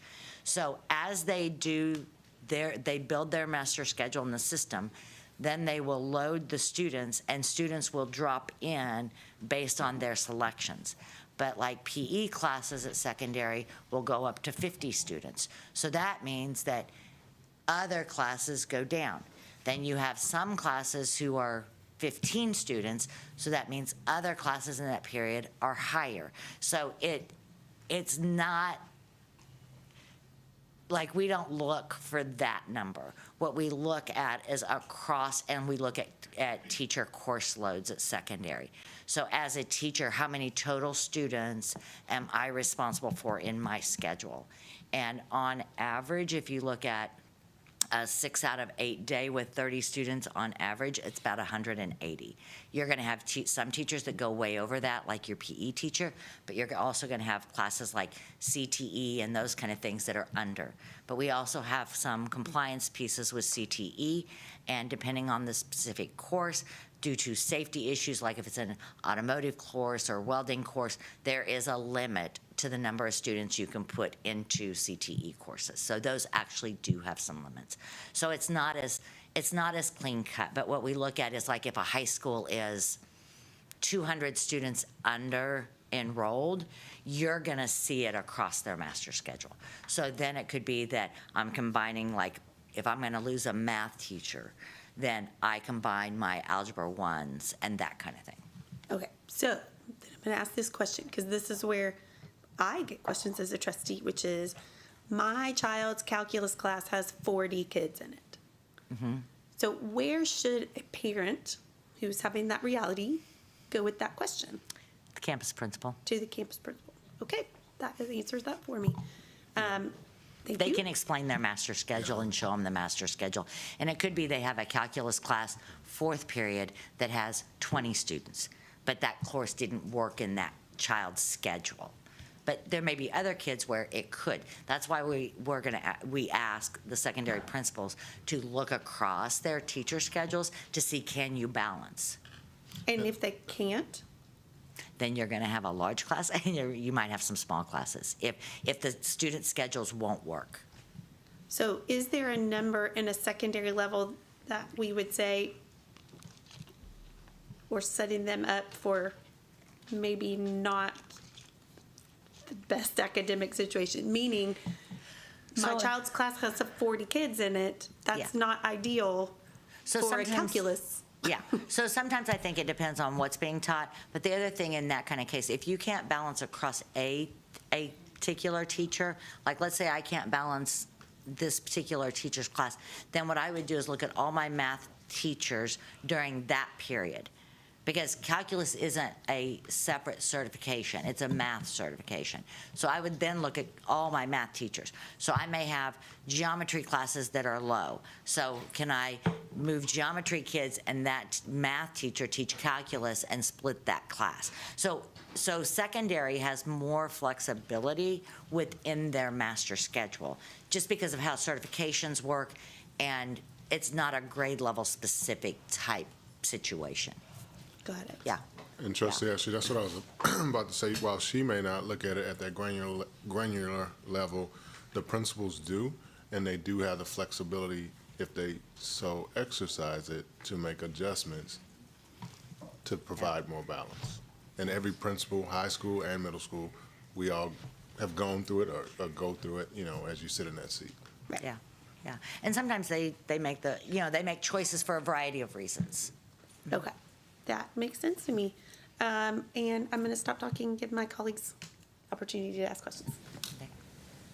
Colleagues, other questions? Trustee Boswell. Thank you for all of this. You guys covered a lot of ground, so thank you for all of that. I want to start just by saying I appreciate the plan to make our campuses safe on Election Day. I know our community sees our schools as shared community spaces. I know on Election Day they are. I remember long ago when I first moved back to Austin, going to vote at Briker Woods, when you could just walk right in and vote in the cafeteria, and there were children everywhere, and that is not the world we are living in. So I really appreciate a thoughtful plan to make this a permanent part of our culture. So thank you for that, Dr. Reach, talking about the appreciation of the safety election plan. So thank you for that.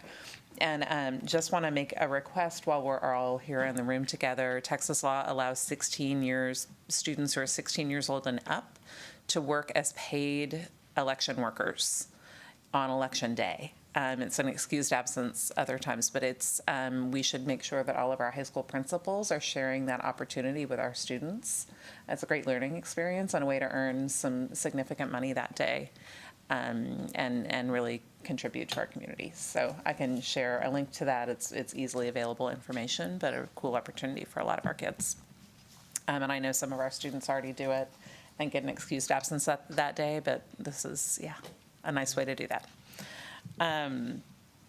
Appreciate the accountability, really glad to see especially the growth, the closing the gaps. Very proud of our post-secondary success. I know we've done a lot of work and discussion about that and have so many rich opportunities in that. So just want to shout out about all of that.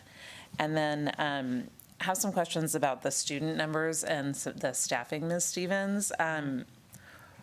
Looking at the gap between who is in our system and what we are looking at as our likely enrollment number, and then that daily count, is that typical of a typical year? Are we seeing a larger gap than we normally would? So it is the first time that we've done this specific of a process, and so I can't answer that specifically to previous years, but what we will see is over the course of this week and next week is that number will get closer. So there is a point in time in the system where we drop no-shows. So if a student has not been here for 5 days in a row, and the schools have our IT department put together a plan and ways for schools to reach out to those students who have not been here. But if we get no response, there is a way in the system that when they have not been here at all, that we will drop those students. So that number in the system will come down. On the other hand, as we get kids through registration, and registration means something very different for a pre-kinder student who we're just waiting for the application. At elementary, it's walk in and you get your class assignment, you go to that class. Whereas at secondary, what an enrolled student means is we've done all that paperwork, but you're not an enrolled student until you actually are you have a course schedule and you're scheduled in the system, which sometimes will take a little bit longer. So our number will go up. So you're gonna see it start to come together. Now, will there ever be a perfect match? Probably not. And there's a wide range of reasons. There are schools who we take attendance for that we do not count for our enrollment for funding purposes and those kind of things. So we have those schools as well. Okay, thank you for that. So I guess a related question is how much should we worry, and how will you let us know whether to worry more or worry less as this comes into focus? After next Friday, we will have a much better picture because we'll have done the no-show drops. We'll have gotten through, we know where we are sitting with early childhood. We know we'll have all the transfers done by then. All the secondary schools will have their students scheduled.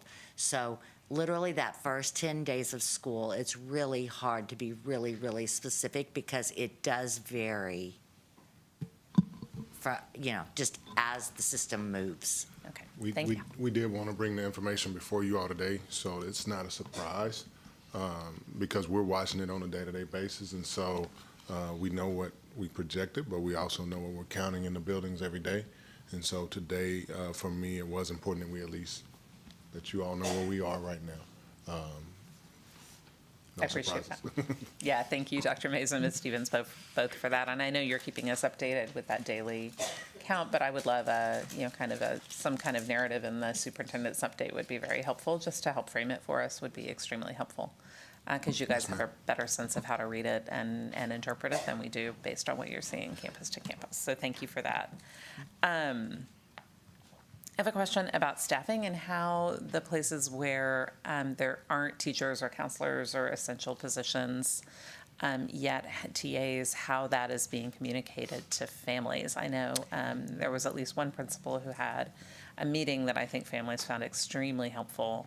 Just the real transparency and reassurance. Here's where every position stands. Here are the ones we do have some more concern about. Here are answers to your questions, what you might choose for your children. I know there was a Latin teacher that is apparently very difficult to staff. And options, kind of the menu was shared with families so they could make choices that worked for their students.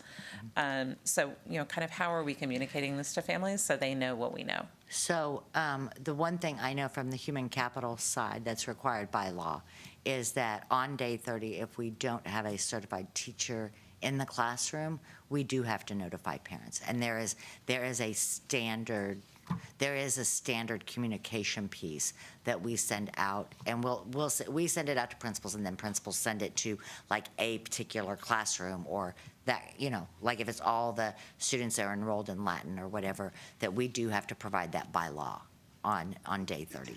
Okay, and are principals being encouraged, or could principals be encouraged to share more information than that earlier than day 30? It seems That like would be families, school leaders. this is not a secret to families when their students don't have a teacher, and I think that would be a good form of partnership, I would hope. Trustee Boswell agreed. And it is not systematic, to be honest with you. Different principals do different things. I'll tell you that one way that you can communicate that in an elementary setting is at the Meet the Teacher night. When you go, if there's not a teacher there, then it's pretty obvious that there's something happening, and the principal will let you know then what the plan is. But that's something that we can get even better at. Okay, thank you very much. I know families were really reassured by the principal who I'm aware of who took real leadership on that, and families were very reassured just by having knowledge. And I have a question about the District of Innovation change that you are bringing to us in September. Can you give us just an outline of what you'll be bringing to us? Yeah, I might mess it up a little bit. I know Jacob's here, and I know Norma is probably upstairs. When we brought it last time, it was very specific to CTE, math, and science at those areas. And what we did was we asked the committee to broaden it. So it's interesting, when we met with the District of Innovation group or team or the membership on that the very first time, they actually asked us, like they even recommended we broaden it. And we're like, no, we're good. And so it's almost like, okay, we should have listened to the committee several months ago. But so it's broadened, so it will include all content areas and include elementary. Okay, thank you for that. Appreciate the heads up on that. And just want to share Trustee Anderson's concerns about counselors and mental health. And I know in working to get our balanced budget, I think there were some campus support, kind of crisis support positions. My understanding that we cut some things at central office too. And I just want to be sure that we really have what we need to support students. And if we don't have what we need, that maybe we consider some ESSER funds or something else that might help us fill those gaps.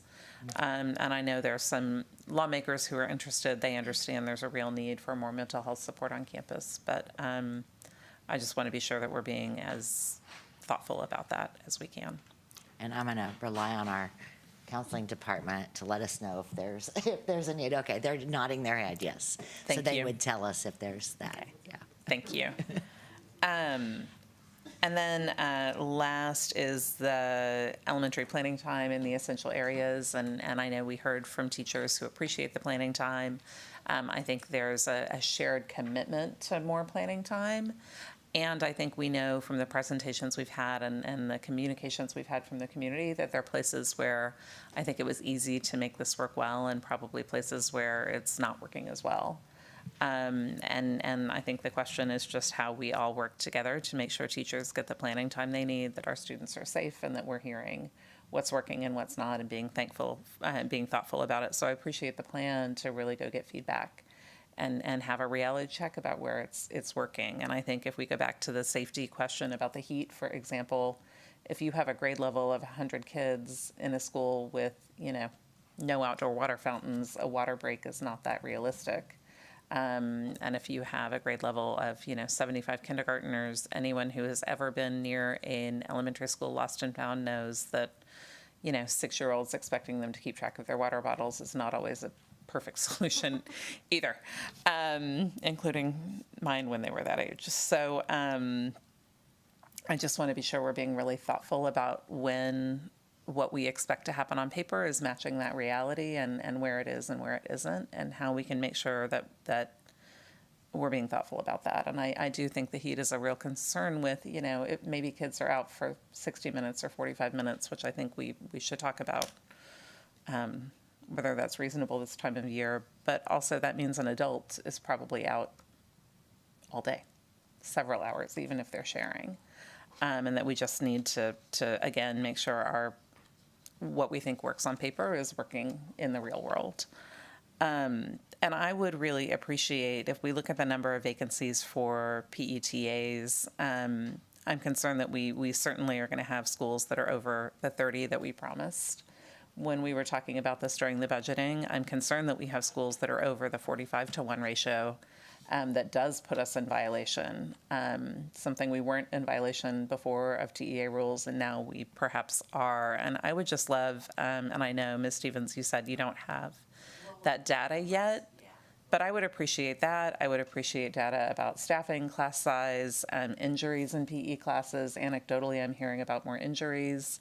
And anecdotes are one thing, but data is another, and I know we have it, so I would just appreciate in our weekly updates having a look at some key data about how it's working and how it's not, ahead of when we're really going and asking for that lived experience data as well, because it's a big change. And I think if our commitment is really, we've allocated a great deal of money, enough to give every teacher a 2% raise to this. We are committed to the planning time and have really thoughtful, we've heard tonight, kind of the thoughtful use that you expect to make of that we're setting it up for success and not creating a system that isn't going to accomplish what we want. Thank you. Thank you. Trustee Boswell. Trustees, any other questions? Trustee Lugo has a small question.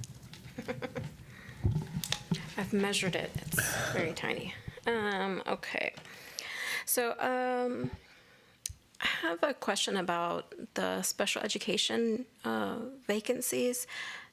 Can the administration kind of answer what's happening to those students that need that particular teacher resource, but the resource just isn't there? Well, I mean, there are a number of different teachers that work with special ed kids. There's the resource teachers, and there are the teachers in the programs. So each case is different. And so, say I'll take a hypothetical case that if a school has I'm thinking of one particular school that has a program for early childhood special education, but they only have one student in that particular classroom, but then they don't have a resource teacher at that particular school, then there's an opportunity to utilize that staff differently as they're still looking for the other position to be filled. So it's about being creative and realistic at the same time on each individual campus, and just using your resources the best way that you can. And so the idea is to have every student be served and to meet the IEP hours for sure. Mm-hmm. No, I definitely appreciate the idea. I think, it's not a surprise that doesn't happen, right? And so I think that's where my question is coming from, is like, what, in those circumstances, do parents receive information like, hey, for your particular student, we see an IEP is in place. Right now we have substitute. You kind of go, that's really the thread that I think I've been hearing pretty much all night, like parent communication, parent involvement, rather than putting the onus on parents to come try to figure out how to get information from us being proactive. I mean, y'all done got me on my soapbox. It's no surprise that parents are going to be upset when they find out my kiddo doesn't have a teacher in X class, or my kiddo, or my student, right? Because it's not just younger kids. My student doesn't have the teacher available to fulfill the IEP. So one of the notes that I made is that we do want to communicate to parents where we have vacancies, and we don't want to wait for the 30-day mark. And so we'll take care of addressing that. I do think that we need to get through potentially this leveling process, because we do feel like with our numbers, that a lot of the gaps that we see are going to be covered in the leveling process. And I know it's not a comfortable process for everybody, but it is one that we need to do to be able to meet these needs where we have them. But we will take care of addressing communication, because it shouldn't be a situation where a student is in special education, doesn't have their needs met, and we haven't shared that with a parent. I agree. Yeah, and a lot of times that's when rumors start. I mean, it can go sideways really fast, and so, what is it? Nature hates a vacuum. And then the other question is, so I was thinking about the 3 days. Y'all mentioned about administrators had 3 days together. There was a lot of positive outcomes from there. Help me understand, to what extent was dual language implementation provided, as far as expectations, the vision, reviewing the model, the dual language model closely, kind of providing supports with professional learning? So let me go backwards a little bit before I go forwards. So the week of July, because I'm trying to remember what week we did what.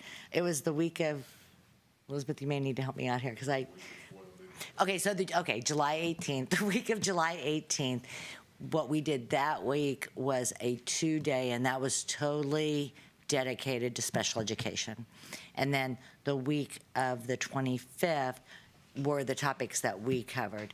Dual language would be a topic like in a principals meeting or in leveled meetings, like when we have just elementary principals.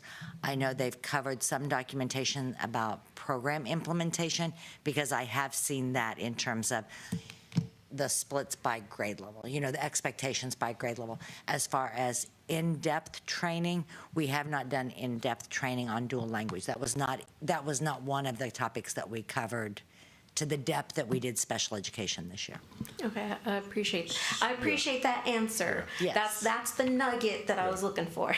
Yes, so, To that point, dual language, similar to special education, is we're probably like a year behind where we need to be, right?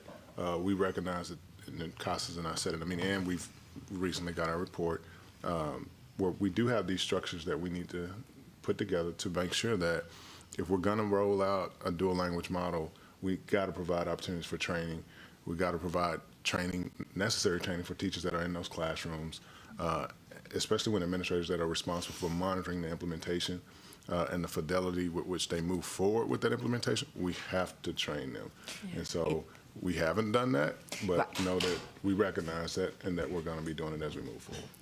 So first of all, really, thank you, because sometimes I ask questions and I hear no, we've don't really be messing with focused somebody on special who's worked education. for a bureaucratic organization. I know all the words, but thank you for just getting to that nugget, and also thank you for kind of sharing. Looking forward. Yes, it's not where we are today, but there are. Y'all are thinking about it. They're putting plans together, and I completely agree. Not just having the infrastructure and the systems in place, but also along that, building that culture of dual language can work, right? It really has positive impacts. I do want to say, because we did share this even as we met with the dual language group that we were meeting with yesterday. A lot of times as we go about making these structural changes, it is going to be uncomfortable. Mm-hmm. So that's just so as we think about climate and culture, we have to move somebody's cheese. We have to tear down somebody's fence to get where we're trying to go. And so everybody within this room needs to be comfortable with that, because that is uncomfortable for the people that are impacted. So just know that. Thank you. I appreciate it. Trustees, any other questions? Trustee Singh? Thank you so much for this, and thanks so much for this information. Really appreciate it. I did want to share a little bit of what I heard from a principal, and I know we've been talking about staff vacancies, but there are also positions that I feel like maybe we don't even have them allotted, but there could be a need, and in particular, I'm thinking about school nurses. So this came up recently. President Rodriguez and I actually were talking to some principals a couple of days ago, and one principal shared, I'll just read what she said. My safety concern is not all campuses are, that all campuses are not created equally. I have a nurse 2 days a week. Now, by having PE every day, you increase the possibility of an accident happening every day. With an empty gym, every kid would normally have 90 square feet. Now it's less than 30 square feet. You know, and that's not even counting equipment like having hula hoops and all that kind of stuff. And she was kind of joking that's like, my kids can only get injured on like Mondays, Wednesdays, and Fridays or whatever, you know, like the day, or, you know, 2 days a week that a nurse is there. And so I know the next topic is going to be about safety, but this is, I guess, also part of the school reopening. Like, what is happening? So right now, Help me understand. Right. So right now, we do not hire school nurses. We contract. That's a contract service through Seton. I have been in districts where we have hired nurses. I mean, we've had nurses as employees. It is going to be another one that is a hard to fill area. It's just been my experience from other districts, and that's because what a school system pays is not anything close to what a nurse can make. And during the pandemic, I think, you know, we all recognize that even nurses' salaries have gone up significantly. So you have to find the right type of personnel that would want to be a nurse in a school setting that maybe has young children, that wants our schedule. And so you can find them, but sometimes you sit with some vacancies, and they're not all registered nurses either. I appreciate, again, your straightforward answer. Okay, so I am. Okay, so. Kudos to Ms. Stevens. But yeah, and so do we have, like, I mean, it's 2 as a nurse twice a week, kind of the average, is it equal among school? Like, is it equitable? I gotta wonder. Who knows? I don't know about the nurse contract. I will be honest. I mean, I'm happy for this to be sent to me later. I don't want to get too off topic. Yeah, But, you know, okay. but that's yet another concern with, Okay. I'm sorry, the essential areas design, you know where I'm going with this, but I'm just kind of saying, like, I'm not going to be surprised if in a couple weeks I get an urgent email saying, blank elementary school, something has happened. And I really want us all to just go there mentally. What are we going to think about and feel when we do hear of somebody becoming ill because they're out in the heat? And then what could we have done to prevent that? Kind of like we did with COVID. I think we did such a good job of anticipating the worst and putting structures in place. And I would hope that we as a district would learn from that, because I don't see that happening right now with what we're doing. And so nurses is just yet another area of concern. Okay, thank you. The concerns around heat have been noted, and I think that we'll continue to have the conversation around how we go about making adjustments to address those concerns. So, thank you. Thank you, Trustee Singh. Trustees, any other questions? I just had one question. It is for Leslie. So, I'm so sorry. I just wanted, well, it can probably be answered by other folks as well. When you gave the number of 74,000 and some odd hundred and 72,000, that was the apples to apples comparison on enrollment? So what 74,713 is what we built our budget for this year. So what we did was we allocated staff anticipating 74,713 students. The other number that I have written down at 482. 482 is what is currently in what we call our student information system. So at the end of July, all the kids that were in there last year, unless they withdrew, rolled over, and then we've added new ones and withdrawn any that have withdrawn. Got it. And so The apples to apples comparison was 21-22 school year, 72,655. right. Okay. So that's what I wanted to understand. That was the apples to apples because you then None of mine is apples to apples. right. Yeah. Okay. So we're actually up a tick in the apples to apples. So there's a likelihood that that could hold, and we might be up a tick or kind of No. Trustee We're Foster, really low. So when I heard the 66,000, that's what I needed to hear. Okay, well, you tragically straightened out what I was trying to. I'm sorry, my straightforwardness didn't work on this one. Trustee Foster, I do think part of what we were up on is ensuring that students were registered early. Traditionally, a lot of registration happened that first week of school, and our engagement office worked really hard to do that registration earlier, which has helped us with these numbers, and it has helped us really focus on pre-K, which to the best of our ability, we still need to find better ways to register pre-K early, but that's what they're spending a lot of time on this week, is registering pre-K kids. Okay. And that's why we said that we still have about 1,000 pre-K students to process. But even still, Got it. So I heard a number is 66 and some odd, and So we then have a we've lot got of some work. stuff out We there. have so potential for work in the next 7 days. Thanks for the clarity, or thanks for clearing up my failure to listen well. Thanks. So again, we didn't want any surprises, so that way, we wanted to make sure that number was out there. Trustees, other questions?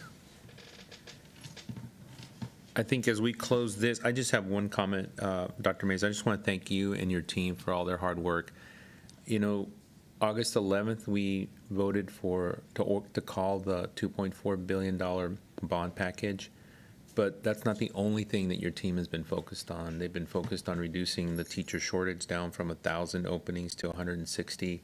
Obviously, you're hearing some of the concerns around essential areas as well, but I appreciate y'all's ability to, I forgot what the word is, they chew gum and walk at the same time, as they say. So I really appreciate the focus of the administration and listening to the board and to the concerns tonight. So thank y'all, and to the administration, to the team.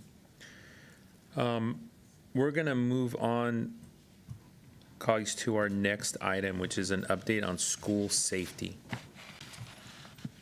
And as y'all may know, by state law, the board president serves as one of the co-chairs of the District Safety and Security Committee. And I would encourage interested community members to join the open community committee meetings and consider joining, as there are currently a few openings for new members of the District Safety and Security Committee. More information can be found at austinisd.org/advisory-bodies/SSSC. So, Dr. Mays. Sure. Again, thank you, trustees. The next item, as we shared, we do have a focus on safety as we move into this year. And here's the team will be sharing an update. And so you have tonight, of course, our new Chief of AISD Police, Wayne Sneed, Dr. Twyla Williams, and Dr. Jacob Reeves. Yeah, y'all can go ahead and clap it up for them. So they've been hard at work with, again, helping us to put in systems to help keep us safe, and so they'll be sharing some of those systems. Thank you, Interim Superintendent Mays, President Rodriguez, Board of Trustees. So tonight we do want to share with our board and with our community some of the things that we're doing to ensure safety prior to the start of school and ongoing through the school year.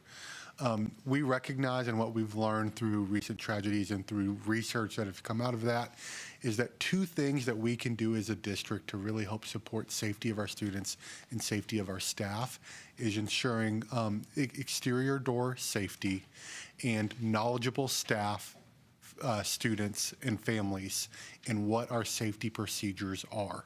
And we believe that this is really connected with the mental health for our students and staff as well. We don't want barbed wire on fences. We don't want everyone walking through multiple levels of metal detectors, because we know that doesn't really make that incremental difference for safety. But having knowledgeable staff, knowledgeable students and families, having exterior safety features, and having strong mental health supports and strong police support is really what's going to make the difference. So this summer, Austin ISD spent some time going through some new requirements from the state, and that includes a partial safety audit that all of our campuses conducted, exterior door safety checks that every campus and every building, including the building that we're in right now, conducted, And then we also had a meeting which occurred last week with our Safety and Security Committee so that we could get feedback with them on the district's multi-hazard emergency operation plan, active threat plan, and then we also did a tabletop exercise with them to go through how we respond to these types of emergencies. So the work that we're still going through and that we started in July, still going on, is ensuring that our campus staff and principals are well trained in our safety protocols and procedures, and also ensuring that our substitutes are well trained in this. Because we recognize that that's one issue that really needs to be addressed, that when subs come on campus, that they're aware of what the drills are, where they go in an emergency, how they lock their door, how they have access to their door. Many times subs have to rely on students when a drill occurs while they're there, and we want to ensure that they have this knowledge up front so that that's really accounted for as well. We are also working with our campuses. Prior to the start of school, they scheduled all their drills. We're now working with them to make sure that that's entered into the system, that staff are aware on when they're occurring, and that we have methods for sharing that information out. And then we're also working on new access control procedures, which include weekly checks of all of our campuses. And I'll touch on that in a moment. So I want to start with the summer targeted audits, and this was a big part for our campuses. And really, it was about assessing the current campus safety and what is going on at that campus. So campuses were asked to identify some of the actions that they already have in place, including how do they let visitors into the building, where do they go, what's the flow of that, what is the requirements on ensuring that all doors are locked for the classroom, which is the requirement, but what about our other doors? Portables was a big part of this, and ensuring portable safety. We recognize that what we would like to see, well, let me start. First of all, what we would like to see is students in the building. But when we do have portables, we want to ensure that those portables are also secure, whether that be with a fence and some type of gate or strong safety features on those portables. And then, of course, we also recognize the important part that monitoring and cameras play, something that we've been addressing through bond work, through grants provided through the governor's office, and through additional funding for safety and security from TEA. And then again, of course, school-based law enforcement and training, which Chief Sneed is going to touch on, our mental health work, and getting ready for drills. So before I go on to the next slide, I want to share a quick story with Mr. Bryan, and this was a trip to Norman Sims, which Trustee Boswell was there as well, but she didn't enter in with me. So when I visit campuses, I had not been to the new Norman Sims. I had been to Norman, been to Sims, not the new Norman Sims. So I did not know where the main entrance was in the new building. So when I approached, I just parked in the first parking lot I saw, and I was getting ready to come in what was the side of the building. Mr. Bryan was out there preparing some items outside and cleaning those sidewalks. And he said, "Oh, are you here for the tours?"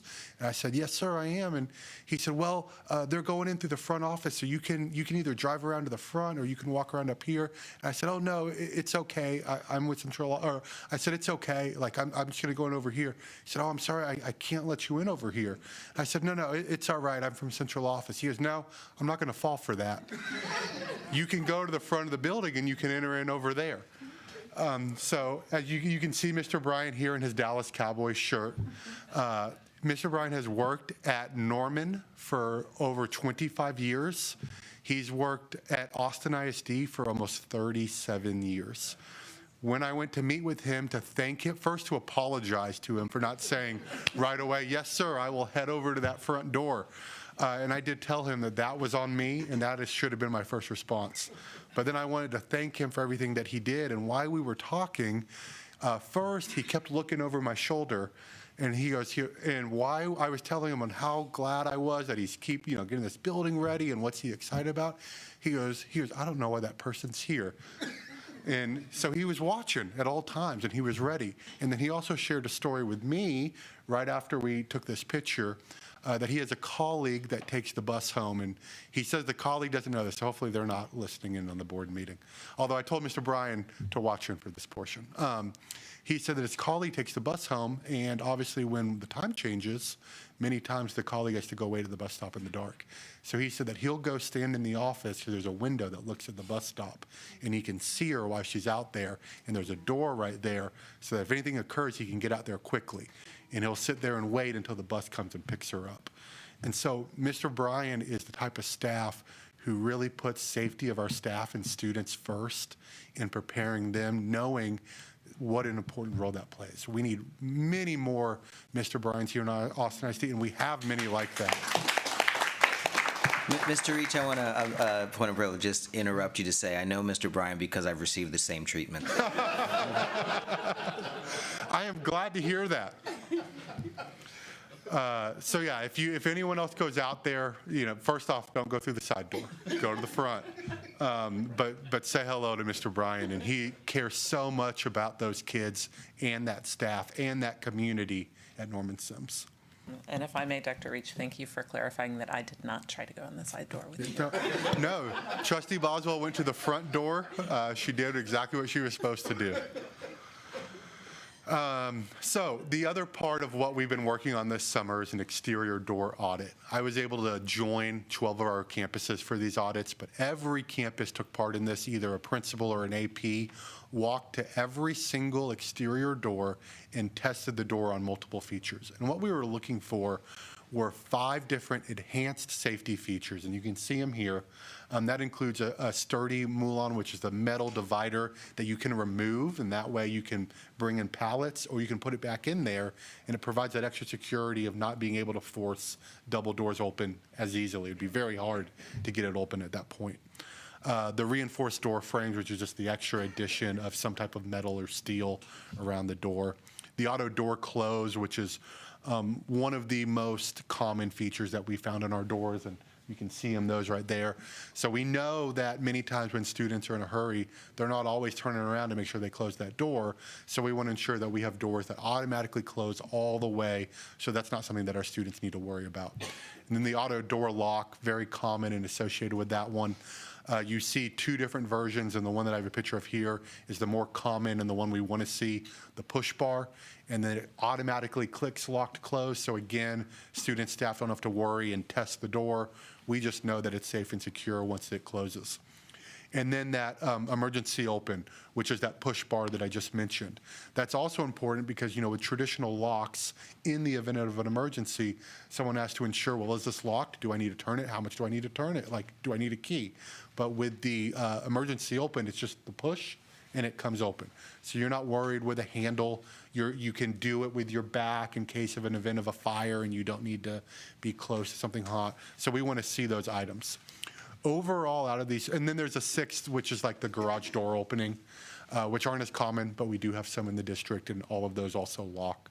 So out of those 5, just about 99% of all of our exterior doors had at least one of these.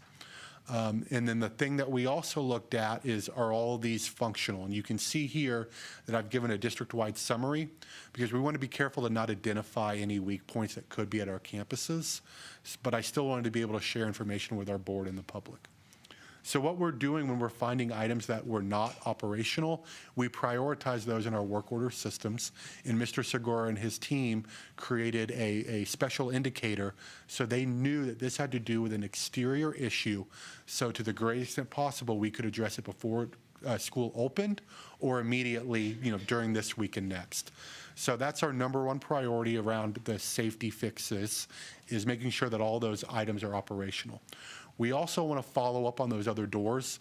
I want to clarify, all of them have locks. We don't have any doors that just can swing open and close with nothing associated with them. We just don't consider the lock an enhanced safety feature, but it is still a safety feature. So we want to start following up on those doors. That's more of in many cases, capital investments needed to ensure that we have all of these safety features that we want to see, but we want to make sure that every door has at least one. And then we're also going to start working on our weekly access control checks. So we did this as part of an audit where we went through every door, we checked them really carefully, but through the year, we're asking our campuses to do an outside walk and just check those doors again. Make sure that all those features that we know that we have, that they're still working in the order we expect, and that where we expect something to be fixed, that it was fixed, and that they're reporting out on that so that we have updated information.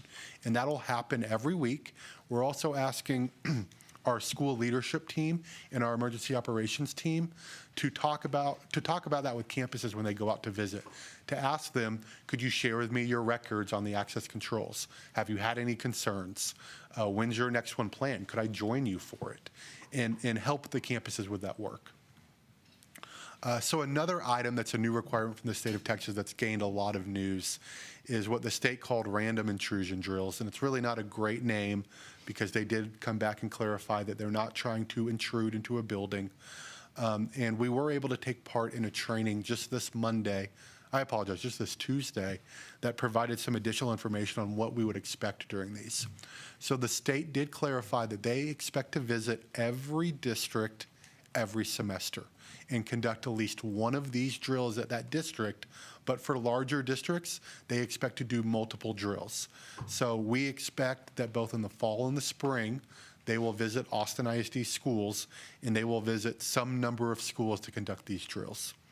We know that the Texas State Safety and Security, which is a part of the Texas State University Department, is it part of their department? School Safety Center, thank you, will be the one conducting these drills. They will call a district and say, next month we are visiting your district. And that is the pre-warning that we will receive. We won't know what campuses and we won't know what day. When they show up, they have told us that they'll be in plain clothes. They will not be wearing camo. They won't have a hood over. They won't be dressed in all black. They'll be dressed in plainclothes dress coming up. They will walk up to the front door and 2 other doors in addition to the front door, and they'll just try to see if they can open up the door and walk in. What we also learned is that it's very likely that if students are exiting the door, they may ask a student, will you let me in? To see if the student will let them into the door. If they do get in that way, the first thing that they'll do is they'll go to the office. They'll let them know that they're here for their safety inspection, the intrusion inspection, and that they want to speak with one of the administrators to join them from this walk. They'll also allow the campus to call central office to see if central office can join. And Mr. Segura, myself, and our ASD police are going to do our best to make ourselves available so that we can immediately come join for that and help our campuses during those walkthroughs. If they were not able to get in, then they'll use whatever method we have, which for us is the call boxes. And they'll then come back in. And then they'll tell the principal that I was not able to find a way in, so I had to use the call box. They'll then conduct the audit, walking around, checking locked doors and checking these safety features.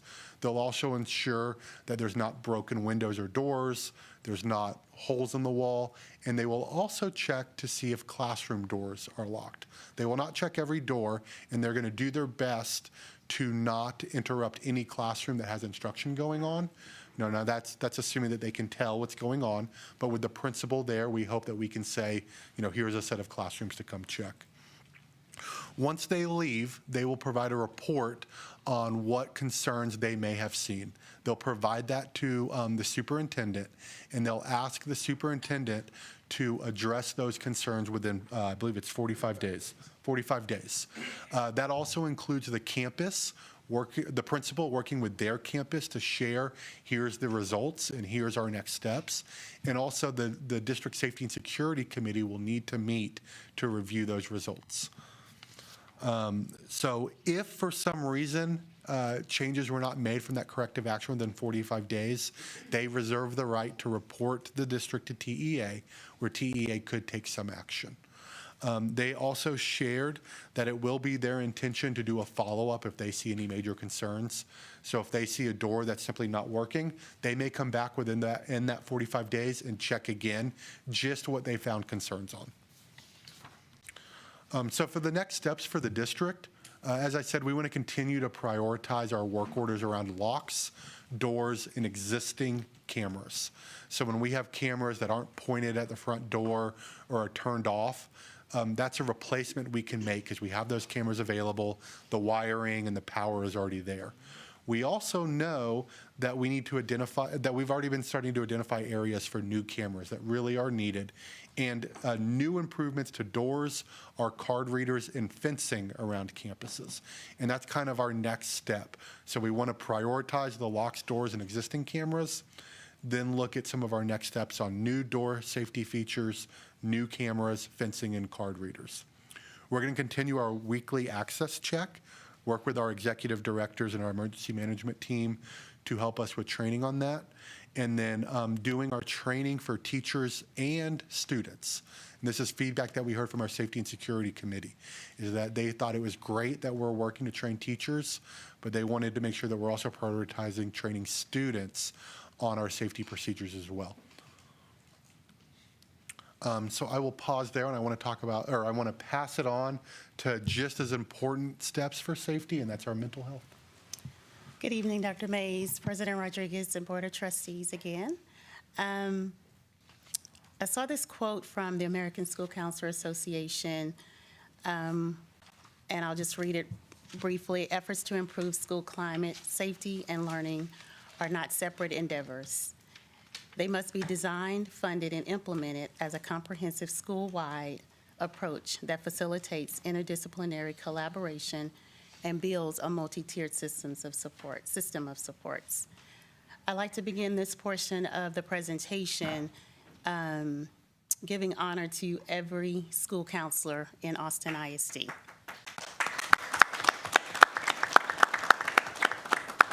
And also to our licensed mental health professionals, our district social workers, also known as our crisis response team. Thank you.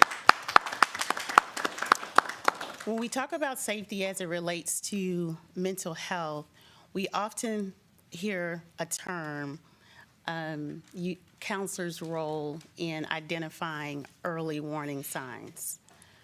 But rather than seeing it as early warning signs, we in Austin ISD see it as identifying the needs of students and putting a plan in place to address the needs before it gets to an early warning sign.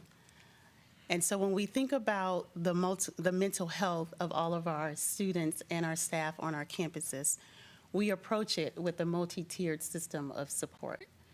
We approach it knowing that the ownership of mental health, mental wellness belongs to all of us. It belongs to everyone on the campus, and we have a responsibility. We do recognize that counselors are the heart of the school, and that counselors also are the foundation for that mental health expertise. Next slide.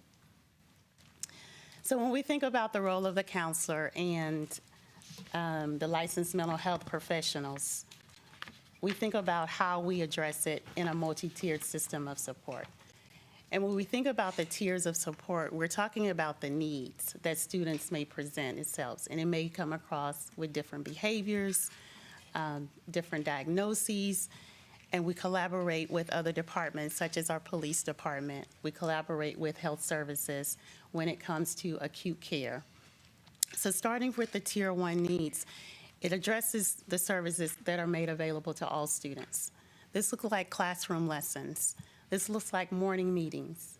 This may look like mini check-ins with each individual student, which we have tasked all of our counselors to do, to meet with each one of their students.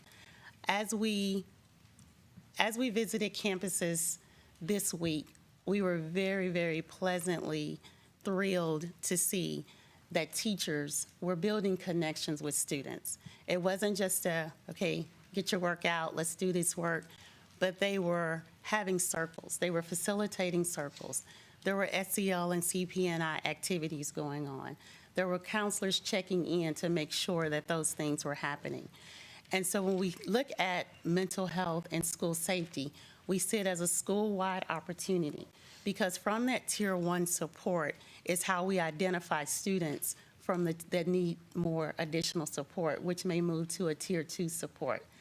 And the way we identify this, we have mental health meetings, we have child study team meetings, and basically they're staffings about students who may present needs, so that we can decide, do we need to partner with outside agencies? Do we need to have the crisis prevention and intervention protocol? And so as we move up the tiers, this may include needing to have small groups, or needing to have individual counseling, and still going with our community partners, wraparound services, coordinate with community partners. We also want to make sure that we are providing that provide social emotional mental health training to parents so that they understand what their students are dealing with, and partnering with parents as an important role in what we're doing. And sometimes we realize that when we've done all that we can do, when we've put everything in place that we can, when we provided the support, it's still not enough.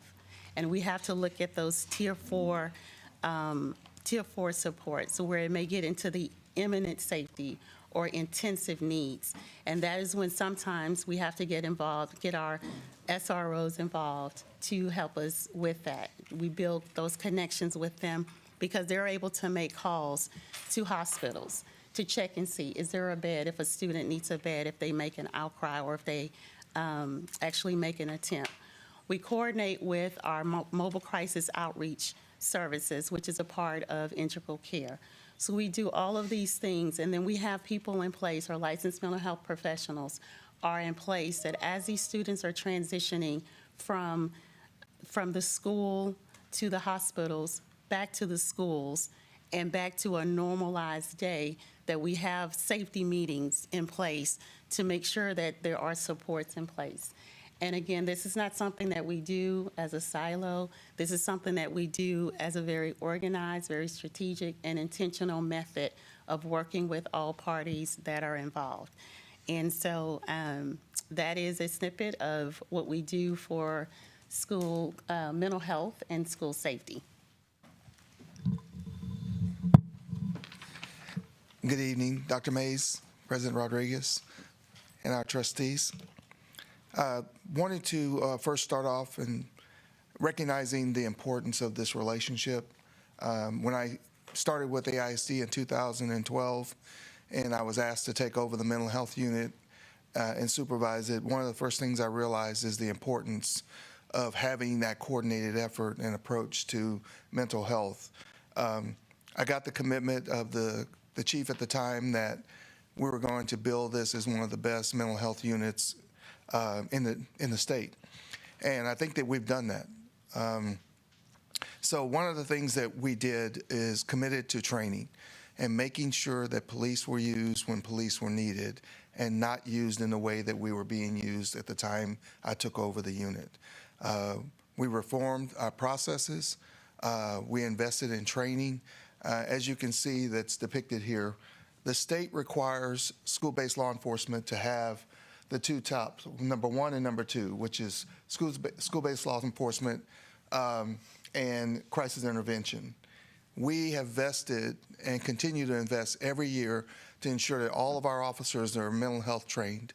They understand crisis protocol, and we have invested, as you can see down on the bottom, 1, 2, and 3. This is additional training that's not required by the state, but it's required by our department because we realize the importance of what it is that we do. We are also part of the crisis response team and has teamed up with Dr. Williams, Dr. Wilson, Dr. Ross and her team in understanding that social emotional support and counseling is a very essential part of what we do. So this past summer, what we did is we invested in a multitude of trainings for all our officers.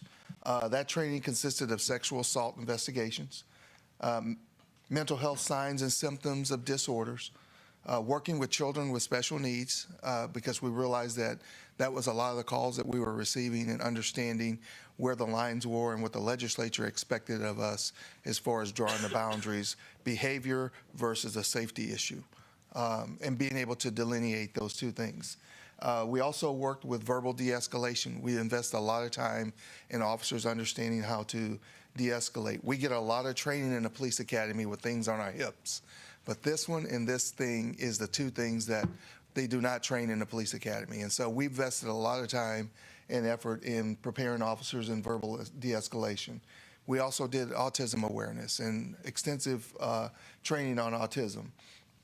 Suicide and crisis intervention prevention, which is what Dr. Williams alluded to earlier, and officers knowing our protocol and when they're supposed to get involved at the tier 4 level, not in 1 through 3, unless there's some extenuating circumstances that creates an imminent danger for that person. Then we have our child and adolescent brain development, helping them to understand why kids act the way they act. Because that's a real important part. And one of the key parts that we use is our expectations that a 12-year-old acts like we're acting at 25 or 26 years of age. They're not capable of doing so because they're not 25 or 26 years of age. Then, of course, we had NAMI came in, the National Alliance on Mental Illness, one of our other partners, and worked with us on training on consumer and family perspectives. They brought consumers in to talk about their life struggles with mental health and how their interaction with police and what impact that interaction caused, but also the family perspective, sharing from a father who talked about his daughter and all her encounters with law enforcement. I think she had over 30 encounters with law enforcement through in her journey. And then we talked about deinstitutionalization and jail diversion and creating programs within our criminal justice system to avoid arrest and things along those lines. So, and then we went into substance abuse and co-occurring disorders because we're noticing a lot of kids getting into vaping and THC, that's all those things that are going along with that. And then lastly, but no less important, is homelessness and kids understanding that some kids that come to our campuses are homeless, right? They come to school hungry, and that's why they're agitated. So those are just some of the topics that we covered this summer, and we cover each summer with our staff. Thank you all. And so you can see it's a combination. It's a team, a total team effort. It's not just hardening the schools. It's the mental health piece. It's the policing piece. And so with that combination, we feel like, there's a layer or several layers of, safety for our students. So that is the end of our report. May I add something? Sure, I forgot. of course. The police department works as a liaison between our mental health authority and our other state mental health community stakeholders. So as Dr. Williams pointed out, when there is an issue and there's need for information that may not be contained within our school, our integral care has shared, during a crisis, they will share information about a student that may be beneficial in us making a determination whether hospitalization is necessary or not. So that partnership outside of AISD is real important. I wanted to make sure I didn't miss that part. Thank you all. Great, thank you. Trustee Singh. I just wanted to take a moment to appreciate both Dr. Williams and Chief Sneed. I took pictures of you to send to your mama.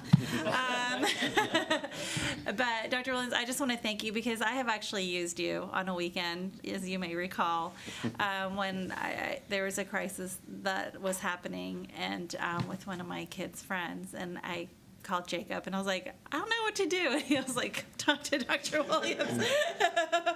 And but it really was because I had my parent hat on, but my trustee hat on too, and I wasn't quite sure like what my role should be. So thank you to both of you for helping me through a difficult weekend. And thank you to Chief Sneed, because I think you're going to really, in this role, shine, and you're going to help our district be better and really redefine in the eyes of a lot of people what a school-based police department can do and be, and I think tonight was just evidence of that, so thank you for being here. Thank you. Trustees, any other questions?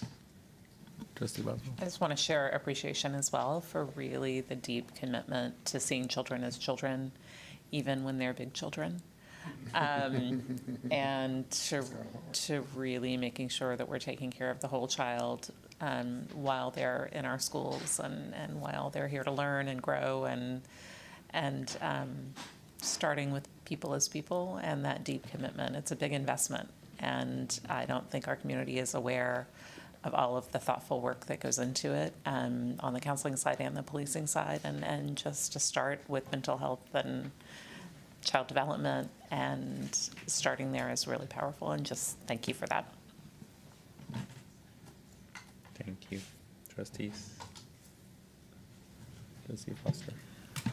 So welcome, Chief. And Dr. Williams, good to see you again. There are so many areas in education, or heck, in our complex society, where on one hand, it's really difficult to get it right because there's a complexity, but on the other hand, there is expertise out there and there are proven methods. And this has been actually one of my favorite presentations in a long time. And this is coming from someone who has been a decades-long critic of policing and the way we do it in this country. And I've seen and experienced in our schools, in the AISD schools, I've seen it done horribly.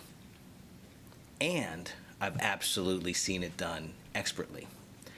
Chief Sneed, when it was Lieutenant Sergeant, a couple ranks ago, you know, I don't know if I was riding along with you or I don't remember what the circumstances were, but I've actually seen you engage, and I've absolutely and actually seen you de-escalate in situations where I've seen other people just get like beat down by officers, and I you know, I've seen you turn situations around. One of the practices that happens in law enforcement is that there'll be often, so here's dispatch, here's things going on, and here are folks monitoring. And you will have somebody up the chain who is seasoned, who is a veteran, who has expertise, and you can hear from the exchange that maybe there's going to be an inappropriate response. And the senior officer will step in and say, you know what, stand down. I'm going to go ahead and handle it. On one hand, I love when I hear that because I hear evidence of the chain correcting things before they go south, but I also worry in those same moments about the distribution of expertise and that there won't always be someone up the chain able to intervene in the moment. So I would like to hear from you a little bit about the distribution of expertise among our officers. Are we there yet? Or do we have a ways to go? And if we have a ways to go, how are we going to get there? And what are the mitigants? How do we mitigate in the meantime? Boy, that was a lot. But you see where I'm at. You see what I'm getting at. Yes, sir. And thank you for your question. We've invested a lot of energy. We have a very young police department overall. We bring in a lot of officers straight out of the police academy, and we have to kind of teach them how you police in schools.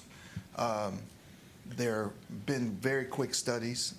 One of the things I did not, and I failed to add earlier, is we spent an entire day, 8 hours, of going through scenarios that had actually happened in our district. And we had about 25 different scenarios, and they worked in groups to say how they would handle it. And not only did that, we required that they give a law that supported why they did something or why they didn't take an action.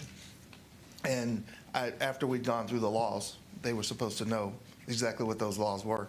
And then part of that was teaching them how to look out for each other, not just supervisors, but officers.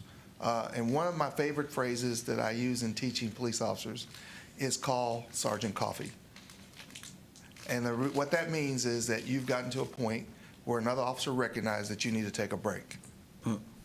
So it is a very professional way of communicating to the other officer. And I hate to use the Minnesota situation, but that was a great opportunity for somebody to say, you need to call Sergeant Coffee, right? And so it's a cue to each other, not necessarily from a supervisor, but it could be peer-to-peer, that they're too deeply engaged emotionally in whatever is going on, and they really need to step away from it. So these are the beginning steps that we've taken. And in answer to your question, are we there yet? I don't know if we ever get there, but we are not going to stop preparing and training for those situations, because when you're dealing with human beings and you're dealing with emotions, things happen, and they happen very quickly, and you got to make really quick decisions. And so there's always room for error. But I think that we're at a point right now with what we've invested in our officers that they have a good basis to start from. And then we'll keep building on it year after year after year. This training will never go away. This will be every summer as long as I'm chief. It will be an intricate part of our training process because it's an intricate part of what we do in dealing with child and adolescent brain development. And if we're not vesting that time, then we're missing an opportunity. Thank you. Yeah, I have more to say, but last time I talked policing from the dais, the mail I got was enough.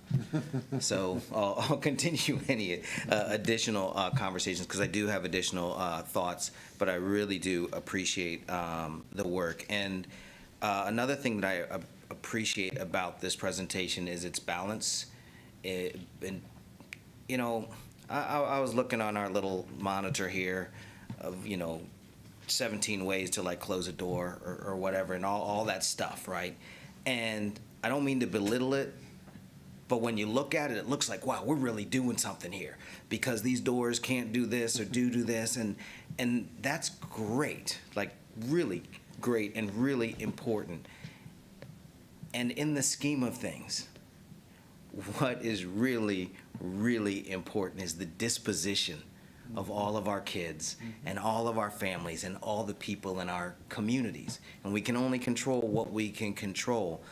But if from the ways in which we protect and serve, to the ways in which we provide counseling, to the ways in which we communicate with families, we are building up cultures of love and cultures of looking out for each other. And,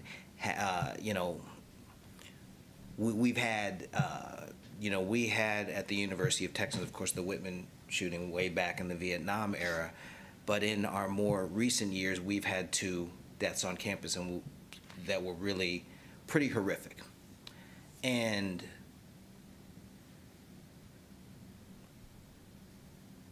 some of my students who were tangentially involved,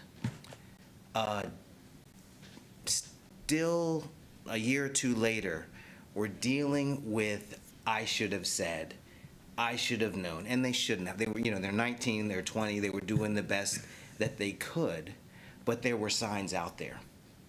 And no failure of the students, and really almost not a failure of the system because it's such high-level work that we wanted to see. But part of what we've had to do at the University of Texas is spend a lot of investment even in our classrooms to build up a culture where we talk to each other and where we share what's going on. And even terroristic threats in AISD, we know that there is value in a kid saying, I'm worried about this. The other side of it is that it's really delicate work and that we're not trying to have this be something that becomes ways that people got you one another, that it be something that's always done out of love, that's always done out of care. It's really hard work, I guess is what I'm saying. And I appreciate where we're going as a district, and I share Trustee Boswell. I feel like Austin, at its best, always provides a national model. My aspiration for us is that we be the national model in school safety, and that we do it in a particular Austin way, which is to have people understand it's about transformational work where we understand the world differently. It's not about how thick the concrete is. It's about having such a healthy space where these things become as close to impossible as possible. And I apologize, I guess, for the soliloquy, but if we don't get this right, we can't get our next piece right, which is teaching and learning, and the outcomes we want to see. I appreciate you all so deeply, and I support you all so deeply, including counseling people out of the profession if they're not going to be good enough for us. But on the other side of the ledger, lifting up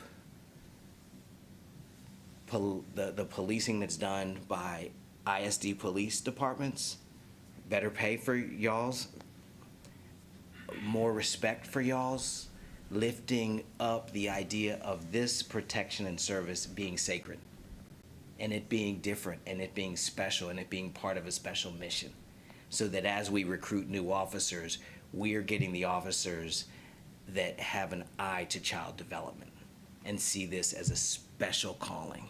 So we have work to do also in messaging, in recruitment, so that we recruit the right officers on the front end. So again, just thank you for what you're doing.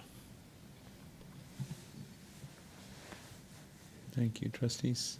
Any other questions? Dr. Reese, thank you. Dr. Williams, thank you for serving as the co-chair on the Safety and Security Committee. And Chief Sneed has survived his first presentation to the board. Welcome again. Congratulations. Our last item under information reports and updates is policy BE local board meetings. So I just kind of want to walk you through this a little bit, trustees. This continues a commitment we made as a board back in 2020 to review and revise our own board processes.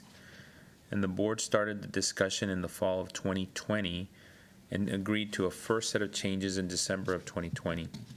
Additional changes we reviewed and approved in May of 2021, along with an agreement to trial these new changes and engage in continuous improvement of what worked and what did not. The board continued that discussion with A.J. Crable, and a new draft was shared by Mr. Crable in February of 2022, which is included in the agenda tonight as attachment 1. The board discussed this and agreed further discussion was necessary. In June of 2022, a request was made to consider changes to the policy by Trustee Singh, and tonight we have a copy of those changes. Trustee Singh and I had discussed potential changes and agreed on a set of changes that incorporates necessary clarity and timelines for those involved. And we'd like to hear feedback from our colleagues on those changes. And then Trustee Singh, you should share 2 additional changes. One was about providing a process for adding a new agenda item if 3 trustees request it following the process described in the policy. And then 2, we would allow any trustee to remove an item from consent during the meeting. And so that's the information we shared. I don't know, I want to recognize probably Trustee Singh to just make sure if you want to add some additional comments, and then I'd open it up for questions to our board members. I think I thought that the only difference was the consent piece, and so now I'm looking for the part about the 3 trustees. So are you, in the version that you and I developed together, did that not have the part that 3 trustees need to request? Well, we agreed on everything but those 2 parts. That one part, okay, as we had discussions, and it wasn't, I shouldn't say agreed, because, well, you and I discussed them, but these are 2 that I think the board needed to kind of give their input on. So one of them, just to kind of walk this a little bit more, one of them was to provide a process of, let's say a new agenda item comes on. I don't know, I'd welcome Dr. Reach to come talk as well, because we had conversations with administration as well. So one item was, if there is a agenda item that a trustee wants to put on the agenda, we currently send that to the governance committee, to the board officers, to determine whether it's an individual meeting, a small group meeting, or whether it needs to go to one of the committees that we have for us. The change that was suggested in the policy was that if we had 3 trustees request it, and that it be put in the committee, I'm sorry, that it be put in the agenda, that gets put in the agenda. And so that was the question. I don't know, Dr. Reach, if you have any additional clarification for us on that one, because we can take one and then the other first, because I think that's probably the best. Sure. If the board doesn't mind, the first set, I think, is just clarity around all this, and you all can provide feedback from now until the board voting meeting. I think the ones that we wanted to spend a little bit of time as a board are those 2. One, are you all comfortable with changing it to say if 3 trustees ask for it to be on the agenda, it goes automatically on the agenda or not? And I just want to make sure I pause here for a second to clarify that. President Rodriguez, I think the main difference between the draft that A.J. Crable presented and that one is that he uses the word that it may be eligible to be placed on the agenda. Yeah. And the discussion was that would still be a decision of the board officers. And I believe that the other draft, it would just be an automatic. After the other processes had run its course, I believe that there's 3 or 4 steps that happen first. Yeah. And then if those have run through and it was still requested, then it would just automatically go. Yeah. And I think that was the issue of the may or it's always the question, right? May or shall. And so one is may and the other one is shall. And I think the question, I think from a governance perspective, is making sure that we're not having all these issues that kind of pile up on us, and it's like, oh, now they're required to, especially given the direct feedback to the board officers about the timeliness of our board meetings and what time we leave. And so the idea was to make sure that we had that process and then have the discussion of, well, do you all want to try that out, or do you want to see where it goes, or I don't, Arthur, if you want to. Well, I think that's what we're doing. I mean, I think that was part of the reason for this, the edits on the version that's titled Sing was an attempt to model what we are doing, because that is what we do. And if you look up top where it says special or emergency meetings, it's on the first page. It takes 3 trustees to call an emergency meeting. And so. And there's a definition of what emergency is. Correct. And so that is an emergency or urgent public necessity. And so I think that's probably where the 3 originally came from, but this is how we've been practicing in our governance meeting typically, is if there's 3 trustees that have requested something, it goes on the agenda. So that's just what that means, and so that's why that is there. And so that's just clarity. Yeah. Like, I think we just wanted. Jacob interpreted that correctly. Yeah, I think we just wanted feedback from the trustees. Is that something that you're all okay with adding? Do you want to have a conversation about the shall and must? Yes, ma'am. Trustee Ashley, sorry. So I think that I am in support of a may, mainly because there are multiple ways by which you can address the topics. And I think we've even discussed that tonight. There's been discussions of small group opportunities and other things. And so to say that it has to always be solved by the agenda, I think is limiting. And it is what lends our meetings to go very late. We have 2 trustees who have already left. And this is a position that we want to make tenable for people to be able to do while they have other outside obligations. And so while I don't have I think one of the reasons that we have officer elections is to have those people that can sit and say there's more than one way for us to solve this problem or to discuss this topic. And while I think for the majority of the time it's probably going to end up on the agenda, I think the more limiting we are with it, that it paints us in a corner from a governance standpoint. So I would support it saying may, meaning it can, if that's deemed that that's the best way for us to effectively solve or to discuss a topic. Any other thoughts?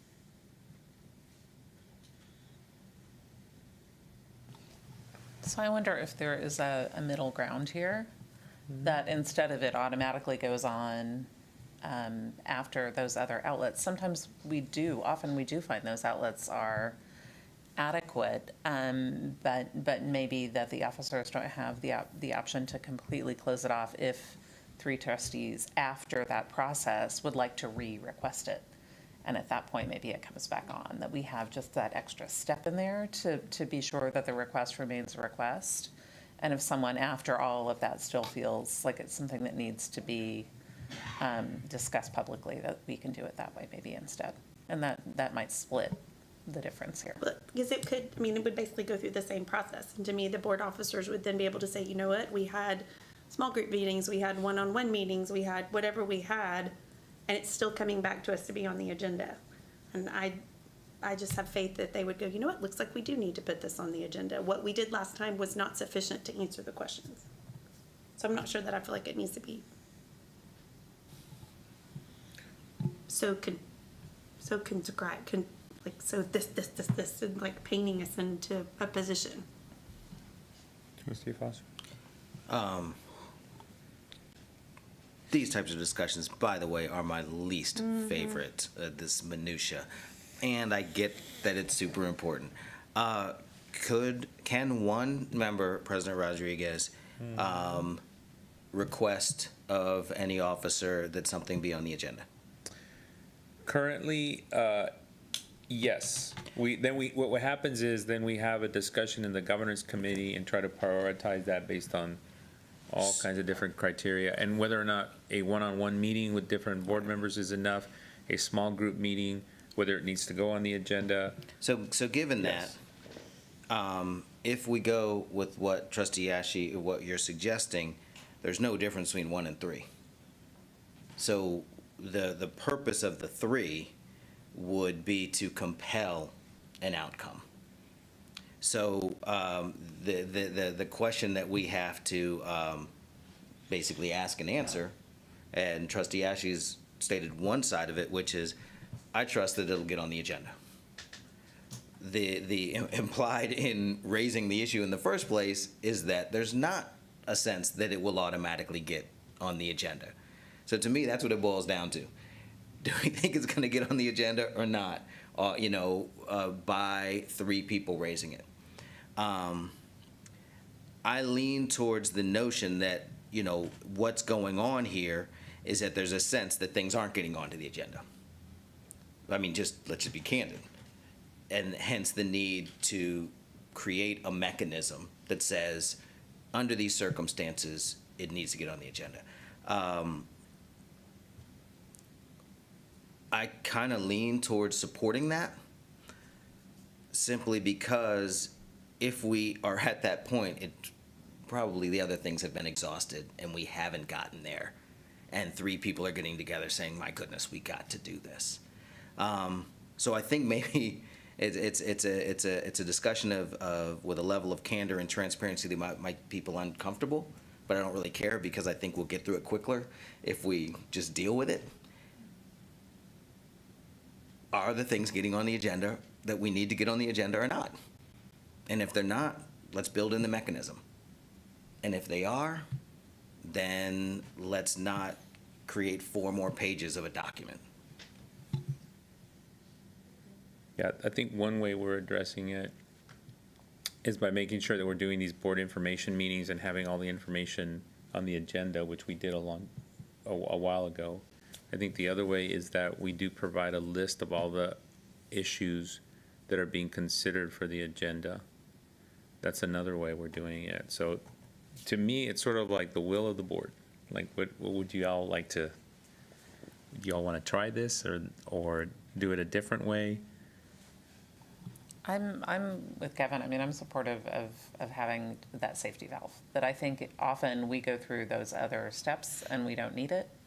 But I do think the board officers are kind of the standard way, and I think, 3 people is a significant part of the board and not a majority, but I think sometimes things need to be heard, and I think there's value in having that option.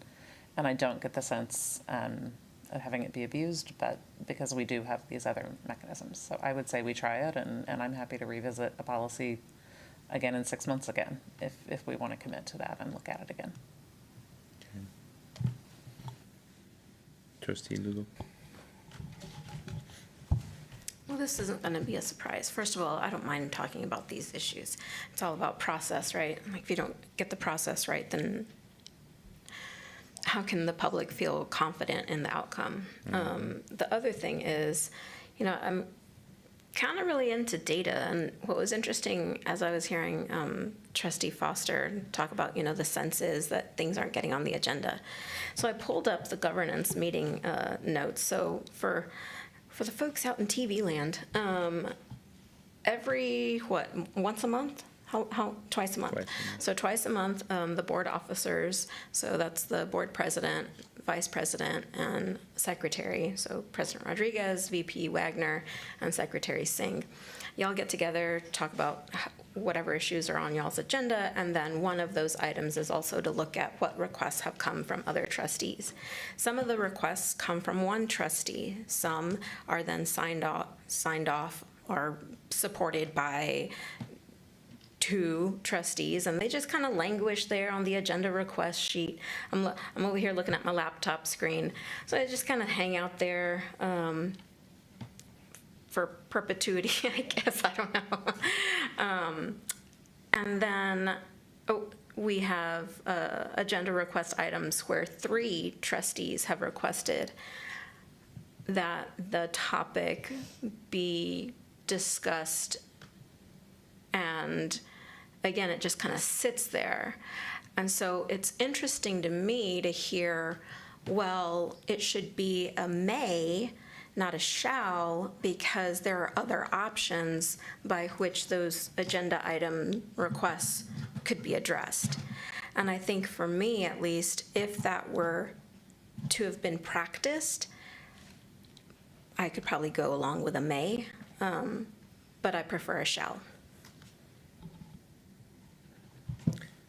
The one thing that I would add, though, Trustee Lugo, just on the process is that we do these governance meetings with administration. So Dr. Mays and Dr. Reach are also in attendance, as we try to make sure that whatever we're asking for, the administration can give to us in a timely manner, or if they need more time, we deal with that issue.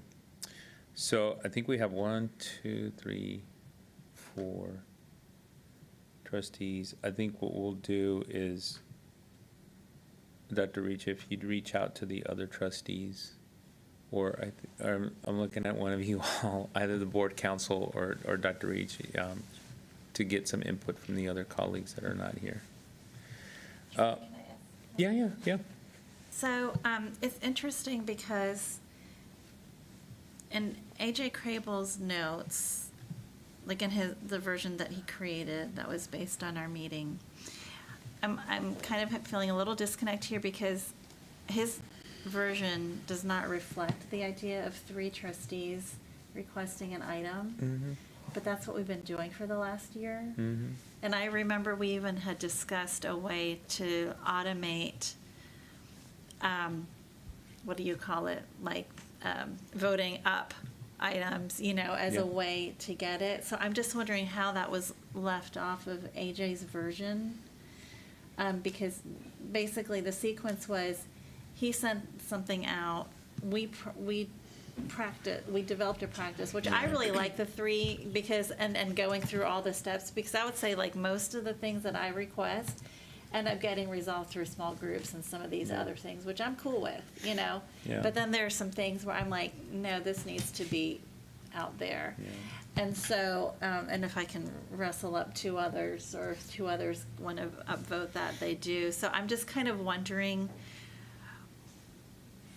what was the origin? Because that's how, right? I mean, correct me if I'm wrong, but that's how we've been operating for the past, as long as I've been secretary, I think. I think part of it was, this is like right in the middle of COVID pandemic, so correct me if I can't remember. I think AJ's task was to ensure that he was putting in writing the pattern and practices that we've done, and also making suggestions about things that are best practices, I think, in other boards around governance. So between those 2 things, that was supposed to be the culmination of this in writing, but there was also an acknowledgement, I think, by AJ. It's like, look, I may not have captured everything. Here's the document back. What are you all thinking about it? And so we did that as a committee of the whole. just because I want to make sure, because policy usually goes through our policy committee. I think we had done this in a retreat where it was the policy of the committee of the whole, if you will, the entire board. So I think part of it is just, one, how do we recognize the pattern and practice that we're doing? And then two, transparently making sure we're having these kinds of discussions, which are not some of our trustees' favorite topics, as we've already heard, and others. This is an important topic. I think from my perspective, this is a governance issue, that it's like, what does the will of the board want to do? And that's why I think we have 4 board members that have said, let's try it out. We have 2 board members that are not here. 3 board members that are not here. Thank you. And so we'll just get their feedback, and if one of them says yes, we put it in there. Okay. And then, Yeah, and then but we I think with assess. the way, and I agree with that process, I just feel like we should frame this as, we have been doing this. Correct. I mean, as board president, we've been in governance. I think we've been doing, yeah, I think I would agree. I think we've been doing it other than the shall piece. I don't think we've been like 3 trustees and it automatically gets in. I think what we have done is, actually, whether it's an individual or 3 trustees or 4 trustees, as long as the board has asked for something, we have worked with the administration and our board council as well to say, because sometimes it's an executive session matter. And so it's like, okay, 1 trustee's interested, have a meeting with them. Or if more of the board is interested, then let's have small group meetings. And if out of that grows a need to put it on the agenda, then we put it on the agenda. And I think as a May, and I think one of the things that's happened is there's a healthy tension around the idea that everything gets on the agenda at some point. Not everything, I should say, the things that go through that process then get on the agenda. I think we as the officers have been pretty open about making sure that these things get on there. Maybe sometimes not as timely as some trustees would like, but at the end of the day, now we're getting the healthy tension and feedback from our board saying, hey, it's 10 o'clock and I need to go home. Or it's 2 o'clock in the morning and we need to go home. And right now, I tapped this thing, it's 11 o'clock. And so I think there's somewhere a healthy balance between the two, and I think that's where the responsibility of the board officers to kind of try to manage all that, and make it look like. So I think what you've just It's described is transparent. what's in this version, which is, even if 3 trustees request something, it still goes through that vetting process. And I would say, I don't know, I would say probably more than half the time it ends up being resolved in some other way. Yeah, I think that what Trustee Lugo was showing in that thing, in that list, is I think, as she was saying, languaging, I think some of them do stay on there and then all of a sudden they're off because it's either it's been resolved, it's not a timely issue anymore, it's been there, and that's part of the governance structure. I think the only question I think for us is around the shall or may. Yeah. And I think what I hear 4 of our trustees saying is, yeah, let's try shall. And let's see if that works better for us as a board. Because at the end of the day, this is about us as a board and what processes we use. So I think we've heard, yes, sir? Well, Trustee Singh, are you saying that what we've been doing? It's shall. I have been in governance meetings, okay? I have been in governance meetings, and we have gone through all of the little potential remedies. And I say, well, there are 3 trustees who have put this on, and even if all 3 officers don't agree that it should go on, it goes on the agenda. Now, that's only happened a small handful of times, because as I mentioned, usually it does get resolved, but there have been 1 or 2 times. So if it gets resolved. Then it's no big deal. But shall now requires you to put it on the agenda. The way I think that this is written is that if 3 trustees ask for an agenda item, it goes through this process of vetting. Like, hey, are we sure it needs to go on the agenda? Can we just do a small group or whatever? And if the 3 people are like, yeah, that's cool, we could do a small group, then we do a small group. And that's happened many times.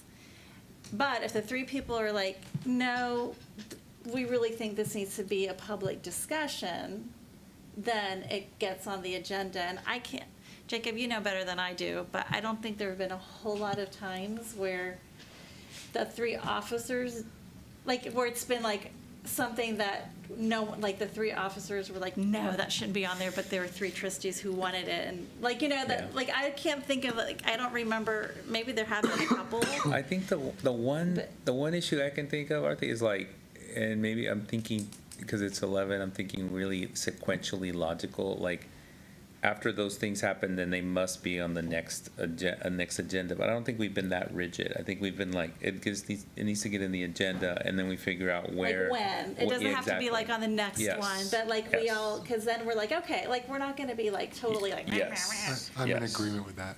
It's explained as well. Yeah. So it's more of a shall, but it's a shall that we still go through all the other options. And then if the three people who asked for it are like, nope, this needs to be a public discussion, then it has to go on there. It's a shall. Yeah. It's kind of like calling a special meeting where, because what's going to happen, here's like the unintended consequence. Our policy does allow three trustees to call a special meeting. Now, if we're in a situation where we can't get an agenda item on, but we can call a special meeting, now we're going to have three trustees, if they really wanted to, calling special meetings left and right. You know what I'm saying? Yeah, no, So I it's get that. I think one about the special emergency meetings are certain legally defined terms there. And I think doing it this way opens up, it makes it a little bit more flexible and adaptable. And I think, like I said, if we just get one more trustee to say this, then we'll just put it in as the shall. And I think the only question is like operationally, because I think in my mind, when you say shall, I hear the immediately the next meeting. No, But I think and we I can think put we've been language in flexible. there, like Yeah. it shall be scheduled for There you go. upcoming meeting There or you go. something. Because Yeah. that's what, I mean, I was trying to really make this match what is actually happening. Yeah. 'Cause And that matches more about what we're doing, like it shall Yeah. be scheduled versus it shall be placed on there. The next, no, and Yeah. it doesn't even say that, Yeah. but yeah. Well, so, I mean, what you say is a board member submits an item, it goes through the process. If the requesting board member agrees with whatever recommendation, they'll accept it. If the requesting board member does not agree, and if at least 3 board members request the item be placed on the agenda, the item shall be placed on the agenda for an upcoming meeting. Yeah. So That's exactly. basically, it says once we get to the threshold of 3 people are requesting it, Yeah. it shall be on the agenda. Yeah. This is minutia, but I mean, it's important. It's important when it's my issue or somebody or somebody's. I mean, I don't mean that like my I don't mean my issue, but just wanna know, President Rodriguez, I'm being very good. I said that I don't like this stuff, and yet I am Yes, engaging I because appreciate your it really engagement. is important. Yeah. And I don't think there's anything on tonight's agenda that was anything that I requested, FYI. So if y'all are talking about that tonight's meeting's long and 2 people have left, I don't think there's any trustee-generated items on here. Are there? Unless I missed one, but. And I would say, Trustee Singh, I actually think you and I are saying the same thing. I don't think we're that far off. What I was just saying is that what I didn't want to do is to have that if 3, then it's absolutely on the agenda. The way And it's that's written the way is it goes. Which I appreciate, and I Yeah. appreciate that it was written with a different intent. When I read it as if it's 3, then it's there. No, And so I we think should tweak that's then. the differentiation for me. Yeah. As long I'm as looking we're- at Christine like, can you please do that? Can you tweak it, please, we or can fix Jacob? So that it's more clear that, because that was the intent. It's like, because sometimes it does get resolved other ways, which Yeah. is, I'm totally Yeah. like fine with. Which is what I think I think would be the goal of everybody sitting up here. Yeah. Is there's more than one way to solve a problem, and that just gives us the option to solve a Yeah. problem. That's not what I mean, but there's more than one way to get information. That's right. And answer questions, and sometimes it's on the Agreed. dais, and sometimes it's in other forms. Agreed. So I think Trustee Foster, I think part of it too is that the way that the policy is written is that you have bullet points rather than numbers. Or there needs to be a clause where it says if, because that part's not clear. Because if I would have read it, I would have found a loophole. I'd been like, oh heck, I'm gonna go to 3 So I want to check, I want to do a little check for understanding with trustee Ashley. So are we in agreement then that if 3 trustees request something and it goes through, hey, could we do a small group? Hey, could we do like this thing or that thing? And it gets resolved that way, which I think it usually has been. But still those 3 are like, no, we feel like this needs to be a public conversation on an upcoming meeting that we jointly schedule. Are we in agreement? I'm in agreement that that's what's been happening. Yeah. Are you in Yeah. agreement that that's what should be in here? I am in a space that, You can be persuaded. I'm in a space I have about 85 days still functioning through this. Okay, I'll take that as a yes. So, All right. I was going to try to help you and say trustee actually reserves the right to review the board council's edits to it, making it. And at the same time, in that vein, I'm also thinking of the person that may be sitting in my seat who most likely has a full-time job, and I want to make this job tenable for anybody who's sitting in this seat. Yeah. And part of time management is us managing our agendas. It's 83 days, by the way. Thank you. Not that I'm counting, but I am. President Rodriguez, Yes. as a, I guess, a final comment from me, we're kind of talking about 2 things here, you know, which is one, ensuring things get on the agenda, but then there's this side conversation that's really important about the what's implied is that our meetings might be just a tad long. I think we need to begin to name this as a profound equity issue, that the how late we go, when I think of the reality of the folks who could serve, who cannot serve, we have a really big problem. And even in the context of the service of the current board, we have a really big problem, in that it is incredibly difficult for some trustees to serve. So, you know, to the point where their service is heroic, as far as I'm concerned. If you have to leave here at 1 and get up at 4, and you keep doing it, that is above and beyond. And my feeling is that we need to begin to accommodate the reality that service in our nation should not be predicated on your class position. And that's where we are. I am able to serve because I have a particular type of job. I work very hard, but I kind of make my own schedule beyond 9 hours of teaching each week. Yeah. That's not fair. I mean, I enjoy that I get to serve, but I would like more really sharp people to have the opportunity. So I want that to be a more named part of our deliberations going forward. Well, thank you for bringing that up. I also just want to point out to the community that your example is not a hypothetical about one of our colleagues working and getting up at 4 in the morning. That's actually reality. So it's not like it's a hypothetical. I'll let Trustee Singh have the last word on this one before we go to the. There's a second item because here. I appreciate that. At the same time, I don't want that to be the excuse, because we all know that sometimes, like, let's take the police KPIs, for example. That was on the agenda request list for the longest time. And the only reason it got up here was because we had 3 trustees, because the administration, I'll be honest, did not want to do it. That was my perception. And that's something that this board. That's why I want to separate the conversation. Exactly. So we wanna do cannot use, I want us to, I mean, I agree, yes, Yeah. it's an equity issue, but we shouldn't be using that as the reason to, because it's an equity issue also, I think, to limit participation by board members to bring agenda Both items and, forward. because I'm for Yeah. this change and I'm for the equity. Yeah, we just need to talk faster. That'll shorten our meetings. In that spirit, we have one other change that I wanted to encourage us to have some input around, and help me here, Trustee Singh. The second one is the item would allow any trustee to remove an item from consent during during the meeting. And I think the conversation we had, which I think is important to kind of have in public, is that there's there's to me, another healthy tension here where it's like, one is the governance of the board and getting through the business of the board, and those items being on the agenda and having notice in the board information meeting, and then obviously some opportunity in between that and the board voting meeting to move it out. And I think one of the things is that I think for most, some of the board members don't want surprises about removing something, but I think you and I had a good conversation about, well, what if you learn something new?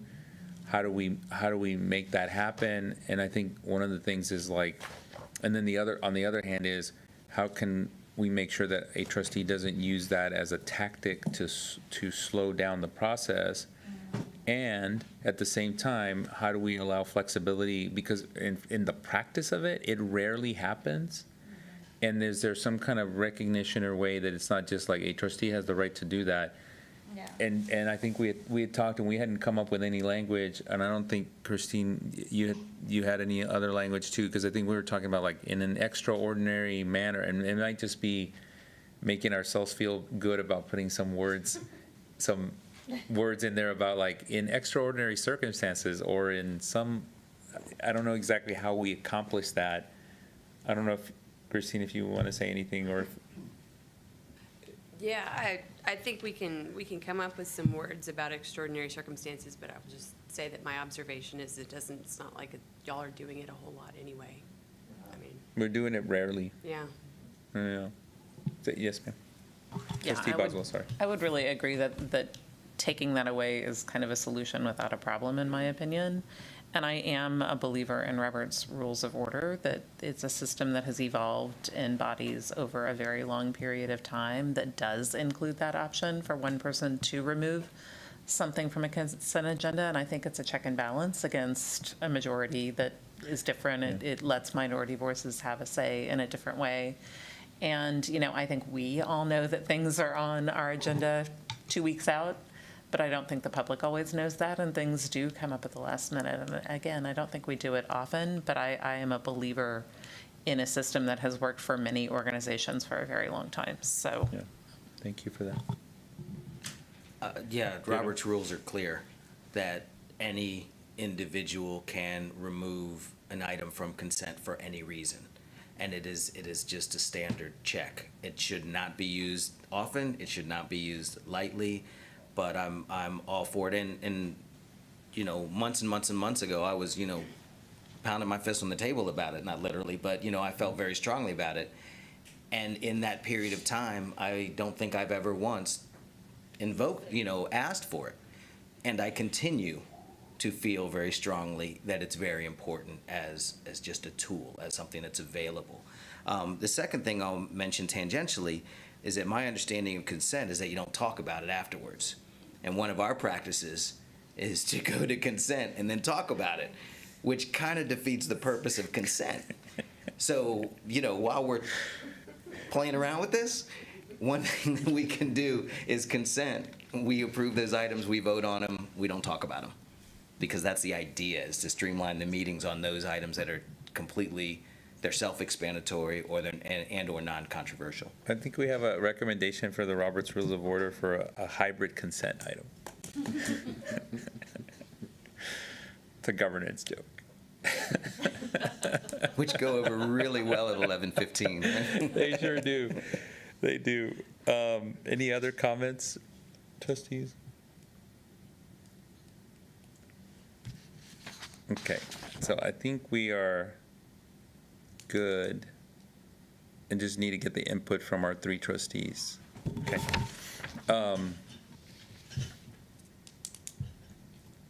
Any other questions on that item? No? Okay. I think this is so boring. This is like a recipe for diminished public participation. They are not going to be worried it's on Facebook or not on Facebook at this moment in time. This ends the section on the information reports from the administration. At this time, we'll now move into the preview of the upcoming regular board agendas. This will allow the public and trustees the opportunity to review the agenda items that will be considered for a vote at the next regular board meeting.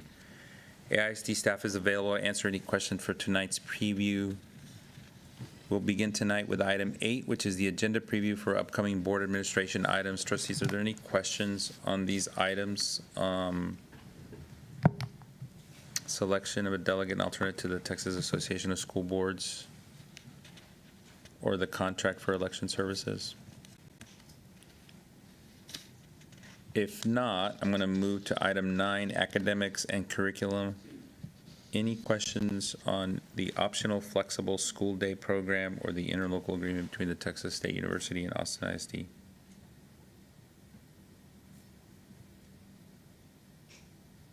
Okay. I did have a question about the hubs, 10.4. 10 so the next session is item 10, business and finance. And please note, the administration was made aware of the need to move item 10.4 to the abstention consent agenda for the regular voting meeting, so that will be moved for the next meeting. So trustees, are there any questions on these items? I think I heard Trustee Singh and Trustee Lugo have questions around 10.4. Yeah. So, do you want to, I don't know if you have the same question. Why don't you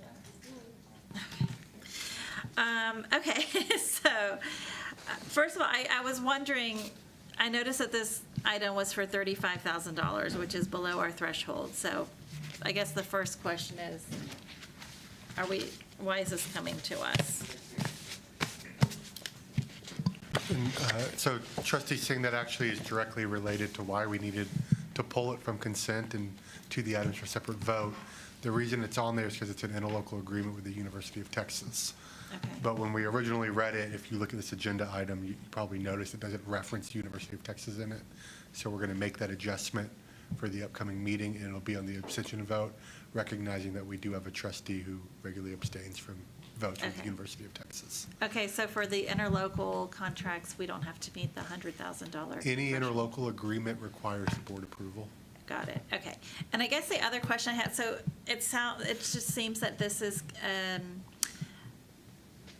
a contract that would provide professional development to local hubs in helping them build their own capacity, right? Correct. Okay.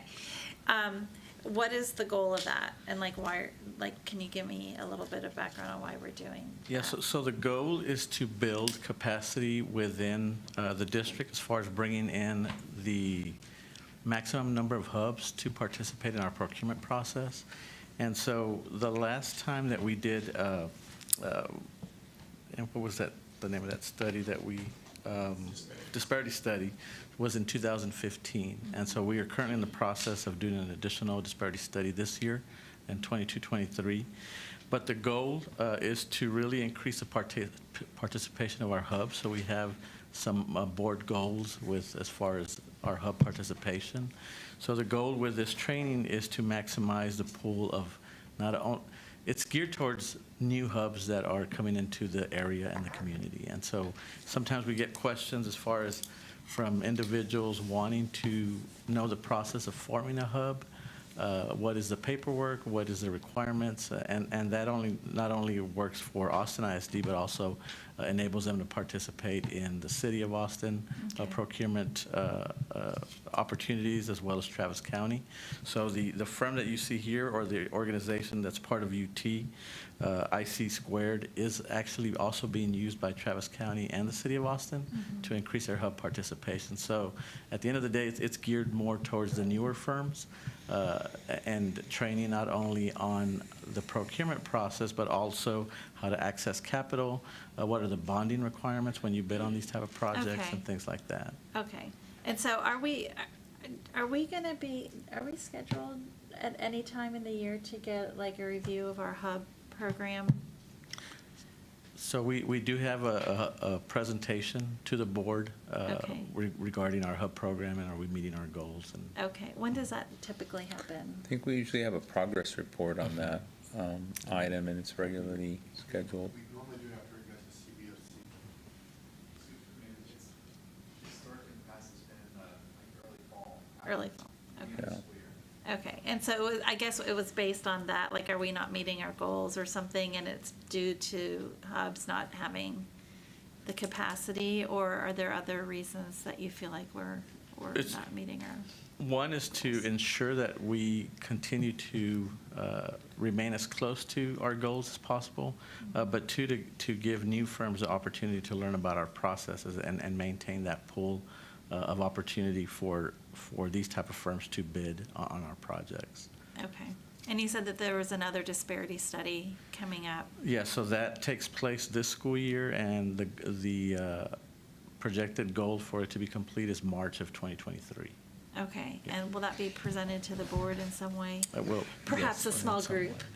No, Not actually, an I mean, agenda item. yeah, the disparity study is the legal foundation for how you have historically underutilized business Okay. programs. Without it, you can't have them from a legal constitutional perspective. Okay. But we can have that as part of the presentation. Yeah. That'd be good. And this may get off topic, but I just want to put a bug in, because a couple years ago, we canceled like our hub program for non-bond, non-construction work, so like for professional services.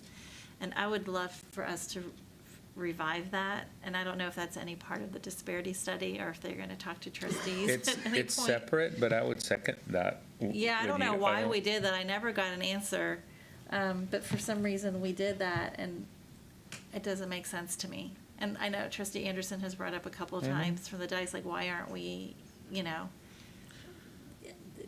part of it may have diversifying? been due to budget, because if, currently, the hub department specifically addresses bond-type activities, and so the salaries for that department and Yeah. the expenses are paid out of bond funds. If we move towards also vendors that are on the operating side, then we would have to kind of look at a Yeah. portion of the salaries coming from there. Yeah, it's probably a little bit off the topic, but Yeah. we can talk about it in Yeah. governance committee. Okay. We'll put it. But we can work on that. I appreciate that. Thank Yeah. you.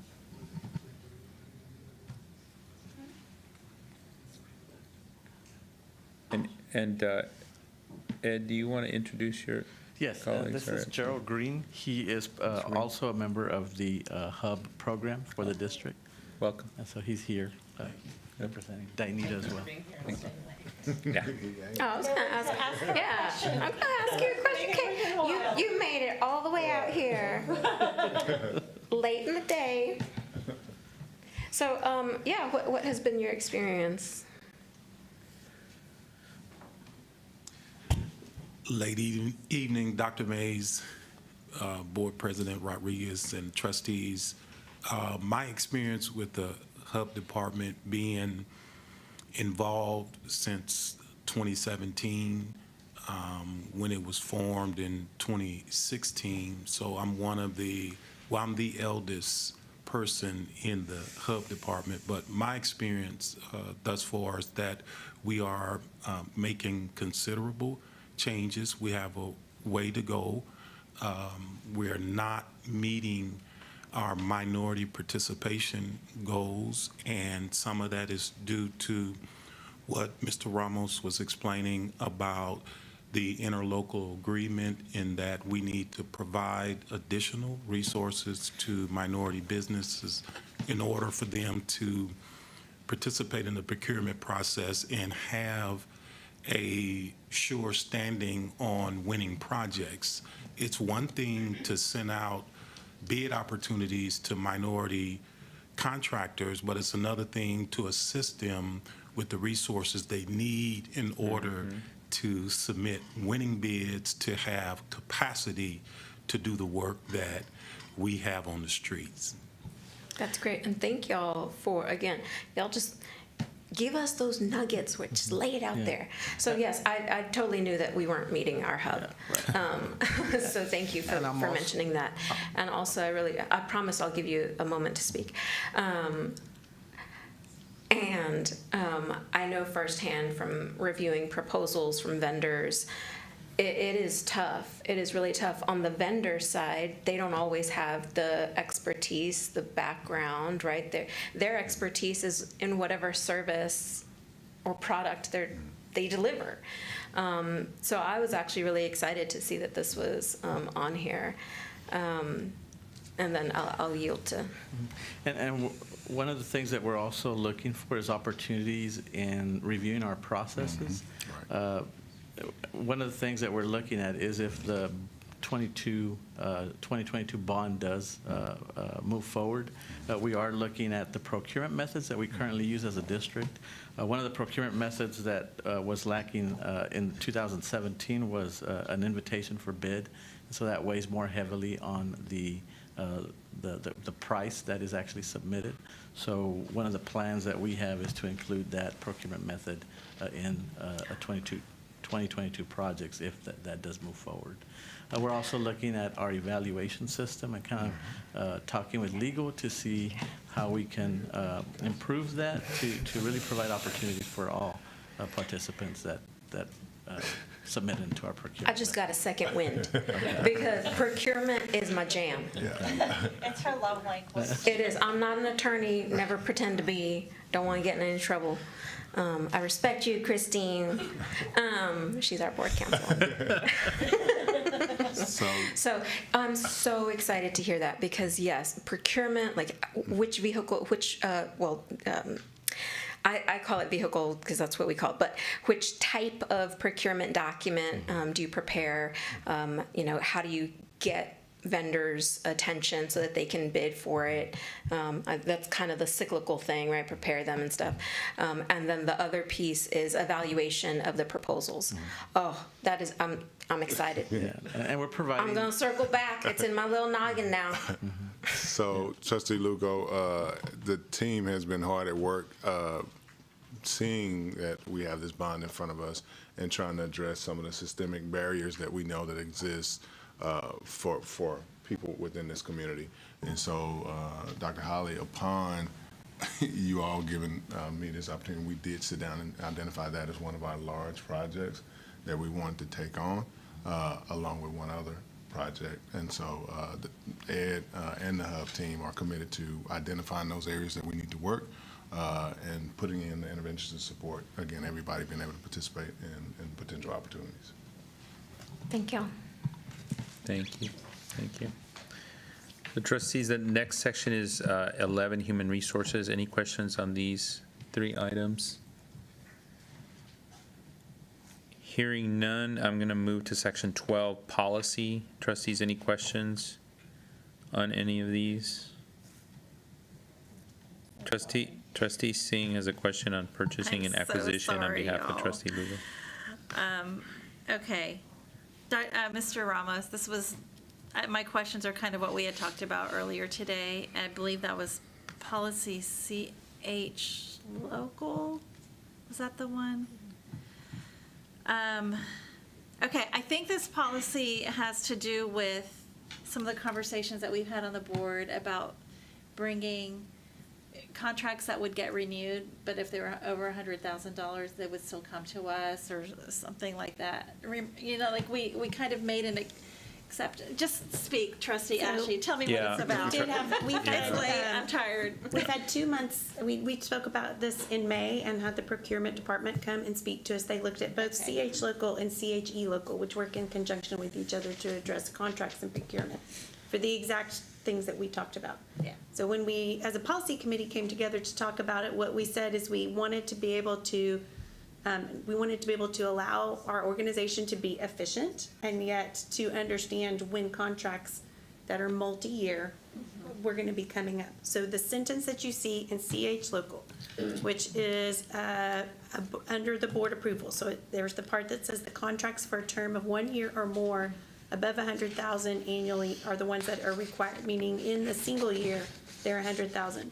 The next sentence that you see that deals with renewal says that the superintendent shall inform the board on a monthly basis of the renewal of a contract previously approved by the board, meaning we should be receiving on a monthly basis in our board updates a list of the upcoming contracts that will be looked at because they went through us, that there is an entire review process that happens. It is not an automatic renewal. And if you go to the last sentence of CHE local, you will see that it says, and I'm going to want to read it so you can see it. It says, a contract shall specify a term and shall not state that it may be renewed automatically. Renewals in 1 year increments up to 5 years may be provided. So It was the combination of the two that allowed us to still function, but to be notified when the contracts are coming up. It's not an automatic renewal, it has a renewal process. Okay. The board will be notified of those that are coming up for renewal even before they're renewed. So it comes to I us, like we that. see it, and we can go, isn't that great? And that was what we found to be in speaking with the procurement department, which still allowed them to be effective in their contracts, especially those that are less than $100,000 in an annual, in a year. But that would notify us about these ones that are coming forward. Okay. And so I just want to double check though, things like the API contract, mental health providers, like Gramercy or whoever, Literacy First, Austin Voice, all that, like those would still come to us if it's over 100,000 Total. in a year. In a year. The original contract will, if it's a multi-year contract, then the board would approve it as such, and then the renewals would come in the form of a monthly board report, where Okay. you would see those coming due. Okay, so we would approve, so for API, let's just take APIs. I'm not picking on them. It's a Right. great program, but I know it's a big one. So is that, do you know, is that like one that we would just approve as a multi-year, or is that something that would still come to us for approval every year? So that is a multi-year contract. So when you approve the original contract, it's for, let's say, a period of 3 years. And Okay. then every renewal, it goes through a process internally through administration, and then you would receive a report that it's coming up for renewal. And you Oh, could- I'm sorry, I'm sorry, I didn't want to interrupt No, you. go ahead. So the board would get informed Yeah, before the renewal, but the So if we renewal wanna was say approved. something, if we Yeah. really If we care. want to provide input, Okay. that's the time to provide input. And if you want to add it as an agenda item, Oh, you yeah. shall. Yes. That was Love it. That's good. That was really Oh, good. now I got it. Are you telling me I need to start reading the Wow. board updates? Dang. I'm just That was kidding. good. You know I read those as soon as they hit. So, okay. I think that makes sense. And then, so the time, if we as a board, kind of like we did recently with that special education contract, I think it was, where we were like, we want it to come to us every single year. Like, we need to take care of that at the initial, When you vote on it on the dais. like the Yeah. first time, and make us, okay, we got to pay attention That's to correct. that. Okay, thank you. Trustees, any other questions on agenda item 12, policy? Hearing none, I'm going to move to section 13, other. Trustees, are there any questions on the easement at Blazier Elementary School? I have 10 questions. Oh. Just kidding. I do have one question, Dr. Reach. And only because these are not consent agenda items, right? The only reason is because I see that 3 of them, 1, 2, 3, 4 of them actually have conflicts of interest by some of our board members. So these would not be consent items. I Yeah, just want all 5 of them will be on abstention consent. Got it. Thank you for the clarification. Just for the trustees' benefit. So none of these are on the consent agenda. They're all going to be pulled out because a trustee has a conflict of interest. Okay. Any questions? I have a comment, just a shout out for 13.3, this interlocal agreement for I think this is the right one. Is that the Austin Voices one? Yeah. So I just wanted to acknowledge, I'm really glad to see this. My understanding is that this is new funding that came about through the support of the Austin City Council, with council members Kassar and Tovo last year after they worked with Austin Voices. So I just wanted to shout them out and say thank you. My understanding is this is a new source of funding. This is not like part of what the city council normally does for Austin Voices and AISD. It's a grant on Okay. top of their yearly commitment of $111,000 Wow, for FRCs. And this is for how much money? 500 something, Okay, 520,000. that's awesome. And then I also just want to give a shout out to Literacy First, and maybe I can be talked into having a small group instead of putting in an agenda item. But I gotta give them a shout out because and this is why I like this program. As fiduciaries, it's kind of like our job to invest in things that have a really high academic return on investment. And our board made a big investment in the DMG report like 4 years ago to do that, but then we just dropped it as far as I can tell. And we never really followed up on that. And I kind of feel like what I would love to see us do is start kind of reviving that whole notion of looking at academic return on investment and seeing which programs actually have are making a quantitative difference in our student outcomes compared to other programs. And Literacy First is like that, and Breakthrough Austin are the only two that I know of that have like really strong quantitative research supporting them. So So that's Dr. Holly's second project. okay, sorry.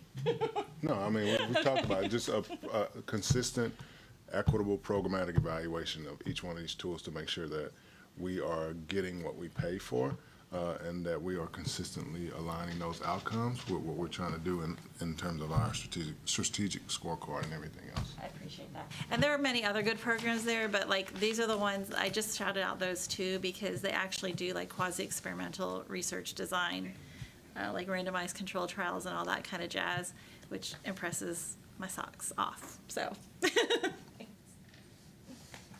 Awesome. So trustees. And while we're thanking Yep. the city, I also want to thank the city for the Victory tutorial because they're working on their budget right now, talking about their longstanding support of that program, of Prime Time, and of our parent support specialists. So thank you. So, trustees, I think this ends our regular agenda preview unless there's any other questions. And if not, Secretary Singh, do I have a motion to adjourn the meeting? So moved. Is there a second? Second. Having a motion by Secretary Singh and a second by our trustee who has 83 days left, Ashley, to adjourn. All those in favor, please raise your right hand. And the motion passes by all those on the dais. This meeting is now adjourned at 11:54 p.m. Thank you.